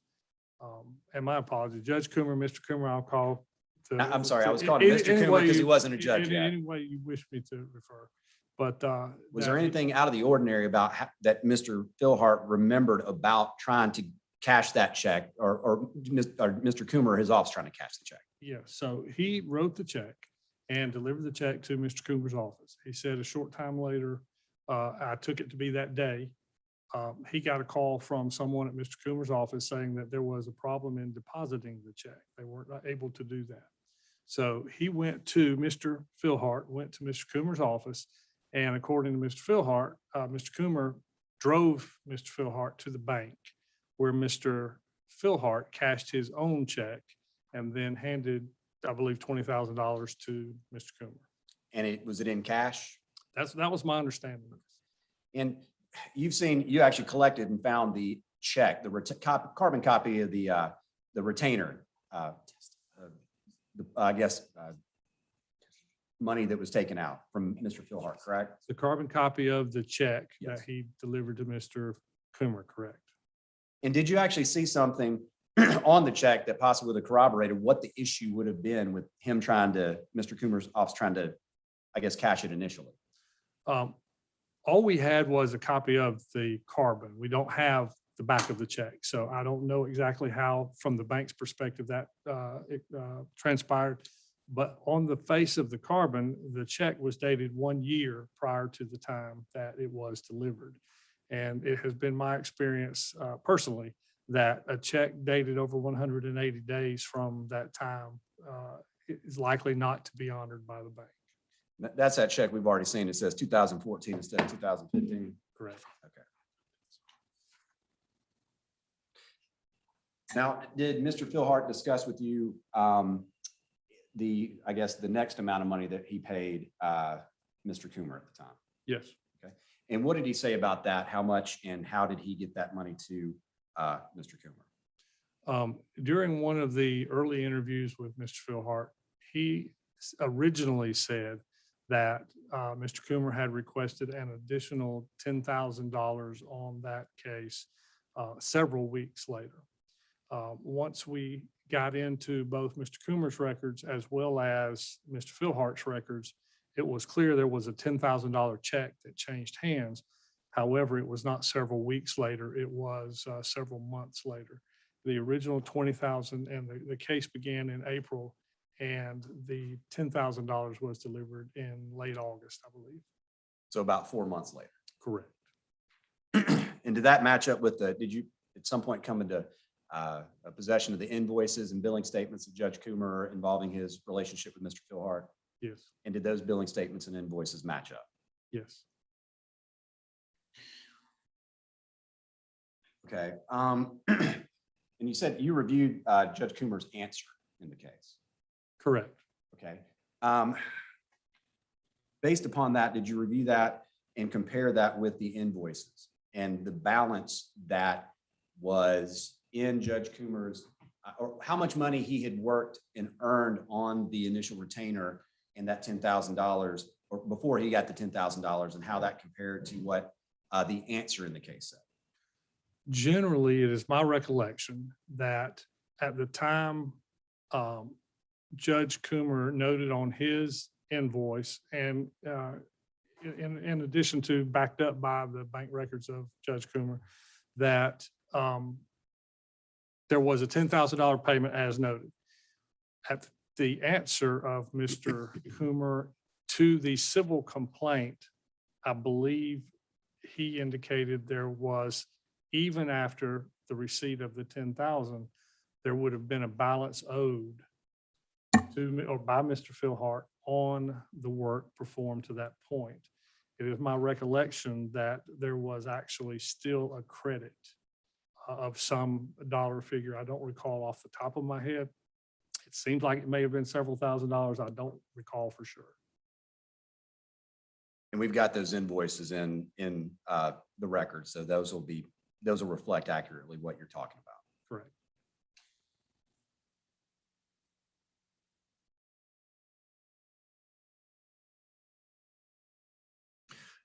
All right, going to I guess the conclusion of the guardianship. Did you talk to Mr. Philhart about the conclusion of the guardianship and how they I guess decided how much money would be paid to Mr. Coomer for the conclusion of that? Yes. Okay. What did Mr.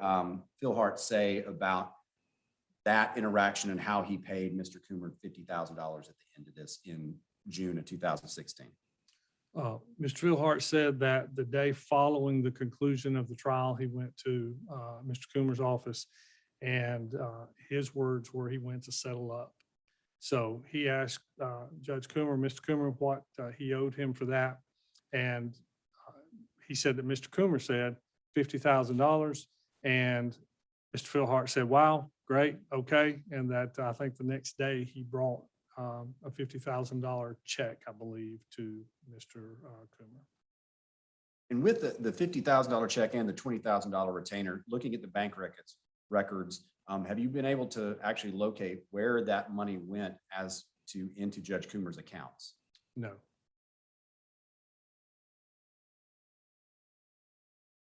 All right. You've heard Judge Coomer's explanation. I think you've seen that from several documents about what he says, how this conversation went. Did you talk to Mr. Philhart and I don't want to say confront, but I guess did you ask him about that and try to verify if that story was true or not true in his mind? Yes. Okay. And what did Mr. Philhart, what did you say to him? And then what was his response? Well, initially during the original interview, when Mr. Philhart said that there was this request for $50,000, I asked him, was he provided any accounting? Was he told why this was going to be an additional 50? And he said no. So then fast forward to the issue of the 50,000 and it being paid. When I went back to Mr. Philhart to say, Judge Coomer's answer says you offered him $100,000 and he said that wasn't reasonable and you guys settled on 50. Mr. Philhart adamantly denied that and said there was never any discussion at all, certainly no offer on his part, that he was told it would be 50 and he willingly paid 50. Mr. Philhart never balked at any of the payments he made to Judge or Mr. Coomer at the time. He willingly paid everything he was told to pay, but there had been no discussion about an offer of $100,000 whittled down to $50,000. So at that time, back in 2020, was he adamant that $100,000 conversation never happened? Correct. Okay. Was he? Okay. I would say that is not leading. If I'd have said, isn't it true? Was it calls for a yes, no answer, which is actually not leading? Understood. You may not want to suggest the adjective that would describe how Mr. Philhart was asserting himself. I think that may have been more the trigger. Yes, sir. Because this witness was free to say, I don't understand, or no, it wasn't adamant, it was this or that. How strong was his conviction about that issue? Mr. Philhart was adamant that this conversation had never occurred. He was incensed that he was hearing that as the reply. Understood. Okay. Per Mr. Philhart, did he and Mr. Coomer continue, or did Mr. Coomer keep doing legal work for him off and on over the next couple of years? Apparently, yes. It was Mr. Philhart said to me that he went there to settle up the guardianship and that in exchange for that $50,000, Mr. Coomer agreed he would continue to work on the guardianship and file the necessary paperwork involved apparently with that in the probate. And that's what he understood any additional work to be for. But in his mind, the $50,000 payment was the ending of the game or that case. Understood. And kind of on that note, when after the settling up of the guardianship and that $50,000 payment, was there another occasion where Mr. Philhart actually paid Mr. Coomer money for helping him on some legal issue? There was a check that we found, a small, comparatively speaking, check, I think for $330, where Mr. Philhart had written a check some months or even a year later to Mr. Coomer. In the memo line of the check, it said filing fee. At the time I asked Mr. Philhart about that, he did not remember what that filing fee was for. Nonetheless, that's what's listed on the check. All right, kind of moving to your conversations with Mr. Philhart about these loans, kind of overarchingly, what was Mr. Philhart's, what did he tell you about these loans and how they were made and why he made them or why he agreed to them in the way he did. At the end of that guardianship, Mr. Philhart said that Mr. Coomer could do no wrong. He had pulled a rabbit out of a hat, almost literally. And Mr. Philhart said he was overjoyed with the outcome, and he was completely trustful of his lawyer at that time. I'm sorry, go back to the question. Back about the loans and generally describing Right. why he agreed to them and that type of thing, and what he was told by just generally on all of these loans with Mr. Coomer. So with that notion of trust in mind, at some point in late 2017, and I think Mr. Coomer and Mr. Philhart stayed in contact between summer of 16 and late 17. There was work, as you've pointed out. Mr. Coomer asked Mr. Philhart for a loan. Let me stop you right there and ask you a question. When it came to the topic of how the loans came about, who did Mr. Philhart say, or how did the topic of making a loan come up, or who asked for the loan or wanted to give it? Mr. Philhart was consistent throughout every conversation I had with him that every loan, all three loans over the course of a year were solicited by Mr. Philhart or by Mr. Coomer, and that Mr. Philhart willingly made the loans to Mr. Coomer, but he never wavered on how the subject of the loan came up. Okay, and you were talking, let's go specifically to some of the loans. The December loan, you were talking about how that came about. Do you remember specifically any details that Mr. Philhart gave you about how that first loan came up? Only that Mr. Coomer asked him if he could borrow the $80,000. Conversations, and this is again consistent with all three, or at least the first two, conversations, according to Mr. Philhart, there weren't a lot of conversations around the loan immediately preceding the loan. It would be the request for it. And then Mr. Philhart would loan the money. Did Mr. Philhart ever say that he got threatened or coerced or anything like that? No. When, I guess with all of these, all three of the loans, did Mr. Philhart express any reason for, or when did you discuss with him the terms of the loans as far as the years and that were in the documents? Yes. Okay. And what did Mr. Philhart have to say about that?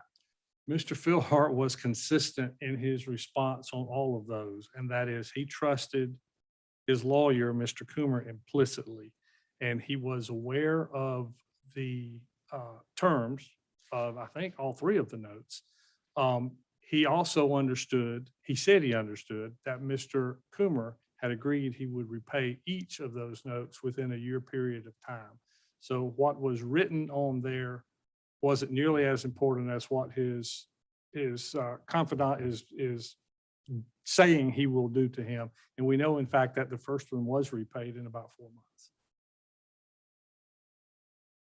In that first looking, and you looked at the financial accounts, were you able to establish what did Judge Coomer use those $80,000 for? The loan? I believe Judge Coomer paid off a mortgage, I'm sorry, another loan from UCB in the sum of somewhere around 75,000, maybe something to that effect.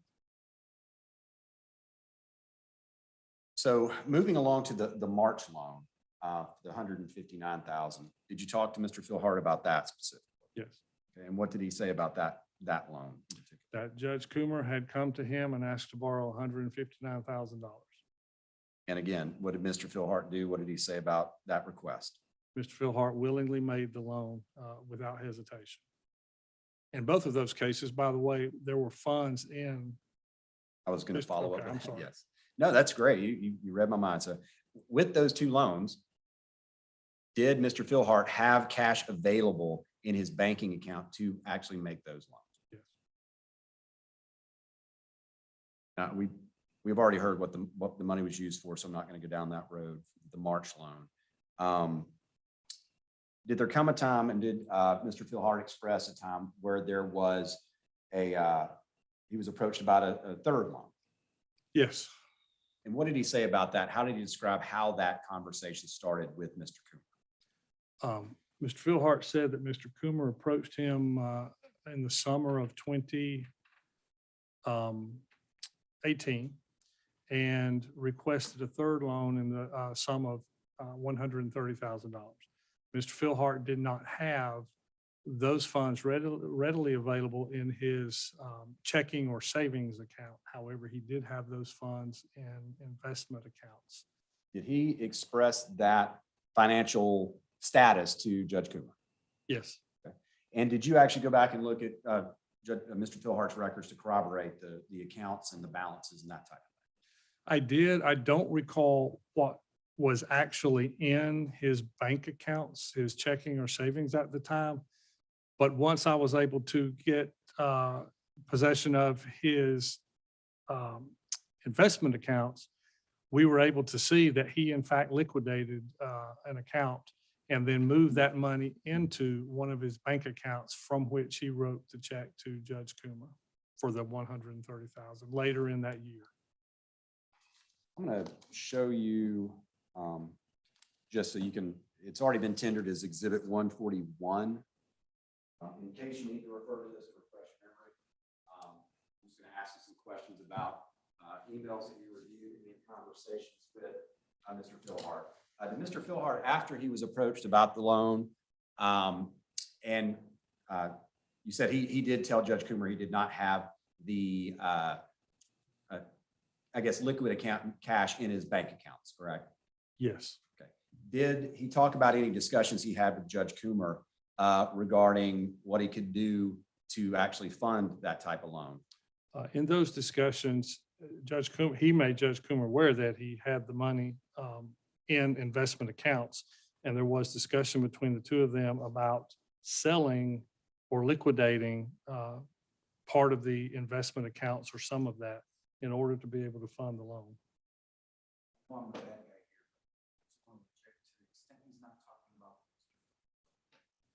Context of that seems like that's what the agreement is. So that's fine, but if he's just saying this is what happened, as opposed to what Mr. Philhart told me what happened. Okay, so let's identify sources to questions that would be beyond merely what Mr. Philhart, and some of that you've done, did you get banking records, et cetera, but if it's not clear, the objection is well taken. I'll clear it up. Thank you. Okay. Very briefly, there's some concern in our team that he obviously went forward on the assumption that Mr. Philhart will be here tomorrow. And I assume, Chuck, you're going to get Mr. Philhart. Yes. He was, if we could have scheduled him today, he was ready today. He is ready tomorrow. We have somebody bringing him in. So he will, unless something happens between now and then, we have our investigator scheduled to pick him up and have him here at 9 a.m. to testify. I don't know that it would be called a mistrial, but it would be a mishearing if what is happening now happened and then Mr. Philhart wasn't made available. So you would be backed up on that should that come to pass. It doesn't sound like it's going to. I wouldn't expect it to, but you have to prepare for the worst. Thank you both for removing that. Okay. No problem. I'm not going to say I rest after investigator Alford testifies. So You can say it, but I can say it, but I don't want what comes after that. Right. Yes, exactly.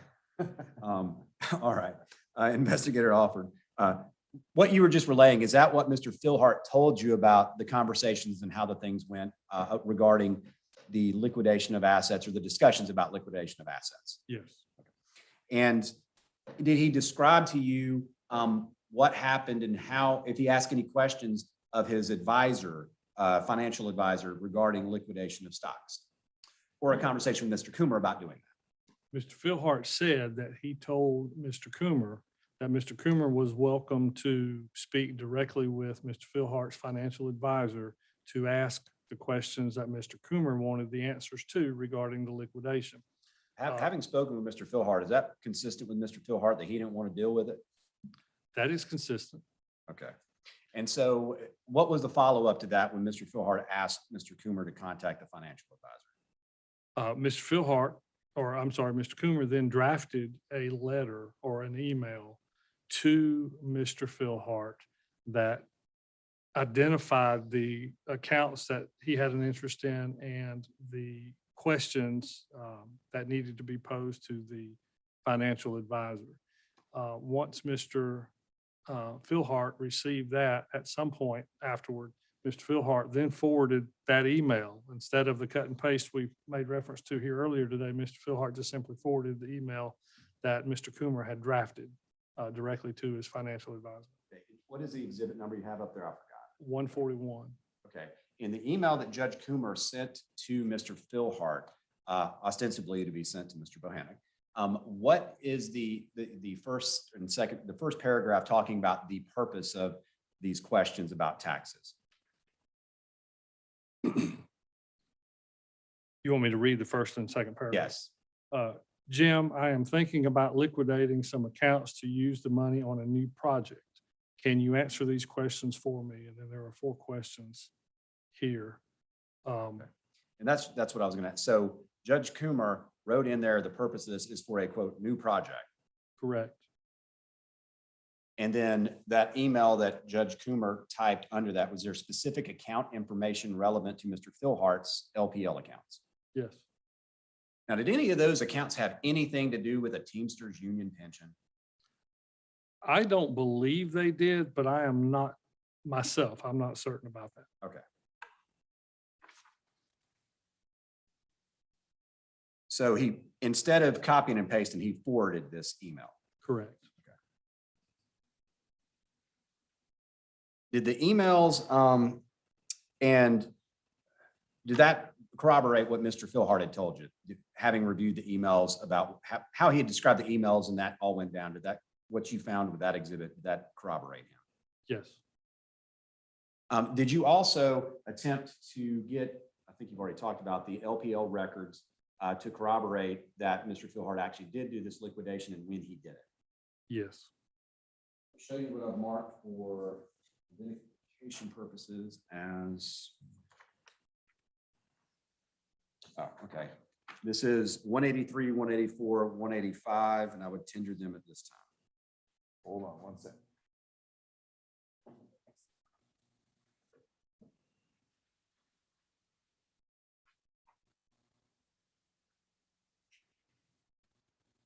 $183 through 185. Yes, sir. No objection. Okay, admitted.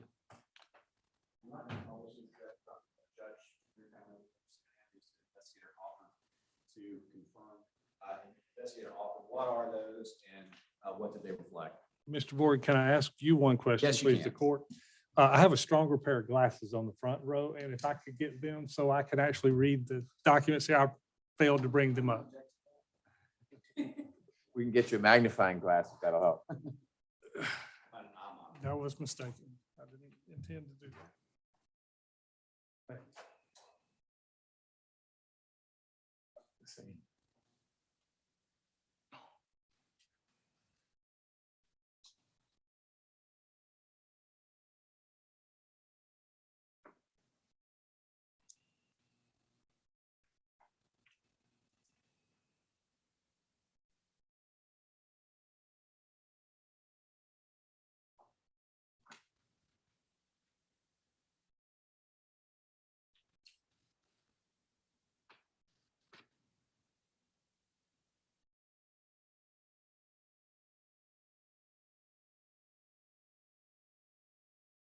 Okay.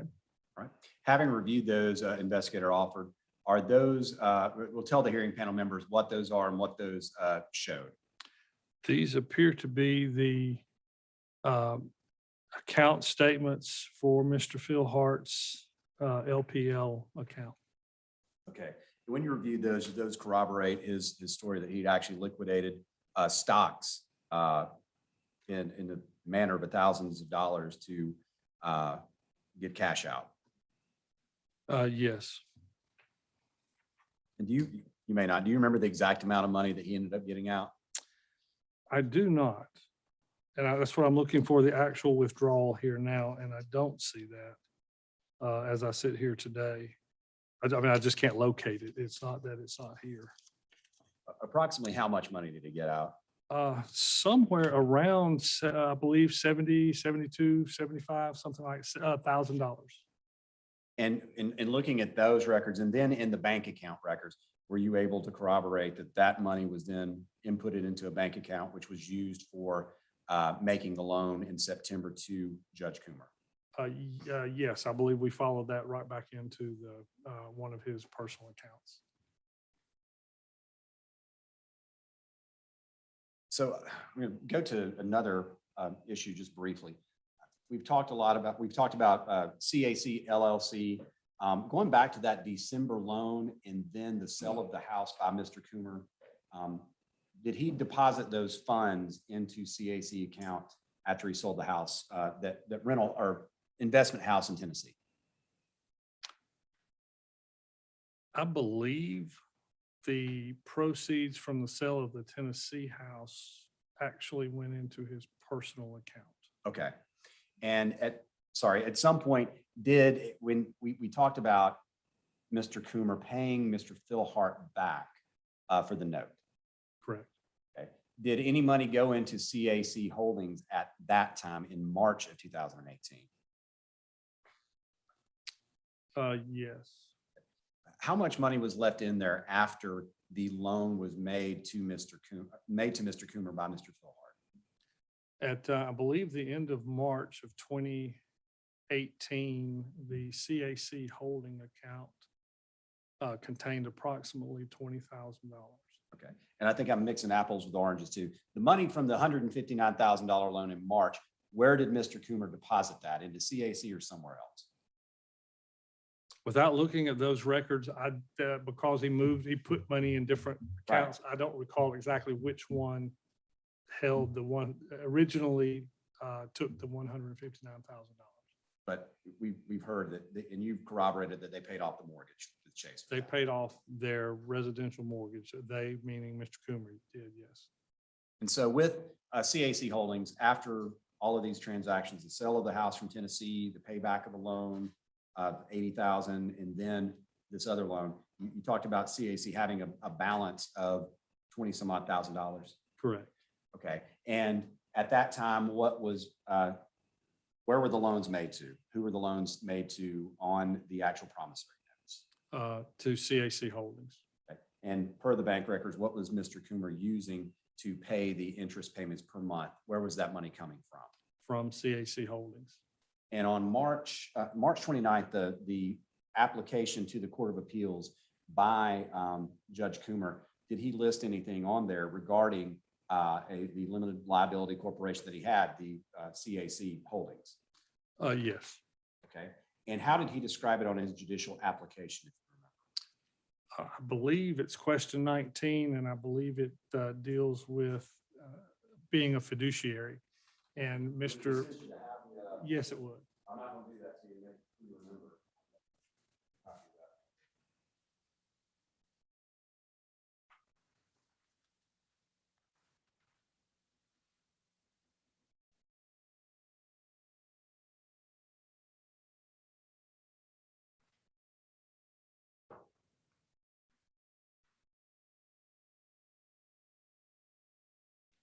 It's going to be exhibit 107.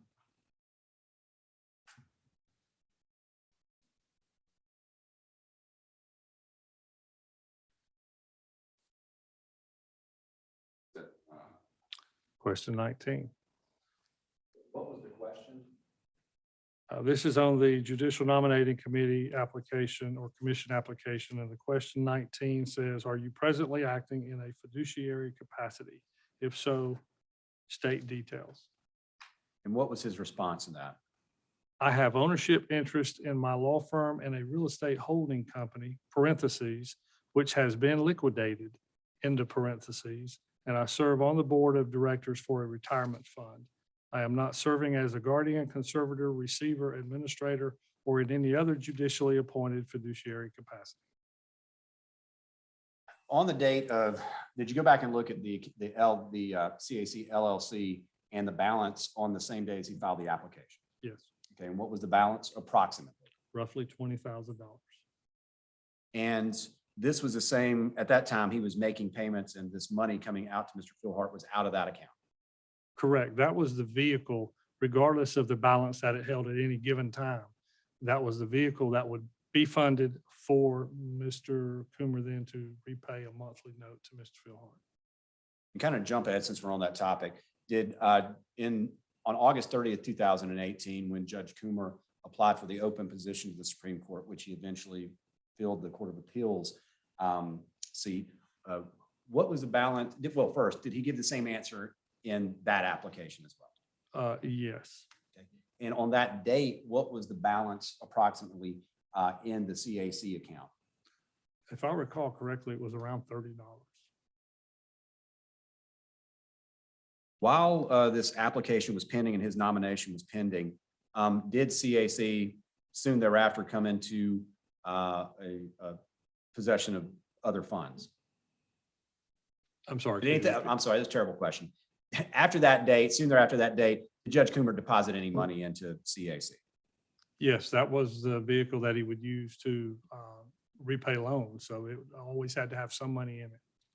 And did he actually, where did the $130,000 that from that loan from Mr. Philhart, September 8, 2019, which account did he put that into? He being Mr. Coomer. I don't recall at that time where that one went. Okay, and we'll follow that up with Ms.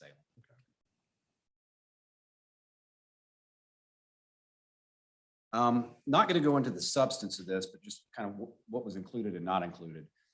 We've heard talk about the APS records, and you actually obtained those, correct? Correct. Okay. We've talked a lot about the emails regarding back and forth between Mr. Philhart from February, well, a lot of emails, but specifically February 22nd, where I guess, for lack of a better term, the falling out happened. With regard to those emails, or with regard to the APS file, did Mr. Coomer turn over, or Judge Coomer then, turn over documents to APS? According to the file, he did, yes.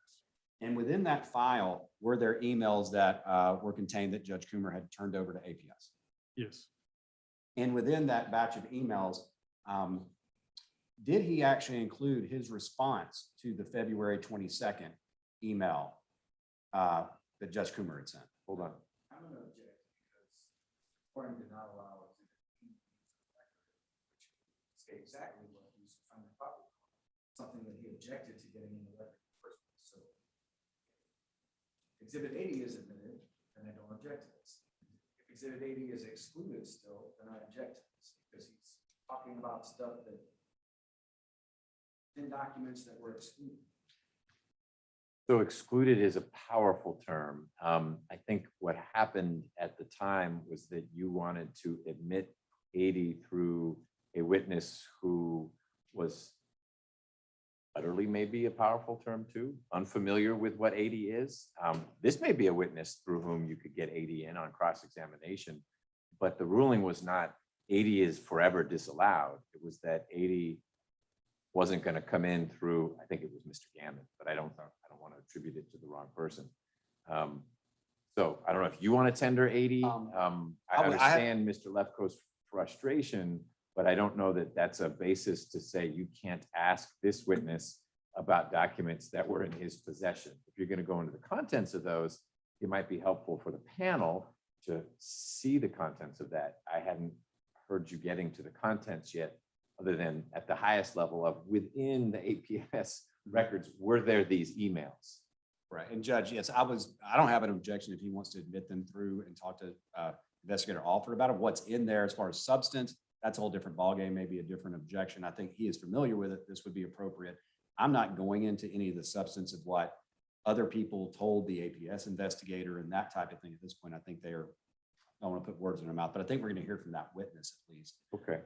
But I'm just asking what was there and what was not there. Okay. If Mr. Lefkoe wants to tender 80 through Investigator Alford, you don't have an objection to that. You may object to the depth of the exploration of that with this witness, but not to the admission of 80. That's correct. Okay. Given that representation, which we'll hold you to, the objection is withdrawn.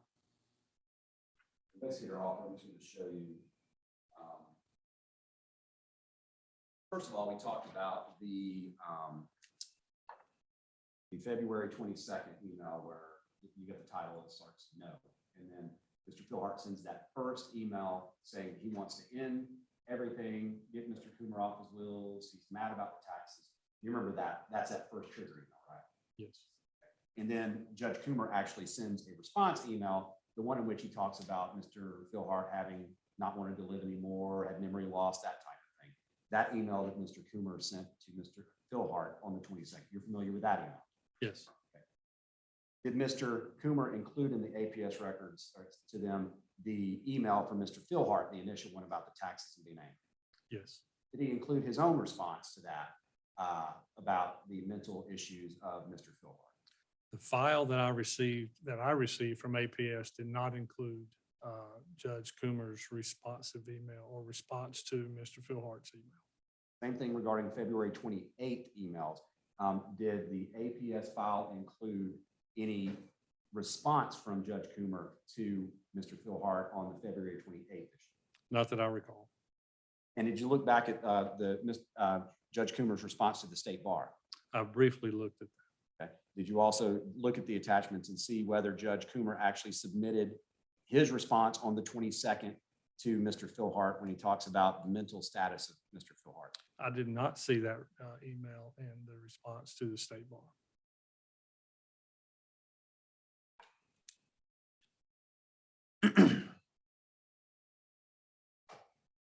Okay, Shane Senior testified earlier. Did you actually, without going into, did you have contact with him?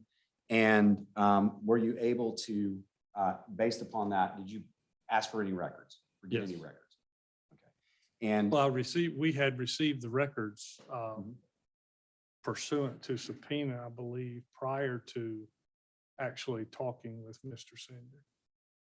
And when you looked at those records, were you able to ascertain any information about the mortgage? Yes. Relevant. Okay. Could you tell the hearing panel about that and what you found relevant to the mortgage? When we first, you wanted me to say what Mr. Senior said to me, or you just want me No. to tell you what concerned me within the mortgage application? How about this? Did you have a concern and then what did you do about it without going into conversations? In looking at the 1003, the Uniform Residential Loan Application, it was much of what was talked about this morning. There is an asset category and a liability category. And one of the first things that, I'm no expert in mortgage, but one of the first things that jumped out at me was in the first application, I don't believe there were any, or there were no asset, or there were assets. The first application we have, I think. And those listed a number of UCB bank accounts of Judge Coomer. One of those bank accounts included his campaign account. And on the liability side, there were a number of liabilities that were listed. And nowhere in there was what was at that time outstanding debt owned by or owed by CAC to Mr. Philhart. Those liabilities were not listed on the liability side.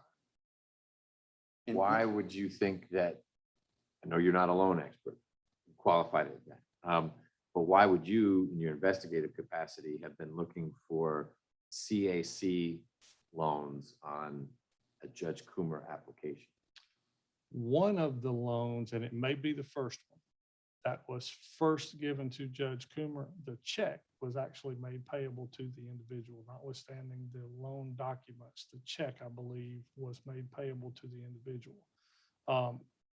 That being said, there was also a representation, I believe, during the civil process involving Mr. Philhart, that Mr. Coomer was admitting personal liability on a personal financial statement for the outstanding debt to Mr. Philhart. Okay, so those were the reasons why you thought, not SWBC, but you thought the CAC loan should be listed. I thought that they might, and that was ultimately a question I asked. That being said, I understood the difference that if they really were considered CAC, that would be, they would not be Okay. available. Mr. Kingman, I wasn't ignoring you. I just Yeah, no, wanted I to close understand. that out. And I didn't want to interrupt, but my concern is this. If the witness is testifying about what Mr. Philhart told him. You got that on the table, obviously. He's testifying about facts he found. I think that's good too, but it seems as though we've morphed into conclusions about what he found and how that drove his investigation, which is sort of like their closing argument. I wonder if we cannot restrict his responses to facts. Did you find this? Did you find that? You know, what did it say? Instead of, because why the JQC went forward with this is really not the issue here. What's the issue is what happened. And so that would be my objection related. Okay, and tell me what of the last few questions, the subject matter is clearly relevant, what we're getting into, but what were the, as I think back on the last few questions, which kinds of questions did you feel invaded that space of, well, why did you do this, as opposed to tell me what happened next? Well, at my age, I'm afraid my recollection is not great short-term or long-term, but I would say, as we learned earlier today, but I would say there seems to be, I found this, so I went after this, and then we got this, and that indicated to me that. Those are the type of questions and responses. Okay. Mr. Boren? I think he was explaining his conduct as far as what his next step in the investigation was. And then to that part, I think he was getting to the point, well, you know, his investigation found that that clearly was not something that was any type of violation on the loan application. So we were trying to go to their benefit on that, but. Okay, I don't know that there'd be an objection to that, but I think thematically it's a fair point. Yes. That let's make sure that your questions aren't prompting investigator Alford to say, you know, we were really upset about this or concerned about that, or that was another, as opposed to the reportage of here's what I did, and this is what I did next. Will do. Thank you. Investigator Alford, one other thing on the mortgage issue regarding, I know we talked about the campaign account issue and being listed as an asset on there.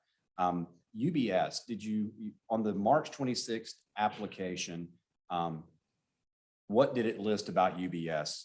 Not specifically, but was there information on the application about that? And thank you. Give you 89, that's unfair to you, just asking for your call. Thank you. So the question is about the UBS account. Yes.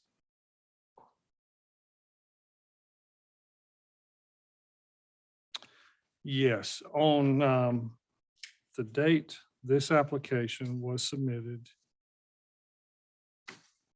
the application that contained, and that's March 26th of 2020.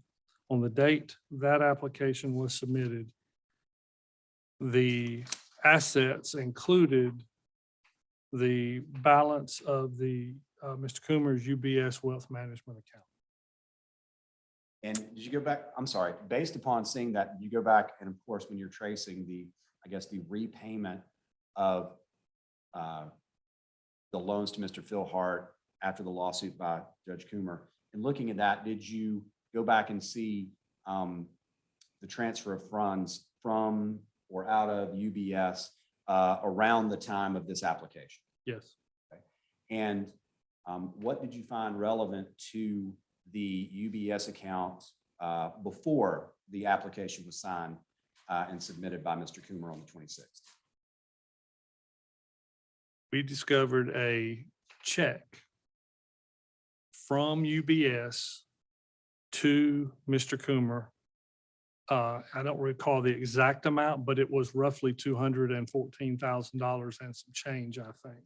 And that check was dated, if you have a copy, it'll help, but it was dated several days before this application, representing that $214,000 was still in that account. This check was dated several days prior to that. Sending that check or dated to and or paid to or paying to Mr. Coomer, indicating that there wouldn't have been those funds in that check once that check or in that account once that check was deposited. All right, with me.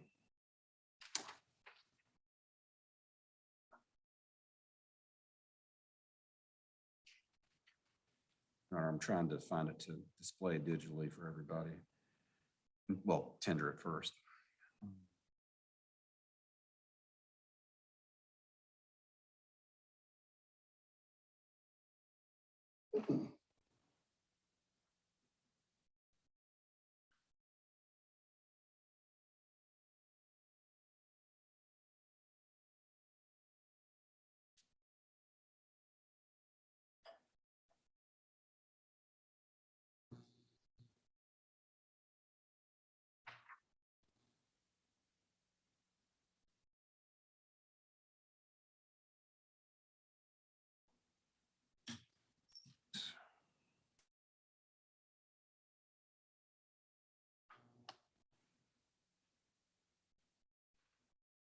Okay, I'm gonna tender exhibit 206 at this time, published digitally.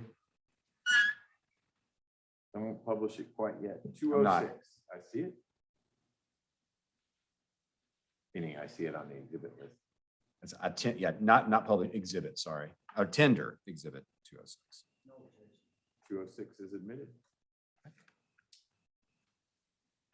Investigator offered, I'm gonna put it up on the screen here for you. Do you see that check that's listed in exhibit 206? Yes. Okay, and what is shown in 206 in the middle of the page, what I'm having you look at right now? The check is a check from UBS to Christian A. Coomer in the amount of $214,000, $214,069.40, dated March the 24th of 2020.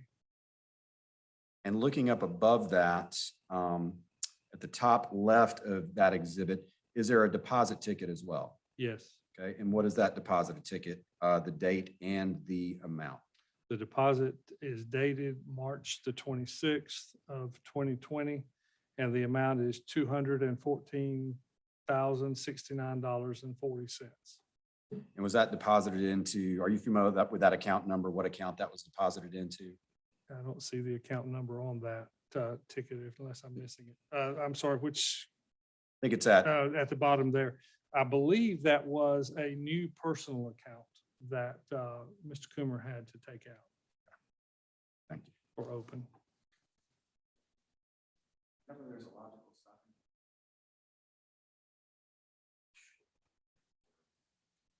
For break time.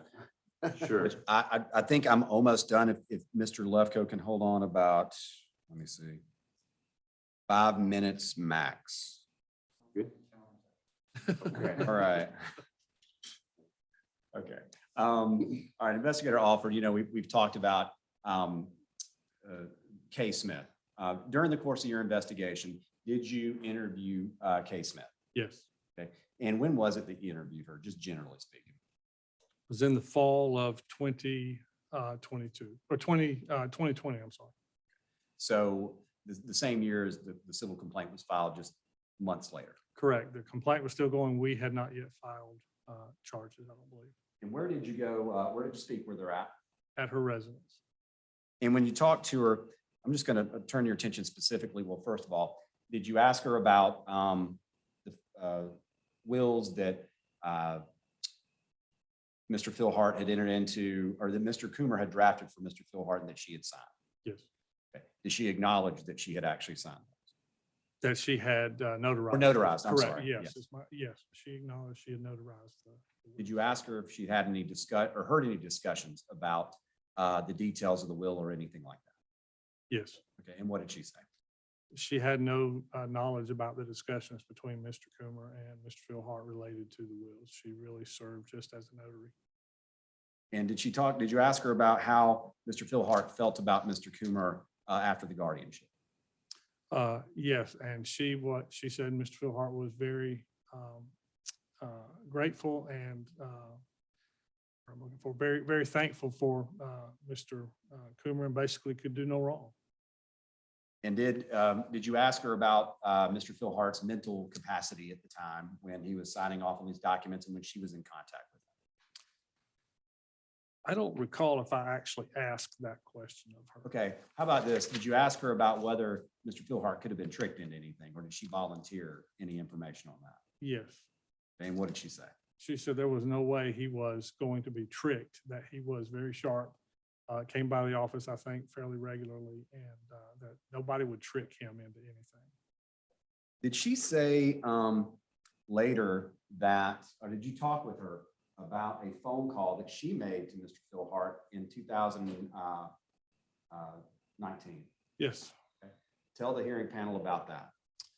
I believe she said that Mr. Philhart was generally a lonely man, and she, I think, was on lunch break or something, but called him just to check on him.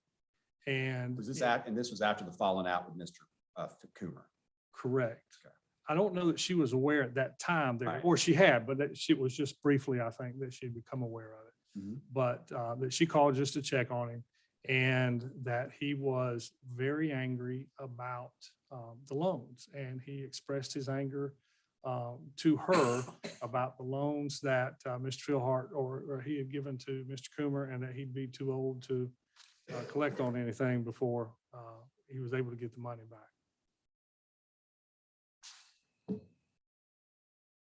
Okay. Did she say how this made her feel regarding Mr. Coomer? Yes. How did she feel about it when Mr. Philhart told her about these loans?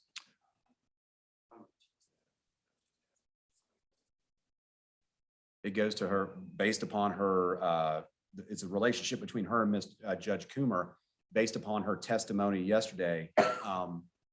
It is, I believe, impeaching her, and now basically her description of how she thought about it and what Mr. Philhart said and her reaction, because her reaction then was a lot different than today. So I understand where you're going. The way I heard the question, you're asking Investigator Alford to say, it is my opinion I'll rephrase that it. You're Ms. right. Smith felt the following. Yeah, okay. Did Ms. Smith, I'll withdraw it and rephrase it. Did Ms. Smith tell you how she felt about it regarding Mr. Coomer and the fact that there were these loans? Yes. Okay, what did she say? She said she was embarrassed. Her words were embarrassed for Mr. Coomer over this entire thing. Did she have any idea about the loans before Mr. Philhart told her? No. Okay, you're right. You're right. Did she say whether or not she had any knowledge about the loans between Mr. Philhart and Mr. Coomer? Yes, she said she answered the question, and the question was she had no knowledge of the loans. Did you ask her whether she had told Mr. Coomer about her conversation with Mr. Philhart back then in 2019? She volunteered that she had not told Mr. Coomer because she felt embarrassed for Mr. Coomer. At any time during this conversation, did Ms. Smith talk about anything near the area of, that could be interpreted as Mr. Philhart saying he was going to ruin Mr. Coomer? No. When she testified, was that the first time you'd heard anything like that? Yes.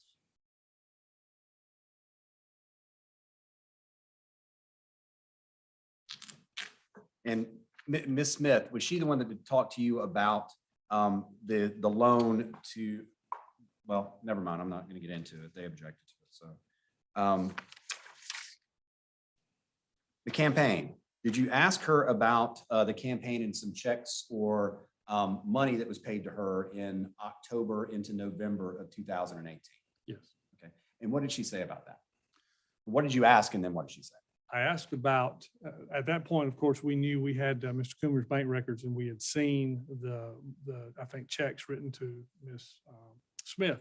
So I asked her about work she was doing at the firm, just generally, but more particularly what happened at the time she was leaving the firm. And she said, did you put a parameter on it about when it was, like after the appointment was announced? well, it was the closing of the firm, Yes. so that which would have Okay. occurred after the appointment was announced. But that he would be going to be a judge, and that the firm, I think her words were winding down or something, and she was being kept on to help wind down the firm. And when I asked about that, I think it had to do with more about moving boxes and taking stuff to storage or something to that effect. But it was firm related. Did you ask her about any work on the campaign or anything during this time? Yes. And what did she say about whether or not this work was related to the campaign? She circled back around and said this was all about winding down the law firm. Did she say anything at the time about doing future work for other candidates or anything of that nature? No, Did she ever say anything about using campaign funds for utilities at the office or rent or anything like that? Did she have any knowledge of that, if that actually happened? I don't, Okay. Did you ask her about it? I don't, Go ahead. Sorry. I don't recall if I did. If I wrote that in that memo, then I did, but otherwise I don't recall if I specifically asked her about that. Do you remember her saying anything about that at all? I don't. Did you ask her about being reimbursed for work she had done on the campaign and whether she had ever been reimbursed for anything? Yes. Okay. And what was her response specifically to that? I believe her response on that was that she had been reimbursed for small, maybe incidental expenses over the time. I had the check, one of the checks in front of me at that time, one of the large checks, somewhere around $1,000. I don't recall the number now, but ask her specifically if she ever remembered being reimbursed for an amount like that. And she said, oh, no, nothing like that. It would be much, much lower numbers and much for basically incidentals. All right. I believe that's all I have. Thank you, investigator. All right, we will take the, Mr. Winter has a couple questions. Let's field those and then we'll take our break. Did you have any meetings or contacts with Judge Coomer? Yes. In those meetings and contacts, did the subject of delivering invoices and other documents relating to his handling of Mr. Silver's activities come up in those meetings or contacts? Yes. Please share with us what you said, Judge Coomer, and what his response was regarding those documents. It's my recollection on that point that he said to us, and I'd have to go back, I actually made notes of that particular meeting, but that he indicated he had provided those records to APS. And I believe he understood that APS would be giving those to Mr. Coomer. There were certain things in my meeting with him. I was sitting across from the Court of Appeals judge and three very good lawyers. And there were certain things that I didn't press him on, understanding that the investigative panel would do that. And I don't remember just how deeply I went into that question, that particular question with him. Was in your conversation in that meeting, did you make it clear, or did you make it clear that Mr. Phillips was still looking for documentation that he had not received? I believe that to be the case. And the reason I believe that to be the case is the next day I received a call from one of his lawyers who said they were copying the entire file and would deliver that file to us. And how soon did they deliver it to you? And I say to us, let me backtrack on that. I think it was Mr. Cathy, and I believe Mr. Cathy said they were copying it from Mr. Gammon. And so I don't know how quickly it was delivered to Mr. Gammon, but I don't remember us being in the middle of that transaction. Were you aware at some future date that Mr. Gammon did receive the document? That is my understanding, yes, sir. Anything you want to ask about that? No, sir. No, okay. Let's take a medium break. Let's see what time it is. It's 3:22. Let's try to be back a little bit after 3:30, assuming people have taken care of what they need to take care of.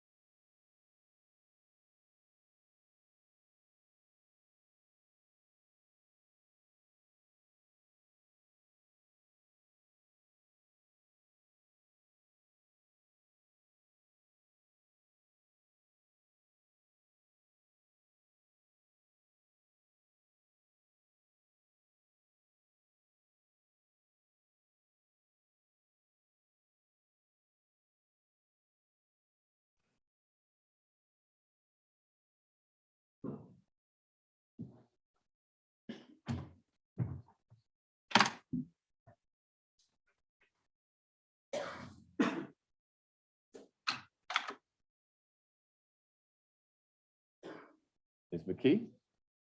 Oop, I didn't mean to interrupt. We feed him at lunch. He's good. All right. Great. Let's go back on the record. Investigator Alford is back on the stand, remains under oath, and Mr. Lefkoe has assumed the position. Do you have a list of exhibits? Yes, sir. All right. 351, 352, 353. And I've labeled the Case Smith memo as 366, which we were given today. Okay. So 351 through 353, and then new exhibit number, something that you got from the director today, 366. Any objection to those exhibits? Mr. Boring. Okay. And exhibit 80. All right. And exhibit 80.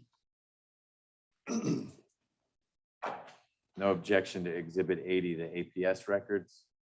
No, not as to authenticity. Okay. Admitted. Is that admit? Yes. Is that, thank you. Okay. And actually, I cut myself off. Is that exhibit admitted? 80? Yes. Yes, at all the numbers you mentioned, just so we're clear, 351 through 353, 366 and 80 are admitted without objection. Okay, Judge, I've just looked at exhibit 351. You're retracting your no objection. I'm looking at it, it's actually a motion that's in the record already, and I don't know how it would be admissible, a motion to cross Alford on a issue that we've already handled legally in front of you. So the question right now is, can we make it part of the record of this hearing? Yes. Okay, so 351 through 353, 366 and 80 are now all admitted and are a part of the record of this hearing. Am I okay to proceed? Please. Thank you. Is it not morning? It's afternoon. Good afternoon, Mr. Alford. Good afternoon. And you know who I am, right? Yes, sir. We've met once, is that right? I've seen you, well, met you when I interviewed Judge Coomer and then seen you here, of course, all week. Yes, sir. I mean, we've seen each other in the hall. Those were not meetings, right? Right. And I did not prepare you for any testimony here today or ask you what you were going to say, right? Correct. You met with Mr. Kingma, me, and Mr. Coomer in our office some time ago, right? Yes. Do you remember what that date was? It was the middle of June 2020, I think June 16, but I am not certain of that day.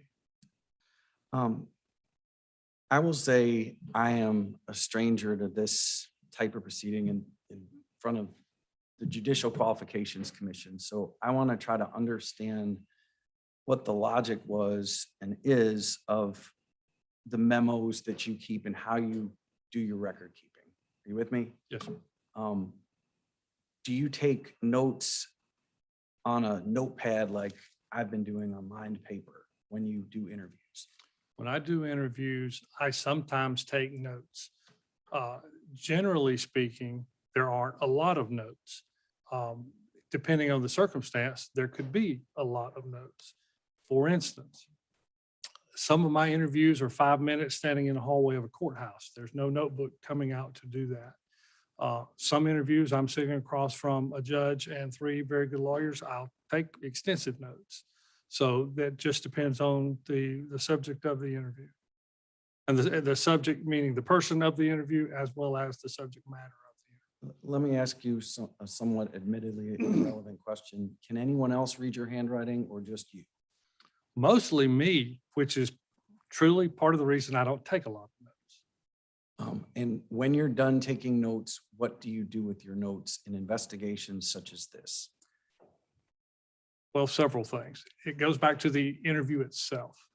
Generally speaking, I'm talking to the director. In this case, we're talking about JQC matters. It's entirely different when I'm dealing with lawyers, or at least mostly. In JQC matters, I'm usually talking with the director on the way to the interview, and typically the first telephone call I make after that is back to the director. If it was a very brief interaction with the subject of the interview, then whatever note I may have taken is ultimately shredded, ultimately destroyed. That information has now been passed on to the director. And then internally, that goes several other places by documents the director produces. If it is a more extensive interview, it could be turned into an interview memo. But that, in my history here in 4 years, has been entirely driven by the director and the deputy director and our former director. In other words, if that director wanted a memo, he ultimately got one. If he didn't want a memo, he didn't get one.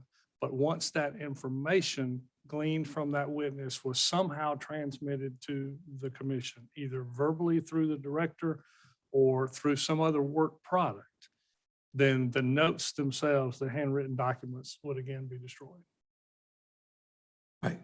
Do you copy your notes verbatim into memoranda, or do you copy your notes verbatim into the chronology that we've seen portions of? If there are quotes in there, yes, if I've got the quote down. My notes are not a transcript of the subject of the interview, nor does that document then become a transcript of my notes. My notes are often just thoughts or a few words here to jog my memory, and that is what will ultimately go in a memo or this chronology. So the answer is no, it's not verbatim what's in your written notes that goes into your memos and into the chronology, right? Correct. And today we were given this memorandum from K. Smith, which I've labeled as Exhibit 366, and I'll put up on the screen. And you have it in front of you. It's at the back of, turned over sideways. Okay. Since I didn't have a tab for it. So this memorandum is from you, Lance Alford, who you were employed by the Judicial Qualifications Commission at the time as an investigator, right? Correct.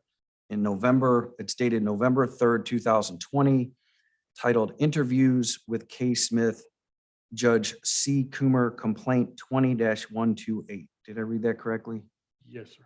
And so at that time, a complaint had already been filed against, or formal charges had been filed against Judge Coomer. Is that correct? No, sir. No. Why is that not correct? There is a difference between a complaint and formal charges. The complaint is every investigation, almost every investigation we do comes from an official, not official, comes from a formal complaint written down or through some other means, including self-initiated by the commission. That number refers to the complaint number that started this investigation. The formal charges are a separate animal filed by the director if they choose to do so, or the panel if they choose to do so. Thank you for educating me on that. And that last part, if they're authorized to do so, the formal charges. I understand. Yes, my. I have to That's understand, okay. but that's okay. Why this flows out into the world. So November 3rd, 2020, you author this memo about two discussions with K. Smith dated October 8th, 2020 and October 9th, 2020, right? Yes, sir.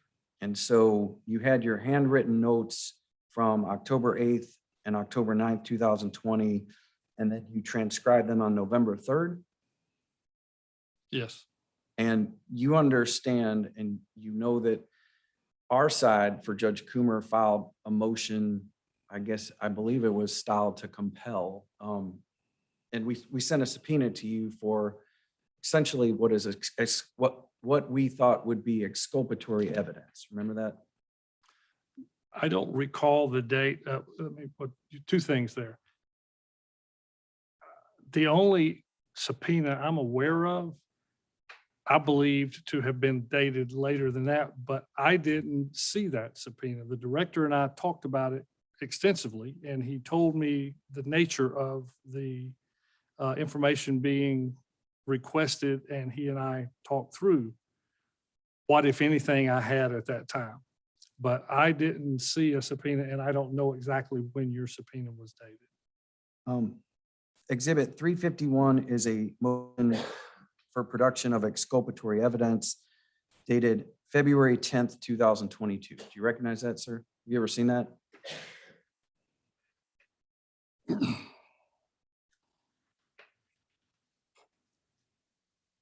I don't believe I've actually seen your motions. But you generally understood we had one and we were asking for the JQC to turn over all exculpatory evidence in favor of Judge Coomer, right? Correct. So here's what I want to try to understand with respect to this memo dated November 3rd, 2020. Did you not deem this part in your notes when we made that motion to be exculpatory? So I'm going to intervene here. I don't have enough fingers to list the ways in which that question is out of bounds. Not this witness's call. This witness wasn't the one responding to the motion, wasn't part of the legal discussion. It would never be Investigator Alford's role to decide whether his notes comply with a demand made by the other side. If you want to address that in legal argument in front of us, where Mr. Boring or Ms. Cross can respond, that's the way to do it. I'd end this line of questioning and focus on something else. Yes, Your Honor. Are there any other notes that are similar to these notes that are here that you've taken where there are things said about Judge Coomer that are positive that have not yet been produced that you're aware of?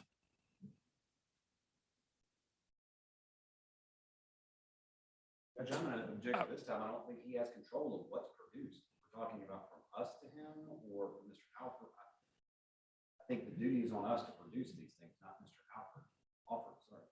So Mr. Alford, would you know what was produced and what wasn't produced? Not By necessarily. produced, I mean what the director has handed over as part of discovery or at the direction of the court. Are you privy to those decisions and, more importantly, the end result of those decisions? This is the stack of documents that's going from the director over to Judge Coomer's team. Sort of. Okay.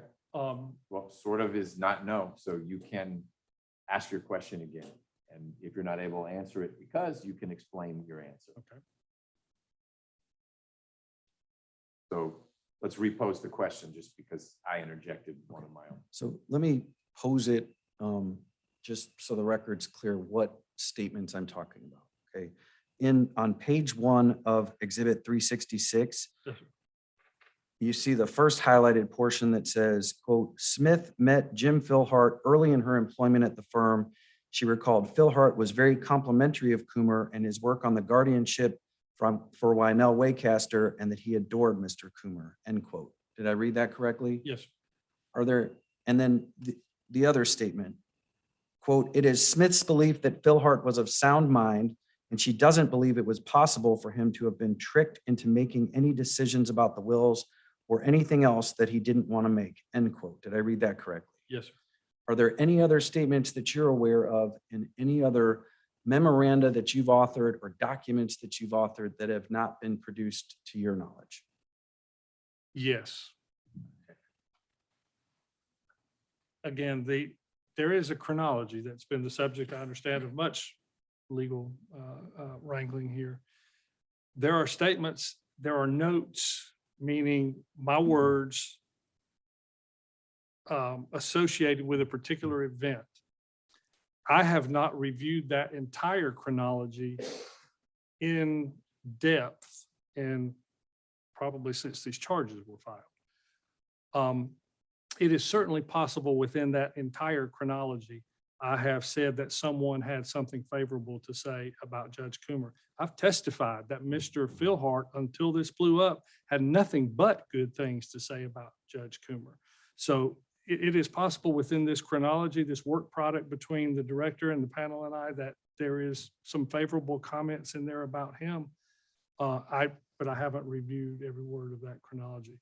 There were only 3 interview memorandums produced during this. One of them involved the interview with Judge Coomer. would it help your recollection as to what might be favorable to Judge Coomer within that chronology to have the chronology in front of you? Judge, I'm going to object again. We've gone through this ad nauseum in pretrial hearings. I have submitted both the original chronology and an extracted chronology about any statements from a witness about what the witness told Mr. Alford. We're just wasting time going over this all over again. And he's trying to relitigate everything we've already argued. Well, it's a little different now because we've got something concrete in front of us, and I understand the point Mr. Lefkoe is making, but of course, he's got the document now, which is why he's asking, would there be something else like this? Some of these statements that, for example, Mr. Philhart trusted Mr. Coomer, statements like that in anything else that Investigator Alford produced. And his answer, as I understand it, is produced as in generated, is that there may well be the chronology Investigator Alford, haven't reviewed in a while, but Investigator Alford are telling you again, Mr. Lefkoe, I'm not saying Mr. Philhart said anything to the contrary about, in other words, it's already been disclosed. It's not new. This would be cumulative or corroborative evidence as opposed to something that wasn't already available and known to both sides. I don't even remember. Did he answer the question? Or said yes. Did you review any notes or memoranda before you came here to testify? I briefly reviewed the actual documents that are in large part the subject of this entire proceeding, meaning the wills, the loan documents, the mortgage record, and so forth. I also read the memos that I generated, as well as this chronology that we're talking about here, although not in depth. It's a multi-page document. The director and I, some months ago, reviewed it more closely because excerpts were drawn from it that I do believe have been produced. Are there other memoranda besides the chronology that you've authored, besides this K. Smith memorandum concerning your interviews with witnesses? Two. Yes, two. And they document conversations with what witnesses? Your client, Mr. Coomer, took place at your office, and Mr. Senyard, who we heard from this morning. And Mr. who? Senyard, Shane Senyard from SWBC Mortgage. Okay, so there are no memoranda besides the chronology of your conversations with Mr. Philhart? Correct. Can you tell me why that might be? That you would have authored a memorandum concerning Ms. Smith and not one relating to Mr. Philhart? Well, several reasons. The memorandum itself issue goes back to whether my director wishes to have a memorandum in that form, whether the investigative panel wishes to have that, or they wish to have something else that is easier to follow, more succinct than 3 pages of memo. And the information, much of my time with Mr. Philhart was discussing the very documents, again, that we're here. Did you ask Mr. Philhart, did you ask Mr. Coomer this?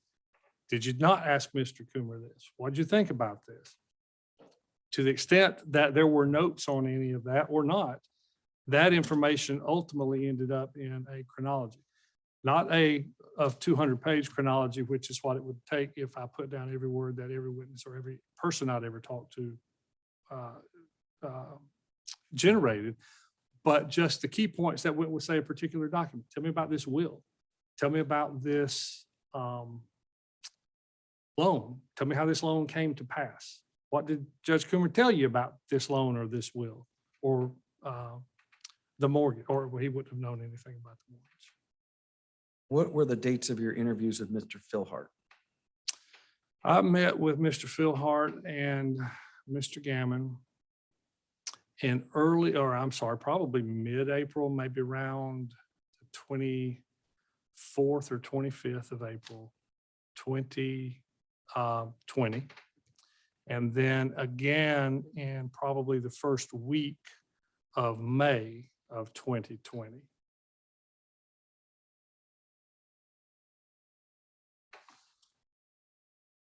Okay. You've been here for all the testimony in this case, right? Yes, sir. Do you understand that was a request made by the director that you be able to stay here and assist with the case? I do. Yes, I understand that. And you heard Mr. Gammon on the stand, right? Yes. And Mr. Gammon testified something to the effect that Mr. Philhart had said that all the loans would be due within 1 year was his understanding. Remember that? Yes, sir. And did he make that statement when you and Mr. Gammon and Mr. Philhart were present together? Yes. And did you write a note about that he had said that? I do believe that that point is contained within the larger chronology, I think. And That, let me back up. There's another way that information gets to the investigative panel, which is who I actually work for and the director. And that was relayed repeatedly, verbally, to the director and the investigative panel. you were present when that information was relayed to the director? Is that what you're saying? I gave it to the director. I verbally briefed the director on many points throughout this entire investigation, including the point you just raised. And you think that, is it your belief that you put into the chronology that Mr. Philhart had said that all of the notes would be due within a year? That was his belief. I believe that that is probably in that document, or at least related to one or two of those, but it is certainly what I have verbally briefed the investigative panel and the director and deputy director on. I want to take you to Exhibit 75, and I'm going to put it on the screen. I don't know if it's in front of you. I don't see it in what you put up here. I'll show you in a second. Okay. Did you review the emails that Mr. Coomer had with him and Mr. Philhart? Yes. And you reviewed all of them, right? Yes. If I could put one caveat on that, I'm still at the commission, but my role at the commission now is really limited to the judges against whom formal charges had already been filed before I advised the commission I wanted to step down from that. So a new investigator was hired and I've been kept for a limited role. That being said, my daily direct, full-on involvement with this case ended about the end of 2021. So what we're talking about now, a lot of this has just been trying to refresh my memory during the last few months, I guess. Yeah, but I'm not asking whether you reviewed the emails in the relatively recent past. At some point during your investigation, you took a good hard look at those emails, right? At some point I did, yes. Yes, sir. I want to show you what is on page 74 of Exhibit 75. Do you see where this email dated May 24th, 2019, Mr. Philhart? These are not the emails that were provided to investigator. These are their things that they turned over and discovered. I just asked whether he reviewed the emails between Mr. Coomer and Mr. Philhart. Well, let's clarify. I didn't realize there were two universes. I understood them all to be the same universe, but if there were emails that hadn't been provided to APS or the state bar and were only disclosed during the course of these proceedings, then this is in evidence, so it's okay, it's on the screen. But I guess you should clear up with this witness if this is something he would have seen during what I'll call the investigative part, his work, or if it's something he would have seen only very recently preparing for this hearing. Have you seen this email on page 74 of Exhibit 75? The body of that I have seen. I have not seen it in this specific document. I think what I saw was a copy of an email that someone printed off, and it's not this, but the body is this email. The substance of the email, the exact words that are in this email on this page 74 of Exhibit 75. Correct. That's what you saw, right? Yes. All right. So do you see where it says from Mr. Philhart to Mr. Coomer on May 24th, 2019, quote, also, when you borrowed the money, the first time you said you would have it paid within a year. Is that still going to happen? End quote. Did I read that correctly? Yes. Is that consistent or inconsistent with what Mr. Philhart told you? It's inconsistent with what he told me. I thought you had, I must have misunderstood. I thought you said Mr. Phil Hart told you that he expected all the loans to be paid off within a year-ish. That is correct. And maybe I misunderstood the question. I thought the question was limited to, did he tell me the first time, the first loan? Yes, he did, but he also told me that all 3 loans would be paid off. And I apologize if I answered incorrectly to that. You don't, I'm not saying your answer was correct or incorrect. I just was trying to reconcile what I thought one of your earlier answers had been with your answer to this. Yes, it's I didn't want to limit it to him having said he only knew about that one time, or he only told me that 1 loan would be paid, because that would not be correct. That would be inconsistent with this. He told me all 3 loans would be paid within.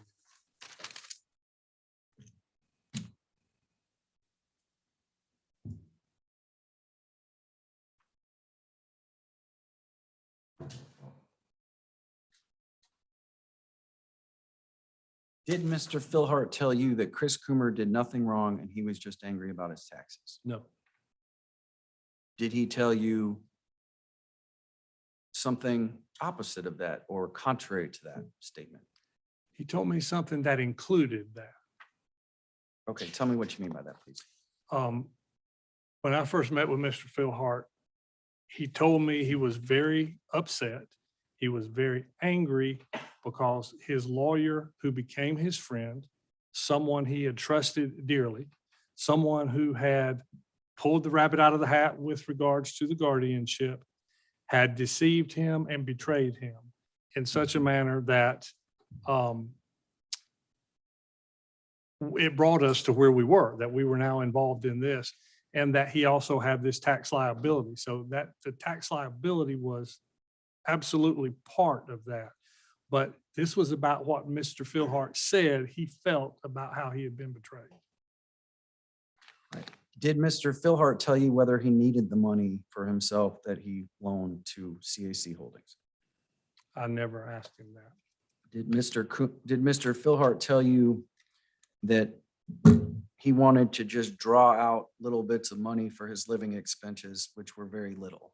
I never asked him that. Did Mr. Philhart say whether, well, strike that.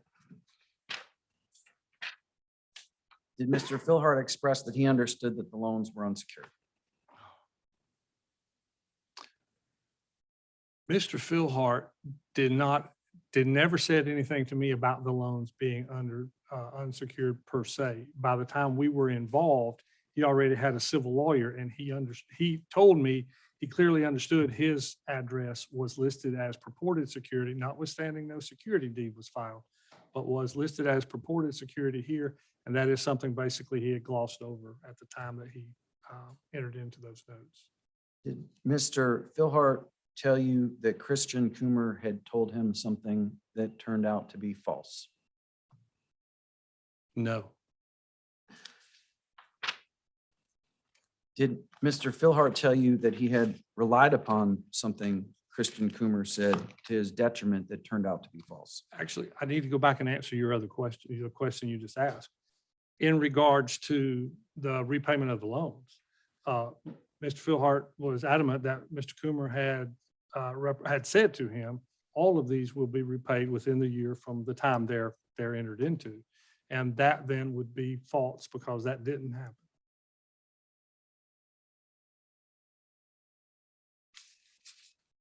And I'm talking more of a, well, strike that.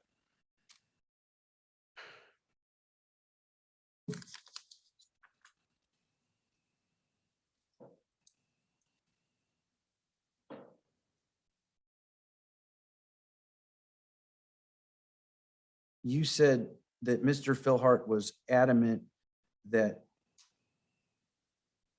he had not offered $100,000 to Mr. Coomer for the remainder of his work on the guardianship. Do you remember that? Yes, sir. Tell me what you asked him and what he said to the best of your recollection, please. When we had the answer, we had Mr. Coomer's answer to the civil complaint by the time I first met with Mr. Philhart, and ultimately got through the entire process or the entire interview about all of the documents. And then we came down back to the guardianship. And I asked him again, tell me about how the $50,000 came about. He said he walked into Mr. Coomer's office to settle up. And he said, what do I owe you? And Mr. Coomer said, you owe me $50,000. I asked him specifically, was there any accounting for that? Did Mr. Coomer ask him or tell you why it was 50,000 or anything else related to that? His answer was one I heard often from him, which was no. He was my lawyer. I trusted him and I paid him the money. When I then when I then said, well, let me tell you what Mr. Coomer says about that $100,000 or about the 50,000. And I read or didn't read it, but quoted from it. There is, you came in and offered Mr. Coomer 100,000. And Mr. Coomer said, no, it's going to be 50. He sat back and his face got flushed and he made it very clear that no such conversation had ever occurred. That he had simply said, what do I owe you? And Mr. Coomer had said 50,000 and he willingly paid it. He never said, man, I didn't really want to pay that. He willingly paid it, but he had no accounting for it. And he was extremely angry when it was posed that maybe he had offered 100 and they had settled on 50. Did you ask any follow-up questions after that answer was given? I'm sure I probably asked him, well, are you sure? I mean, is this possible? I'm sure I would have delved a little more than thank you very much for your answer and let's go to lunch. Did Mr. Philhart tell you that the loans to CAC Holdings were in default or behind on payments under the terms of the notes? Mr. Philhart one time said that he was supposed to pay on the first, I don't even remember the terms, but within a couple of days of the first or on the first, and that they would sometimes come in within a couple of days. But if we're talking about months, no, he never said that. Did Mr. Philhart tell you that Chris Coomer had convinced him to sell his stocks? Yes. How did Mr. Philhart say that Chris Coomer had convinced him to sell his stocks? Maybe the explanation, my explanation for that is that Mr. Coomer asked Mr. Philhart for another loan, but that I have to get. Okay, go ahead. Let him explain his answer because he asked the question. Mr. Alpert's trying to explain it as best as possible. So now he's cutting him off. Well, he's giving his explanation for something I didn't ask. I wasn't asking for his explanation of how that could be true or not true. I asked for what Mr. Philhart said. Okay, so you were objecting that the answer was becoming non-responsive. Yes, sir. Okay. I'm sorry. I think it was. He was explaining why he said that he convinced him, like why he used that term. I understand. May I May I ask the rephrase next the question? May I rephrase the question? Sure. Did Mr. Philhart state the words that Chris Coomer had convinced him to sell his stocks?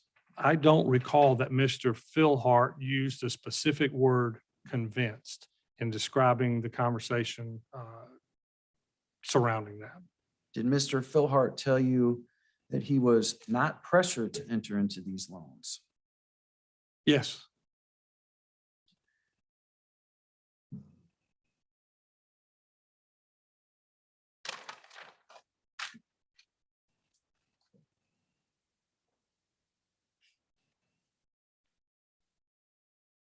Did Mr. Philhart tell you he knew or did not know of the period of time for repayment of the loans when he entered those loans?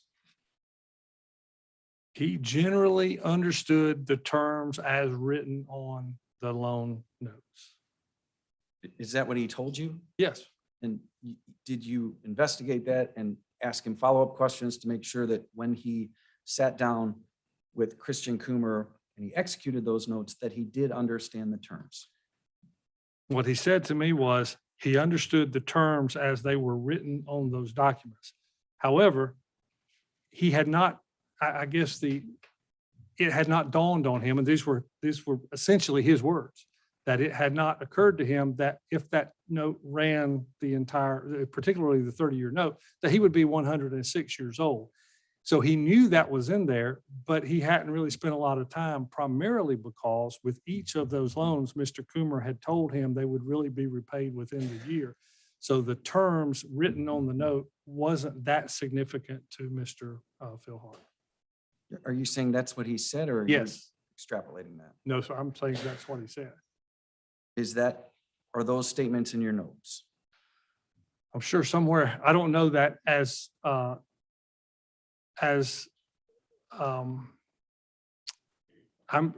don't know that as I just stated it is written in the notes.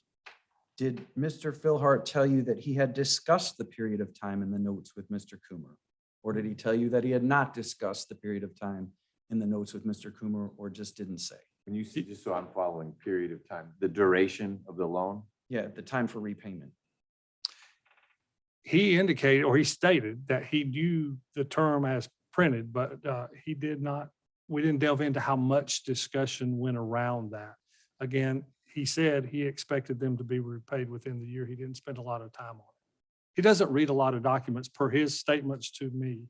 He doesn't read a lot of the things that he enters into. Did he tell you, did you ask Mr. Philhart if he discussed the term for repayment in the loans with Mr. Coomer before entering into the loans? I did not ask him that in that manner. He stated that he understood the terms generally as they were in there, but he never indicated there was any long-term discussion about the fact that, well, that really means I'll be 106 years old.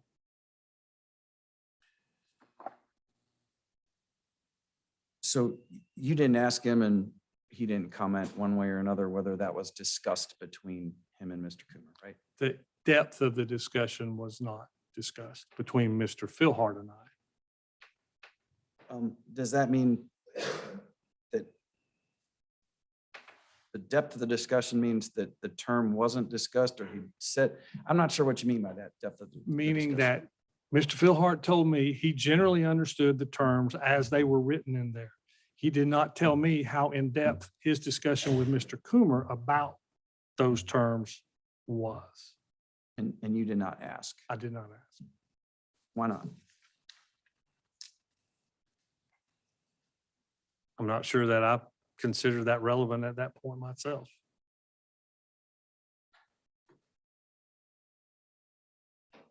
Did Mr. Philhart express to you that he had given the money willingly with no questions asked? I don't know about the no questions asked part, but he absolutely expressed that he had willingly made every loan he made to Mr. Coomer.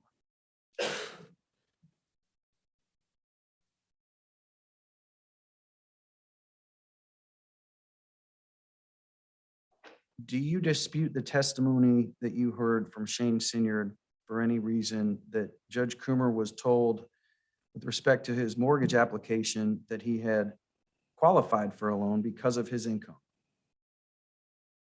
I don't dispute that. I have no knowledge to that. I know what Mr. Sinyard said to me about that. I don't know the discussion he had with Mr. Coomer about that. What do you say that Mr. Sinyard said to you about that? That Mr. Coomer would have qualified. This all had to do with the type of loan. This was a cash out refinance. And based on that type of loan, as Mr. Sinyard said to me, he was a W-2 employee and he owned his home. He only needed to produce the W-2 for that type of loan.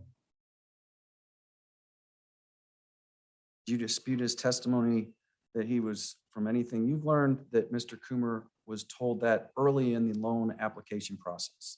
I do not. I don't know how many more of the do you dispute questions you have, but of course, investigator Alford's opinion as to folks' testimony really doesn't have a lot to do with what we'll be deciding. That's a poor form of question. I agree. What I'm really wondering is if he has any information that he learned in his investigation that conflicts with the evidence that we heard today.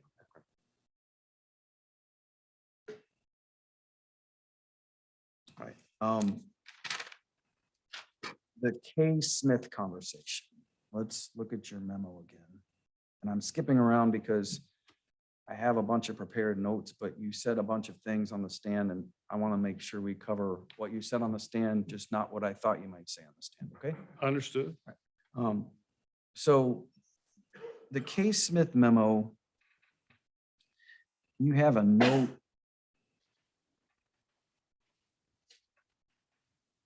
Let me find the note regarding Mr. Philhart. All right, here. Let me put it in blue and put it on the screen.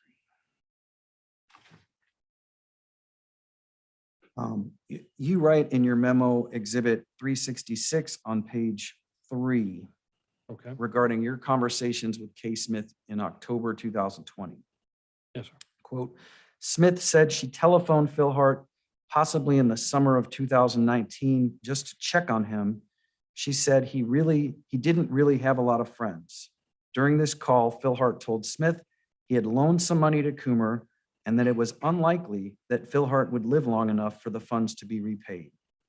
Smith said this was the first time she became aware of this loan, and she understood that Philhart was angry with Coomer and was trying to recover his money. She said she felt embarrassed for Coomer and that she didn't tell him that she had spoken to Philhart about this matter, end quote. Did I read that correctly? Yes. Do you have any other notes on this conversation anywhere else? No. Do you have any other notes on this conversation that are inserted into the chronology, sir? I don't believe so, but I can't say that with certainty. Do you have any notes on what questions you asked Ms. Smith and what her answers were besides what are in this note right here? No. What do you recall of what questions you asked Ms. Smith and what her answers were in that conversation? I cannot recall every question I asked her, but they would have been questions for the most part that solicited the information I've put down here. I have learned as an investigator, if I can keep my mouth closed, sometimes I just let people talk, especially when I'm sitting on their front porch with them. I learn a lot that way that I didn't have to ask. Is there anything else you can tell me about the questions you asked and the answers she gave, other than what you just said and what is in this memo on page 3, Exhibit 366? No.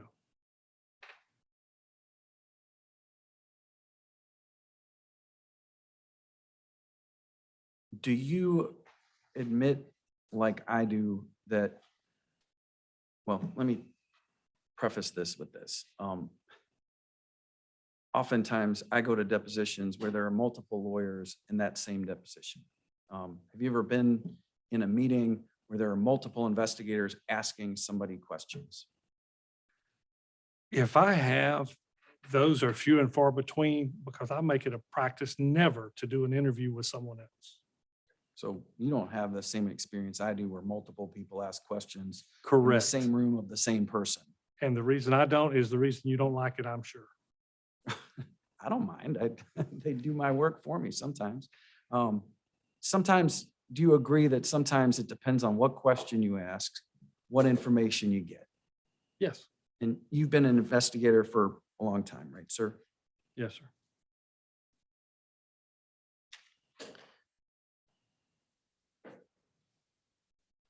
Did you ask, all right, let's talk about campaign issues that are in this memo with K. Smith.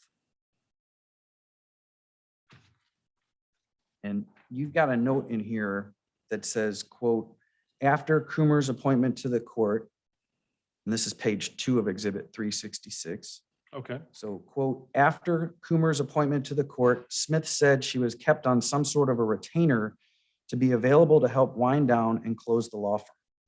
She didn't specifically recall any reimbursement as noted on one of the campaign statements, and she reiterated that the work she did after Coomer's appointment was related to his law firm, such as moving case files to a storage unit and not related to his campaign, end quote. Did I read that correctly? Yes, sir. All right. Do you remember any of the questions you asked Ms. Smith pertaining to this paragraph and the answers she gave other than what you have in this paragraph?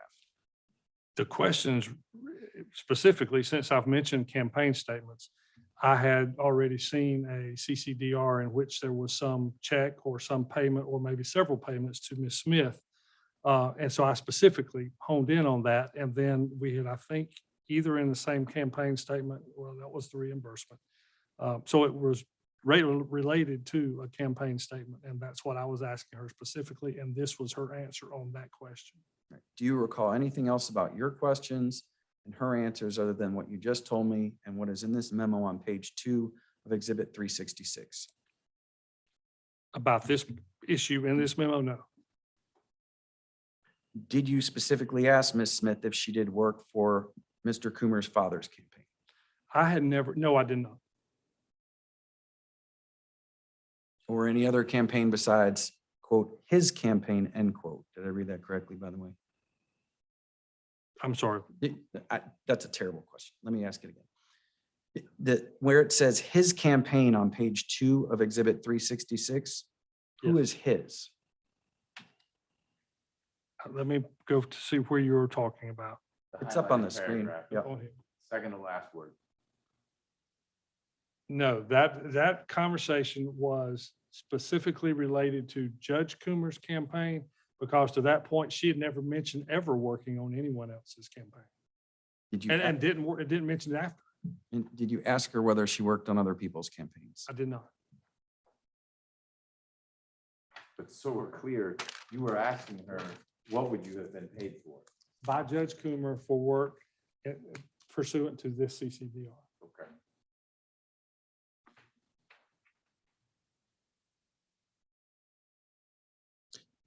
Did she say anything about what Mr. Coomer said in connection with the payment that she received, other than what you have in this paragraph? I'm not sure I understand that question. Is there any, strike that.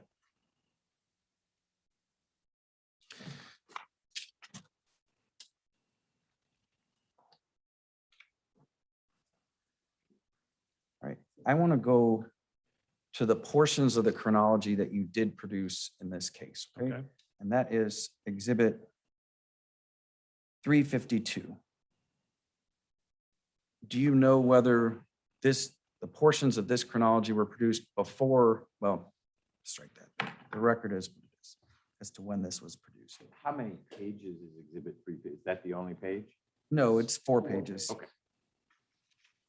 Do you know, it looks like there are 1, 2, 3, 4, 5, 6, 7, only 8 dates in the portion of the chronology that was produced. Do you see that? It looks like there may be 9, but Okay. 8 or 9, yes. How long is the full chronology? Check to the relevance, Judge, how long the other chronology is. Not even discoverable. You've got what you got. It may be that the full chronology was 10 cells. It could be that it was 1,000 cells. What's the relevance to his testimony / what you're advancing? I'll withdraw it. I'm certainly curious about what has been produced versus what exists. Understood. Your curiosity doesn't make it relevant. That is fair. And I'm sorry. Please don't apologize. You didn't do anything that requires an apology. Yes, sir. All right. These are, in this portion of the chronology that was produced, Exhibit 352, are these all notes that you entered? Yes. And is the chronology edited by anyone except for you? Or are you the only one who edits it? The chronology initially is edited by no one but me. This excerpt, Director Boring, with all of the subpoena and everything else that was going on that I'm not privy to, Director Boring and I sat down with the larger chronology, and there were some edits to here. Edit meaning there were specific lines taken out, lines meaning events, but I don't believe that I believe there were edits actually, not additions, but subtractions such that the director did not believe what was being removed was responsive to the subpoena, I believe is the way to say that. Is it a living document that where entries get edited as you get different information? Or does the information that you input stay static and then you add more information to it? It stays static and there are additions made to it.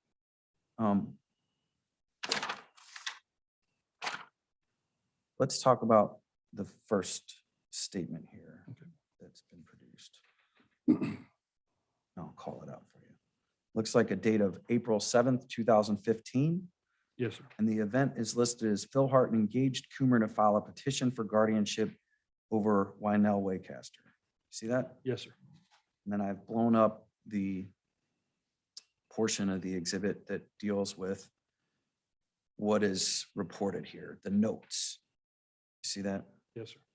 So the notes, is there anything that you're aware of in your investigation that you know of that is inconsistent with the notes that are here?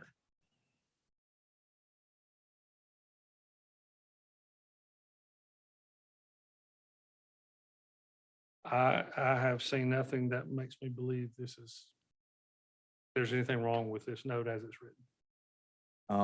And so the record's clear, wrong is in factually incorrect. Correct. This is a factually correct note of my conversation with Mr. Phil Hart. And to be clear, by fact, meaning your recollection of what you and Mr. Philhart said, not a fact that the panel is finding.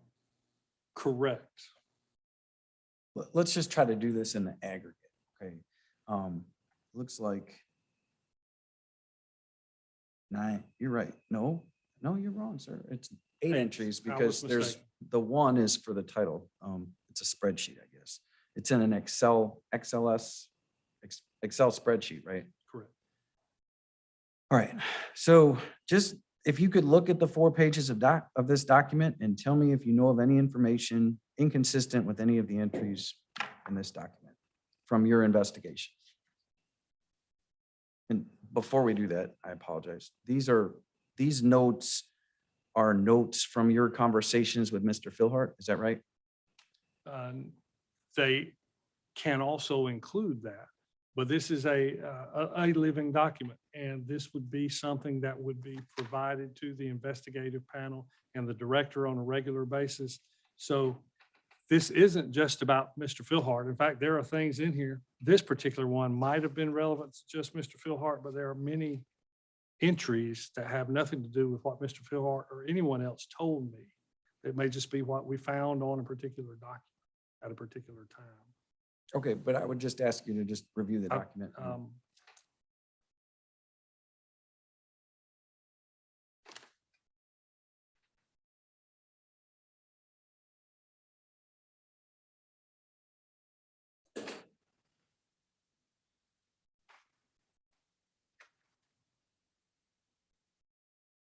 Every note here contains information that, at least in part, Mr. Philhart said. Was there any other information in your investigation besides what Mr. Philhart said, where any of these entries were found to be untrue? No. Did Mr. Philhart, and forgive me if I've asked this question, but maybe because it's 4:30, okay? So I'm sure I'll get an objection if I did. I think I might have. Did you ask Mr. Philhart why he would enter into a 20-year or 30-year note? In a broader discussion about the terms, he entered into these notes because he trusted the man asking for the notes implicitly and because he believed he was going to be repaid within the year for each of the notes. Did Mr.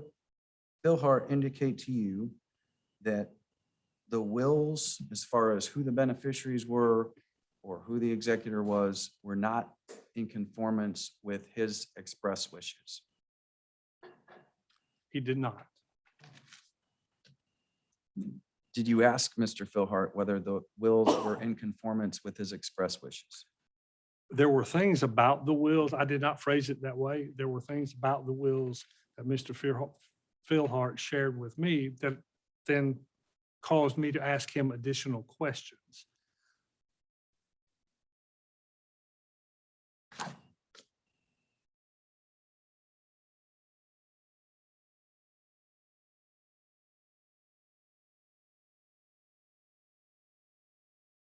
I think I can maybe be very close to done, and I think I want to just look at some of my notes, if I could have that permission to try to streamline it.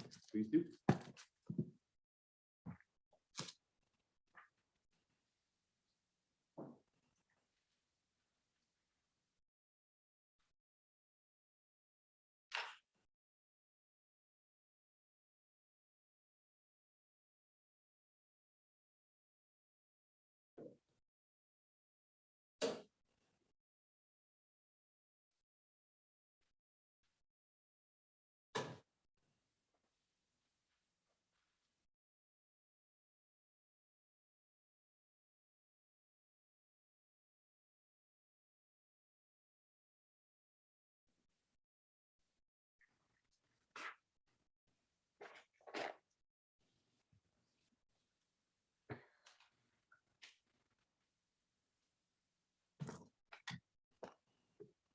Okay.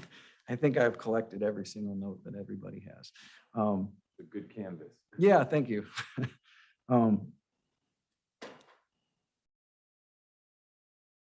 Sir, Mr. Philhart didn't ever say to you that he didn't read the notes or the wills or the estate planning documents, right?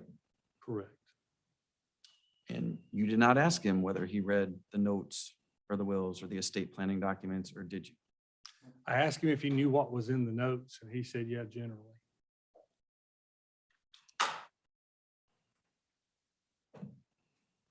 Mr. Kingma met with you at his house early on in your investigation, right?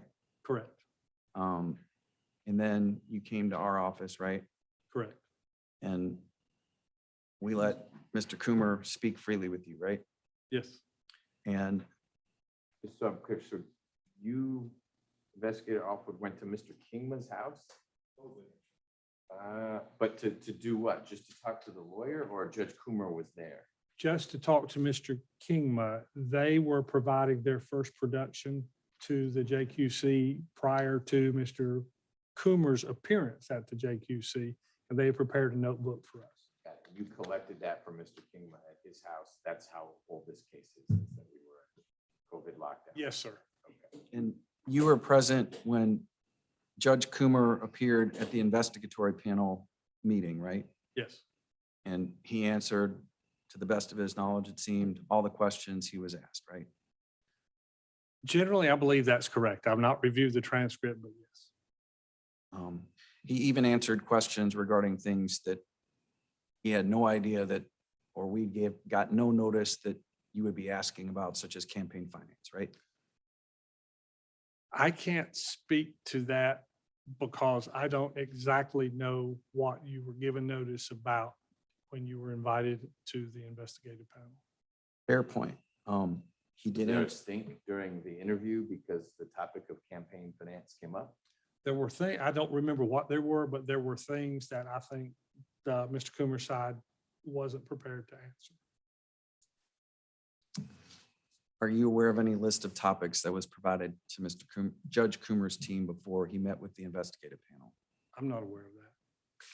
All right, no further questions. Thank you, sir. Mr. Boring, any redirect? Yes, 3 topics.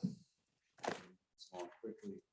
Show you a copy of 157, which is already in evidence. One that Mr. Lefkoe just showed you, this email in May of 2019 from Mr. Philhart to Judge Coomer asking about the repayment. You remember him asking you questions about the first time? Correct. You said, did it go on to say, what does the rest of that say?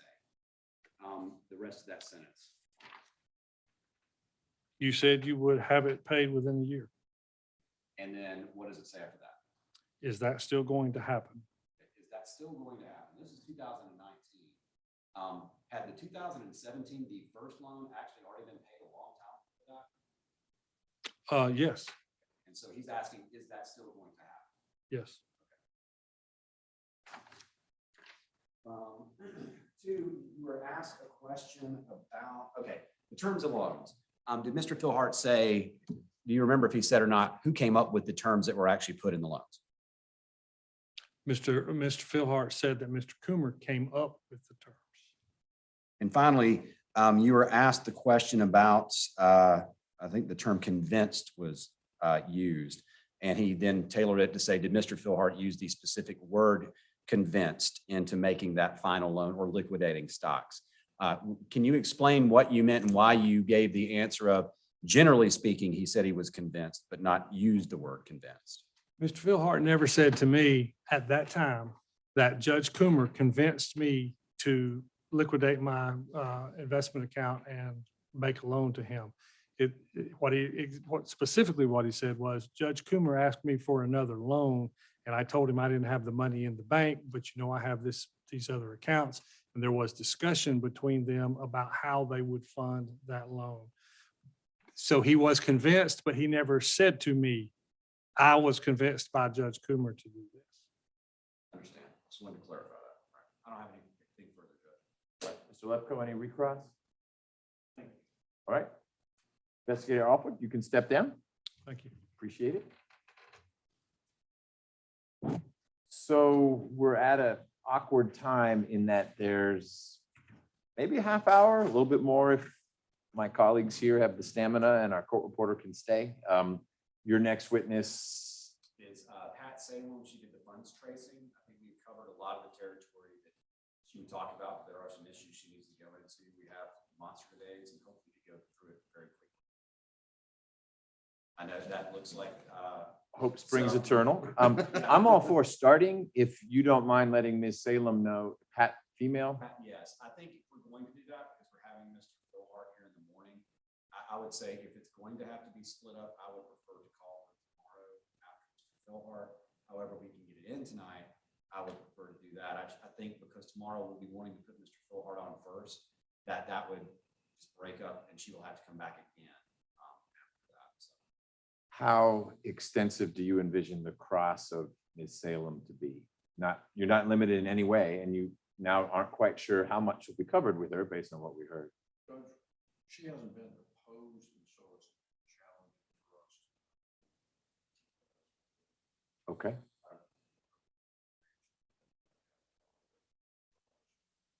Nor I. I'm loath to give up a half hour, although we have acknowledged that this isn't the week in which this hearing will be completed. So in some ways, giving up the half hour is not consequential because it won't, by doing that, we're not giving up the opportunity of wrapping everything up tomorrow at closing time, because we won't have done that. Remind us, please, Mr. Philhart testifies tomorrow. It may be that your accounting expert testifies. Who else remains? That's it. Okay. Do you have witnesses, Mr. Lefkoe, other than Judge Coomer? Because I'm assuming you wouldn't want to start his direct and then we break for X days and then resume his direct. Do you have witnesses who could fill the rest of Friday? Yeah, I have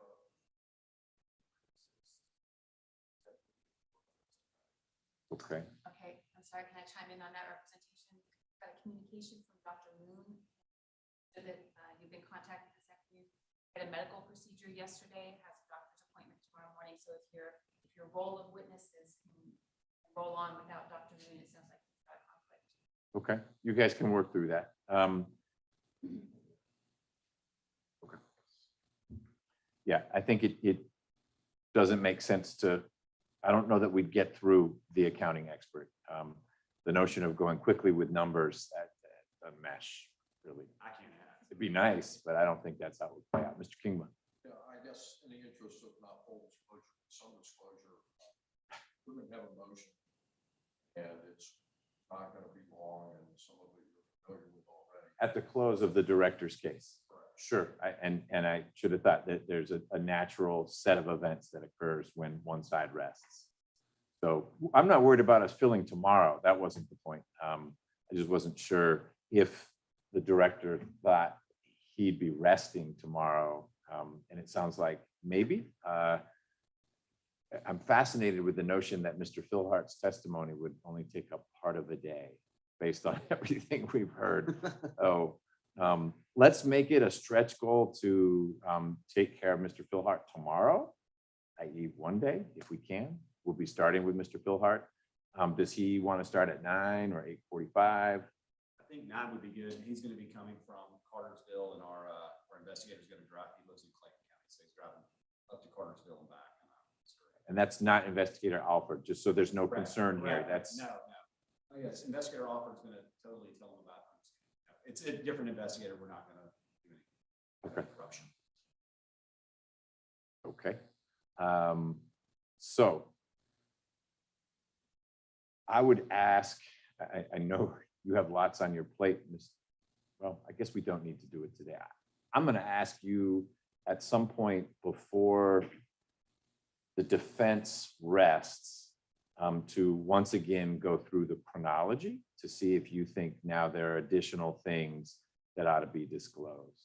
I'll do the same, but that was the commitment that I had made to Judge Coomer's team, that having looked at it way back when we were litigating this, nothing jumped out as ought to be disclosed / its work product. But work product loses its protection, as we saw with Ms. Smith's note, the memo from the Ms. Smith interview, as a proceeding progresses. And that organic or living or whatever adjective you've been using for the chronology reminded me, this is a living process as well. And so there may be areas beyond 352, whatever the number was, that was the excerpt, the 8 lines from the chronology that we may need to revisit. And I've already started doing that, Judge, specifically to the question about K. Smith, so I can say there is no comment about K. Smith in the chronology. So, but I will go now further into everything that's happened this week. Right. And I think in particular, after Mr. Philhart's testimony is done, it will merit a review. I think we've turned over every statement that Mr. Philhart made that's located in the chronology already. That's in the limited one, but I'll Okay. go back over it again just to make sure. Okay. I was under the impression that those were the Philhart excerpts that at that point you felt were disclosable.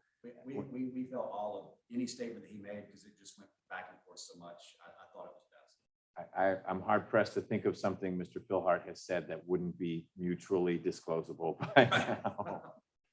So, okay. Mr. Kingma, anything else from Judge Coomer's side? So let's be here a little before 9 tomorrow. Ms. McKee, do we know who from Team Gallo will be here? Well, you're clear on that one. Won't be you. All right. It's like, woo! Oh, all right. So Ms. Johnston, that's Lori. She'll be back. Okay. Yes, please. We're paying for it. So. Oh, wait, yes, through that. We don't, but you may want to talk to them. Yeah, we don't need a rough, except we would like a rough when the hearing is complete of everything. Yeah, but we can talk to Lori tomorrow and I'm sure she can communicate. You don't need to do anything tonight. No. Or tomorrow. All right. We welcome you back. All right. So before we go off the record, anything else, Mr. Boring, from the director's side? No, Your Honor. Mr. Kingma? All right. Thank you, everyone.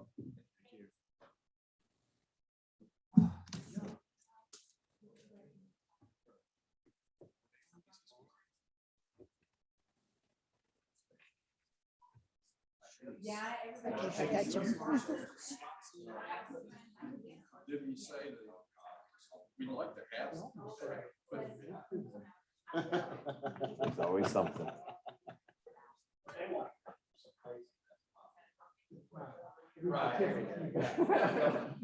So it's just funny. Sort of dry and a little bitter.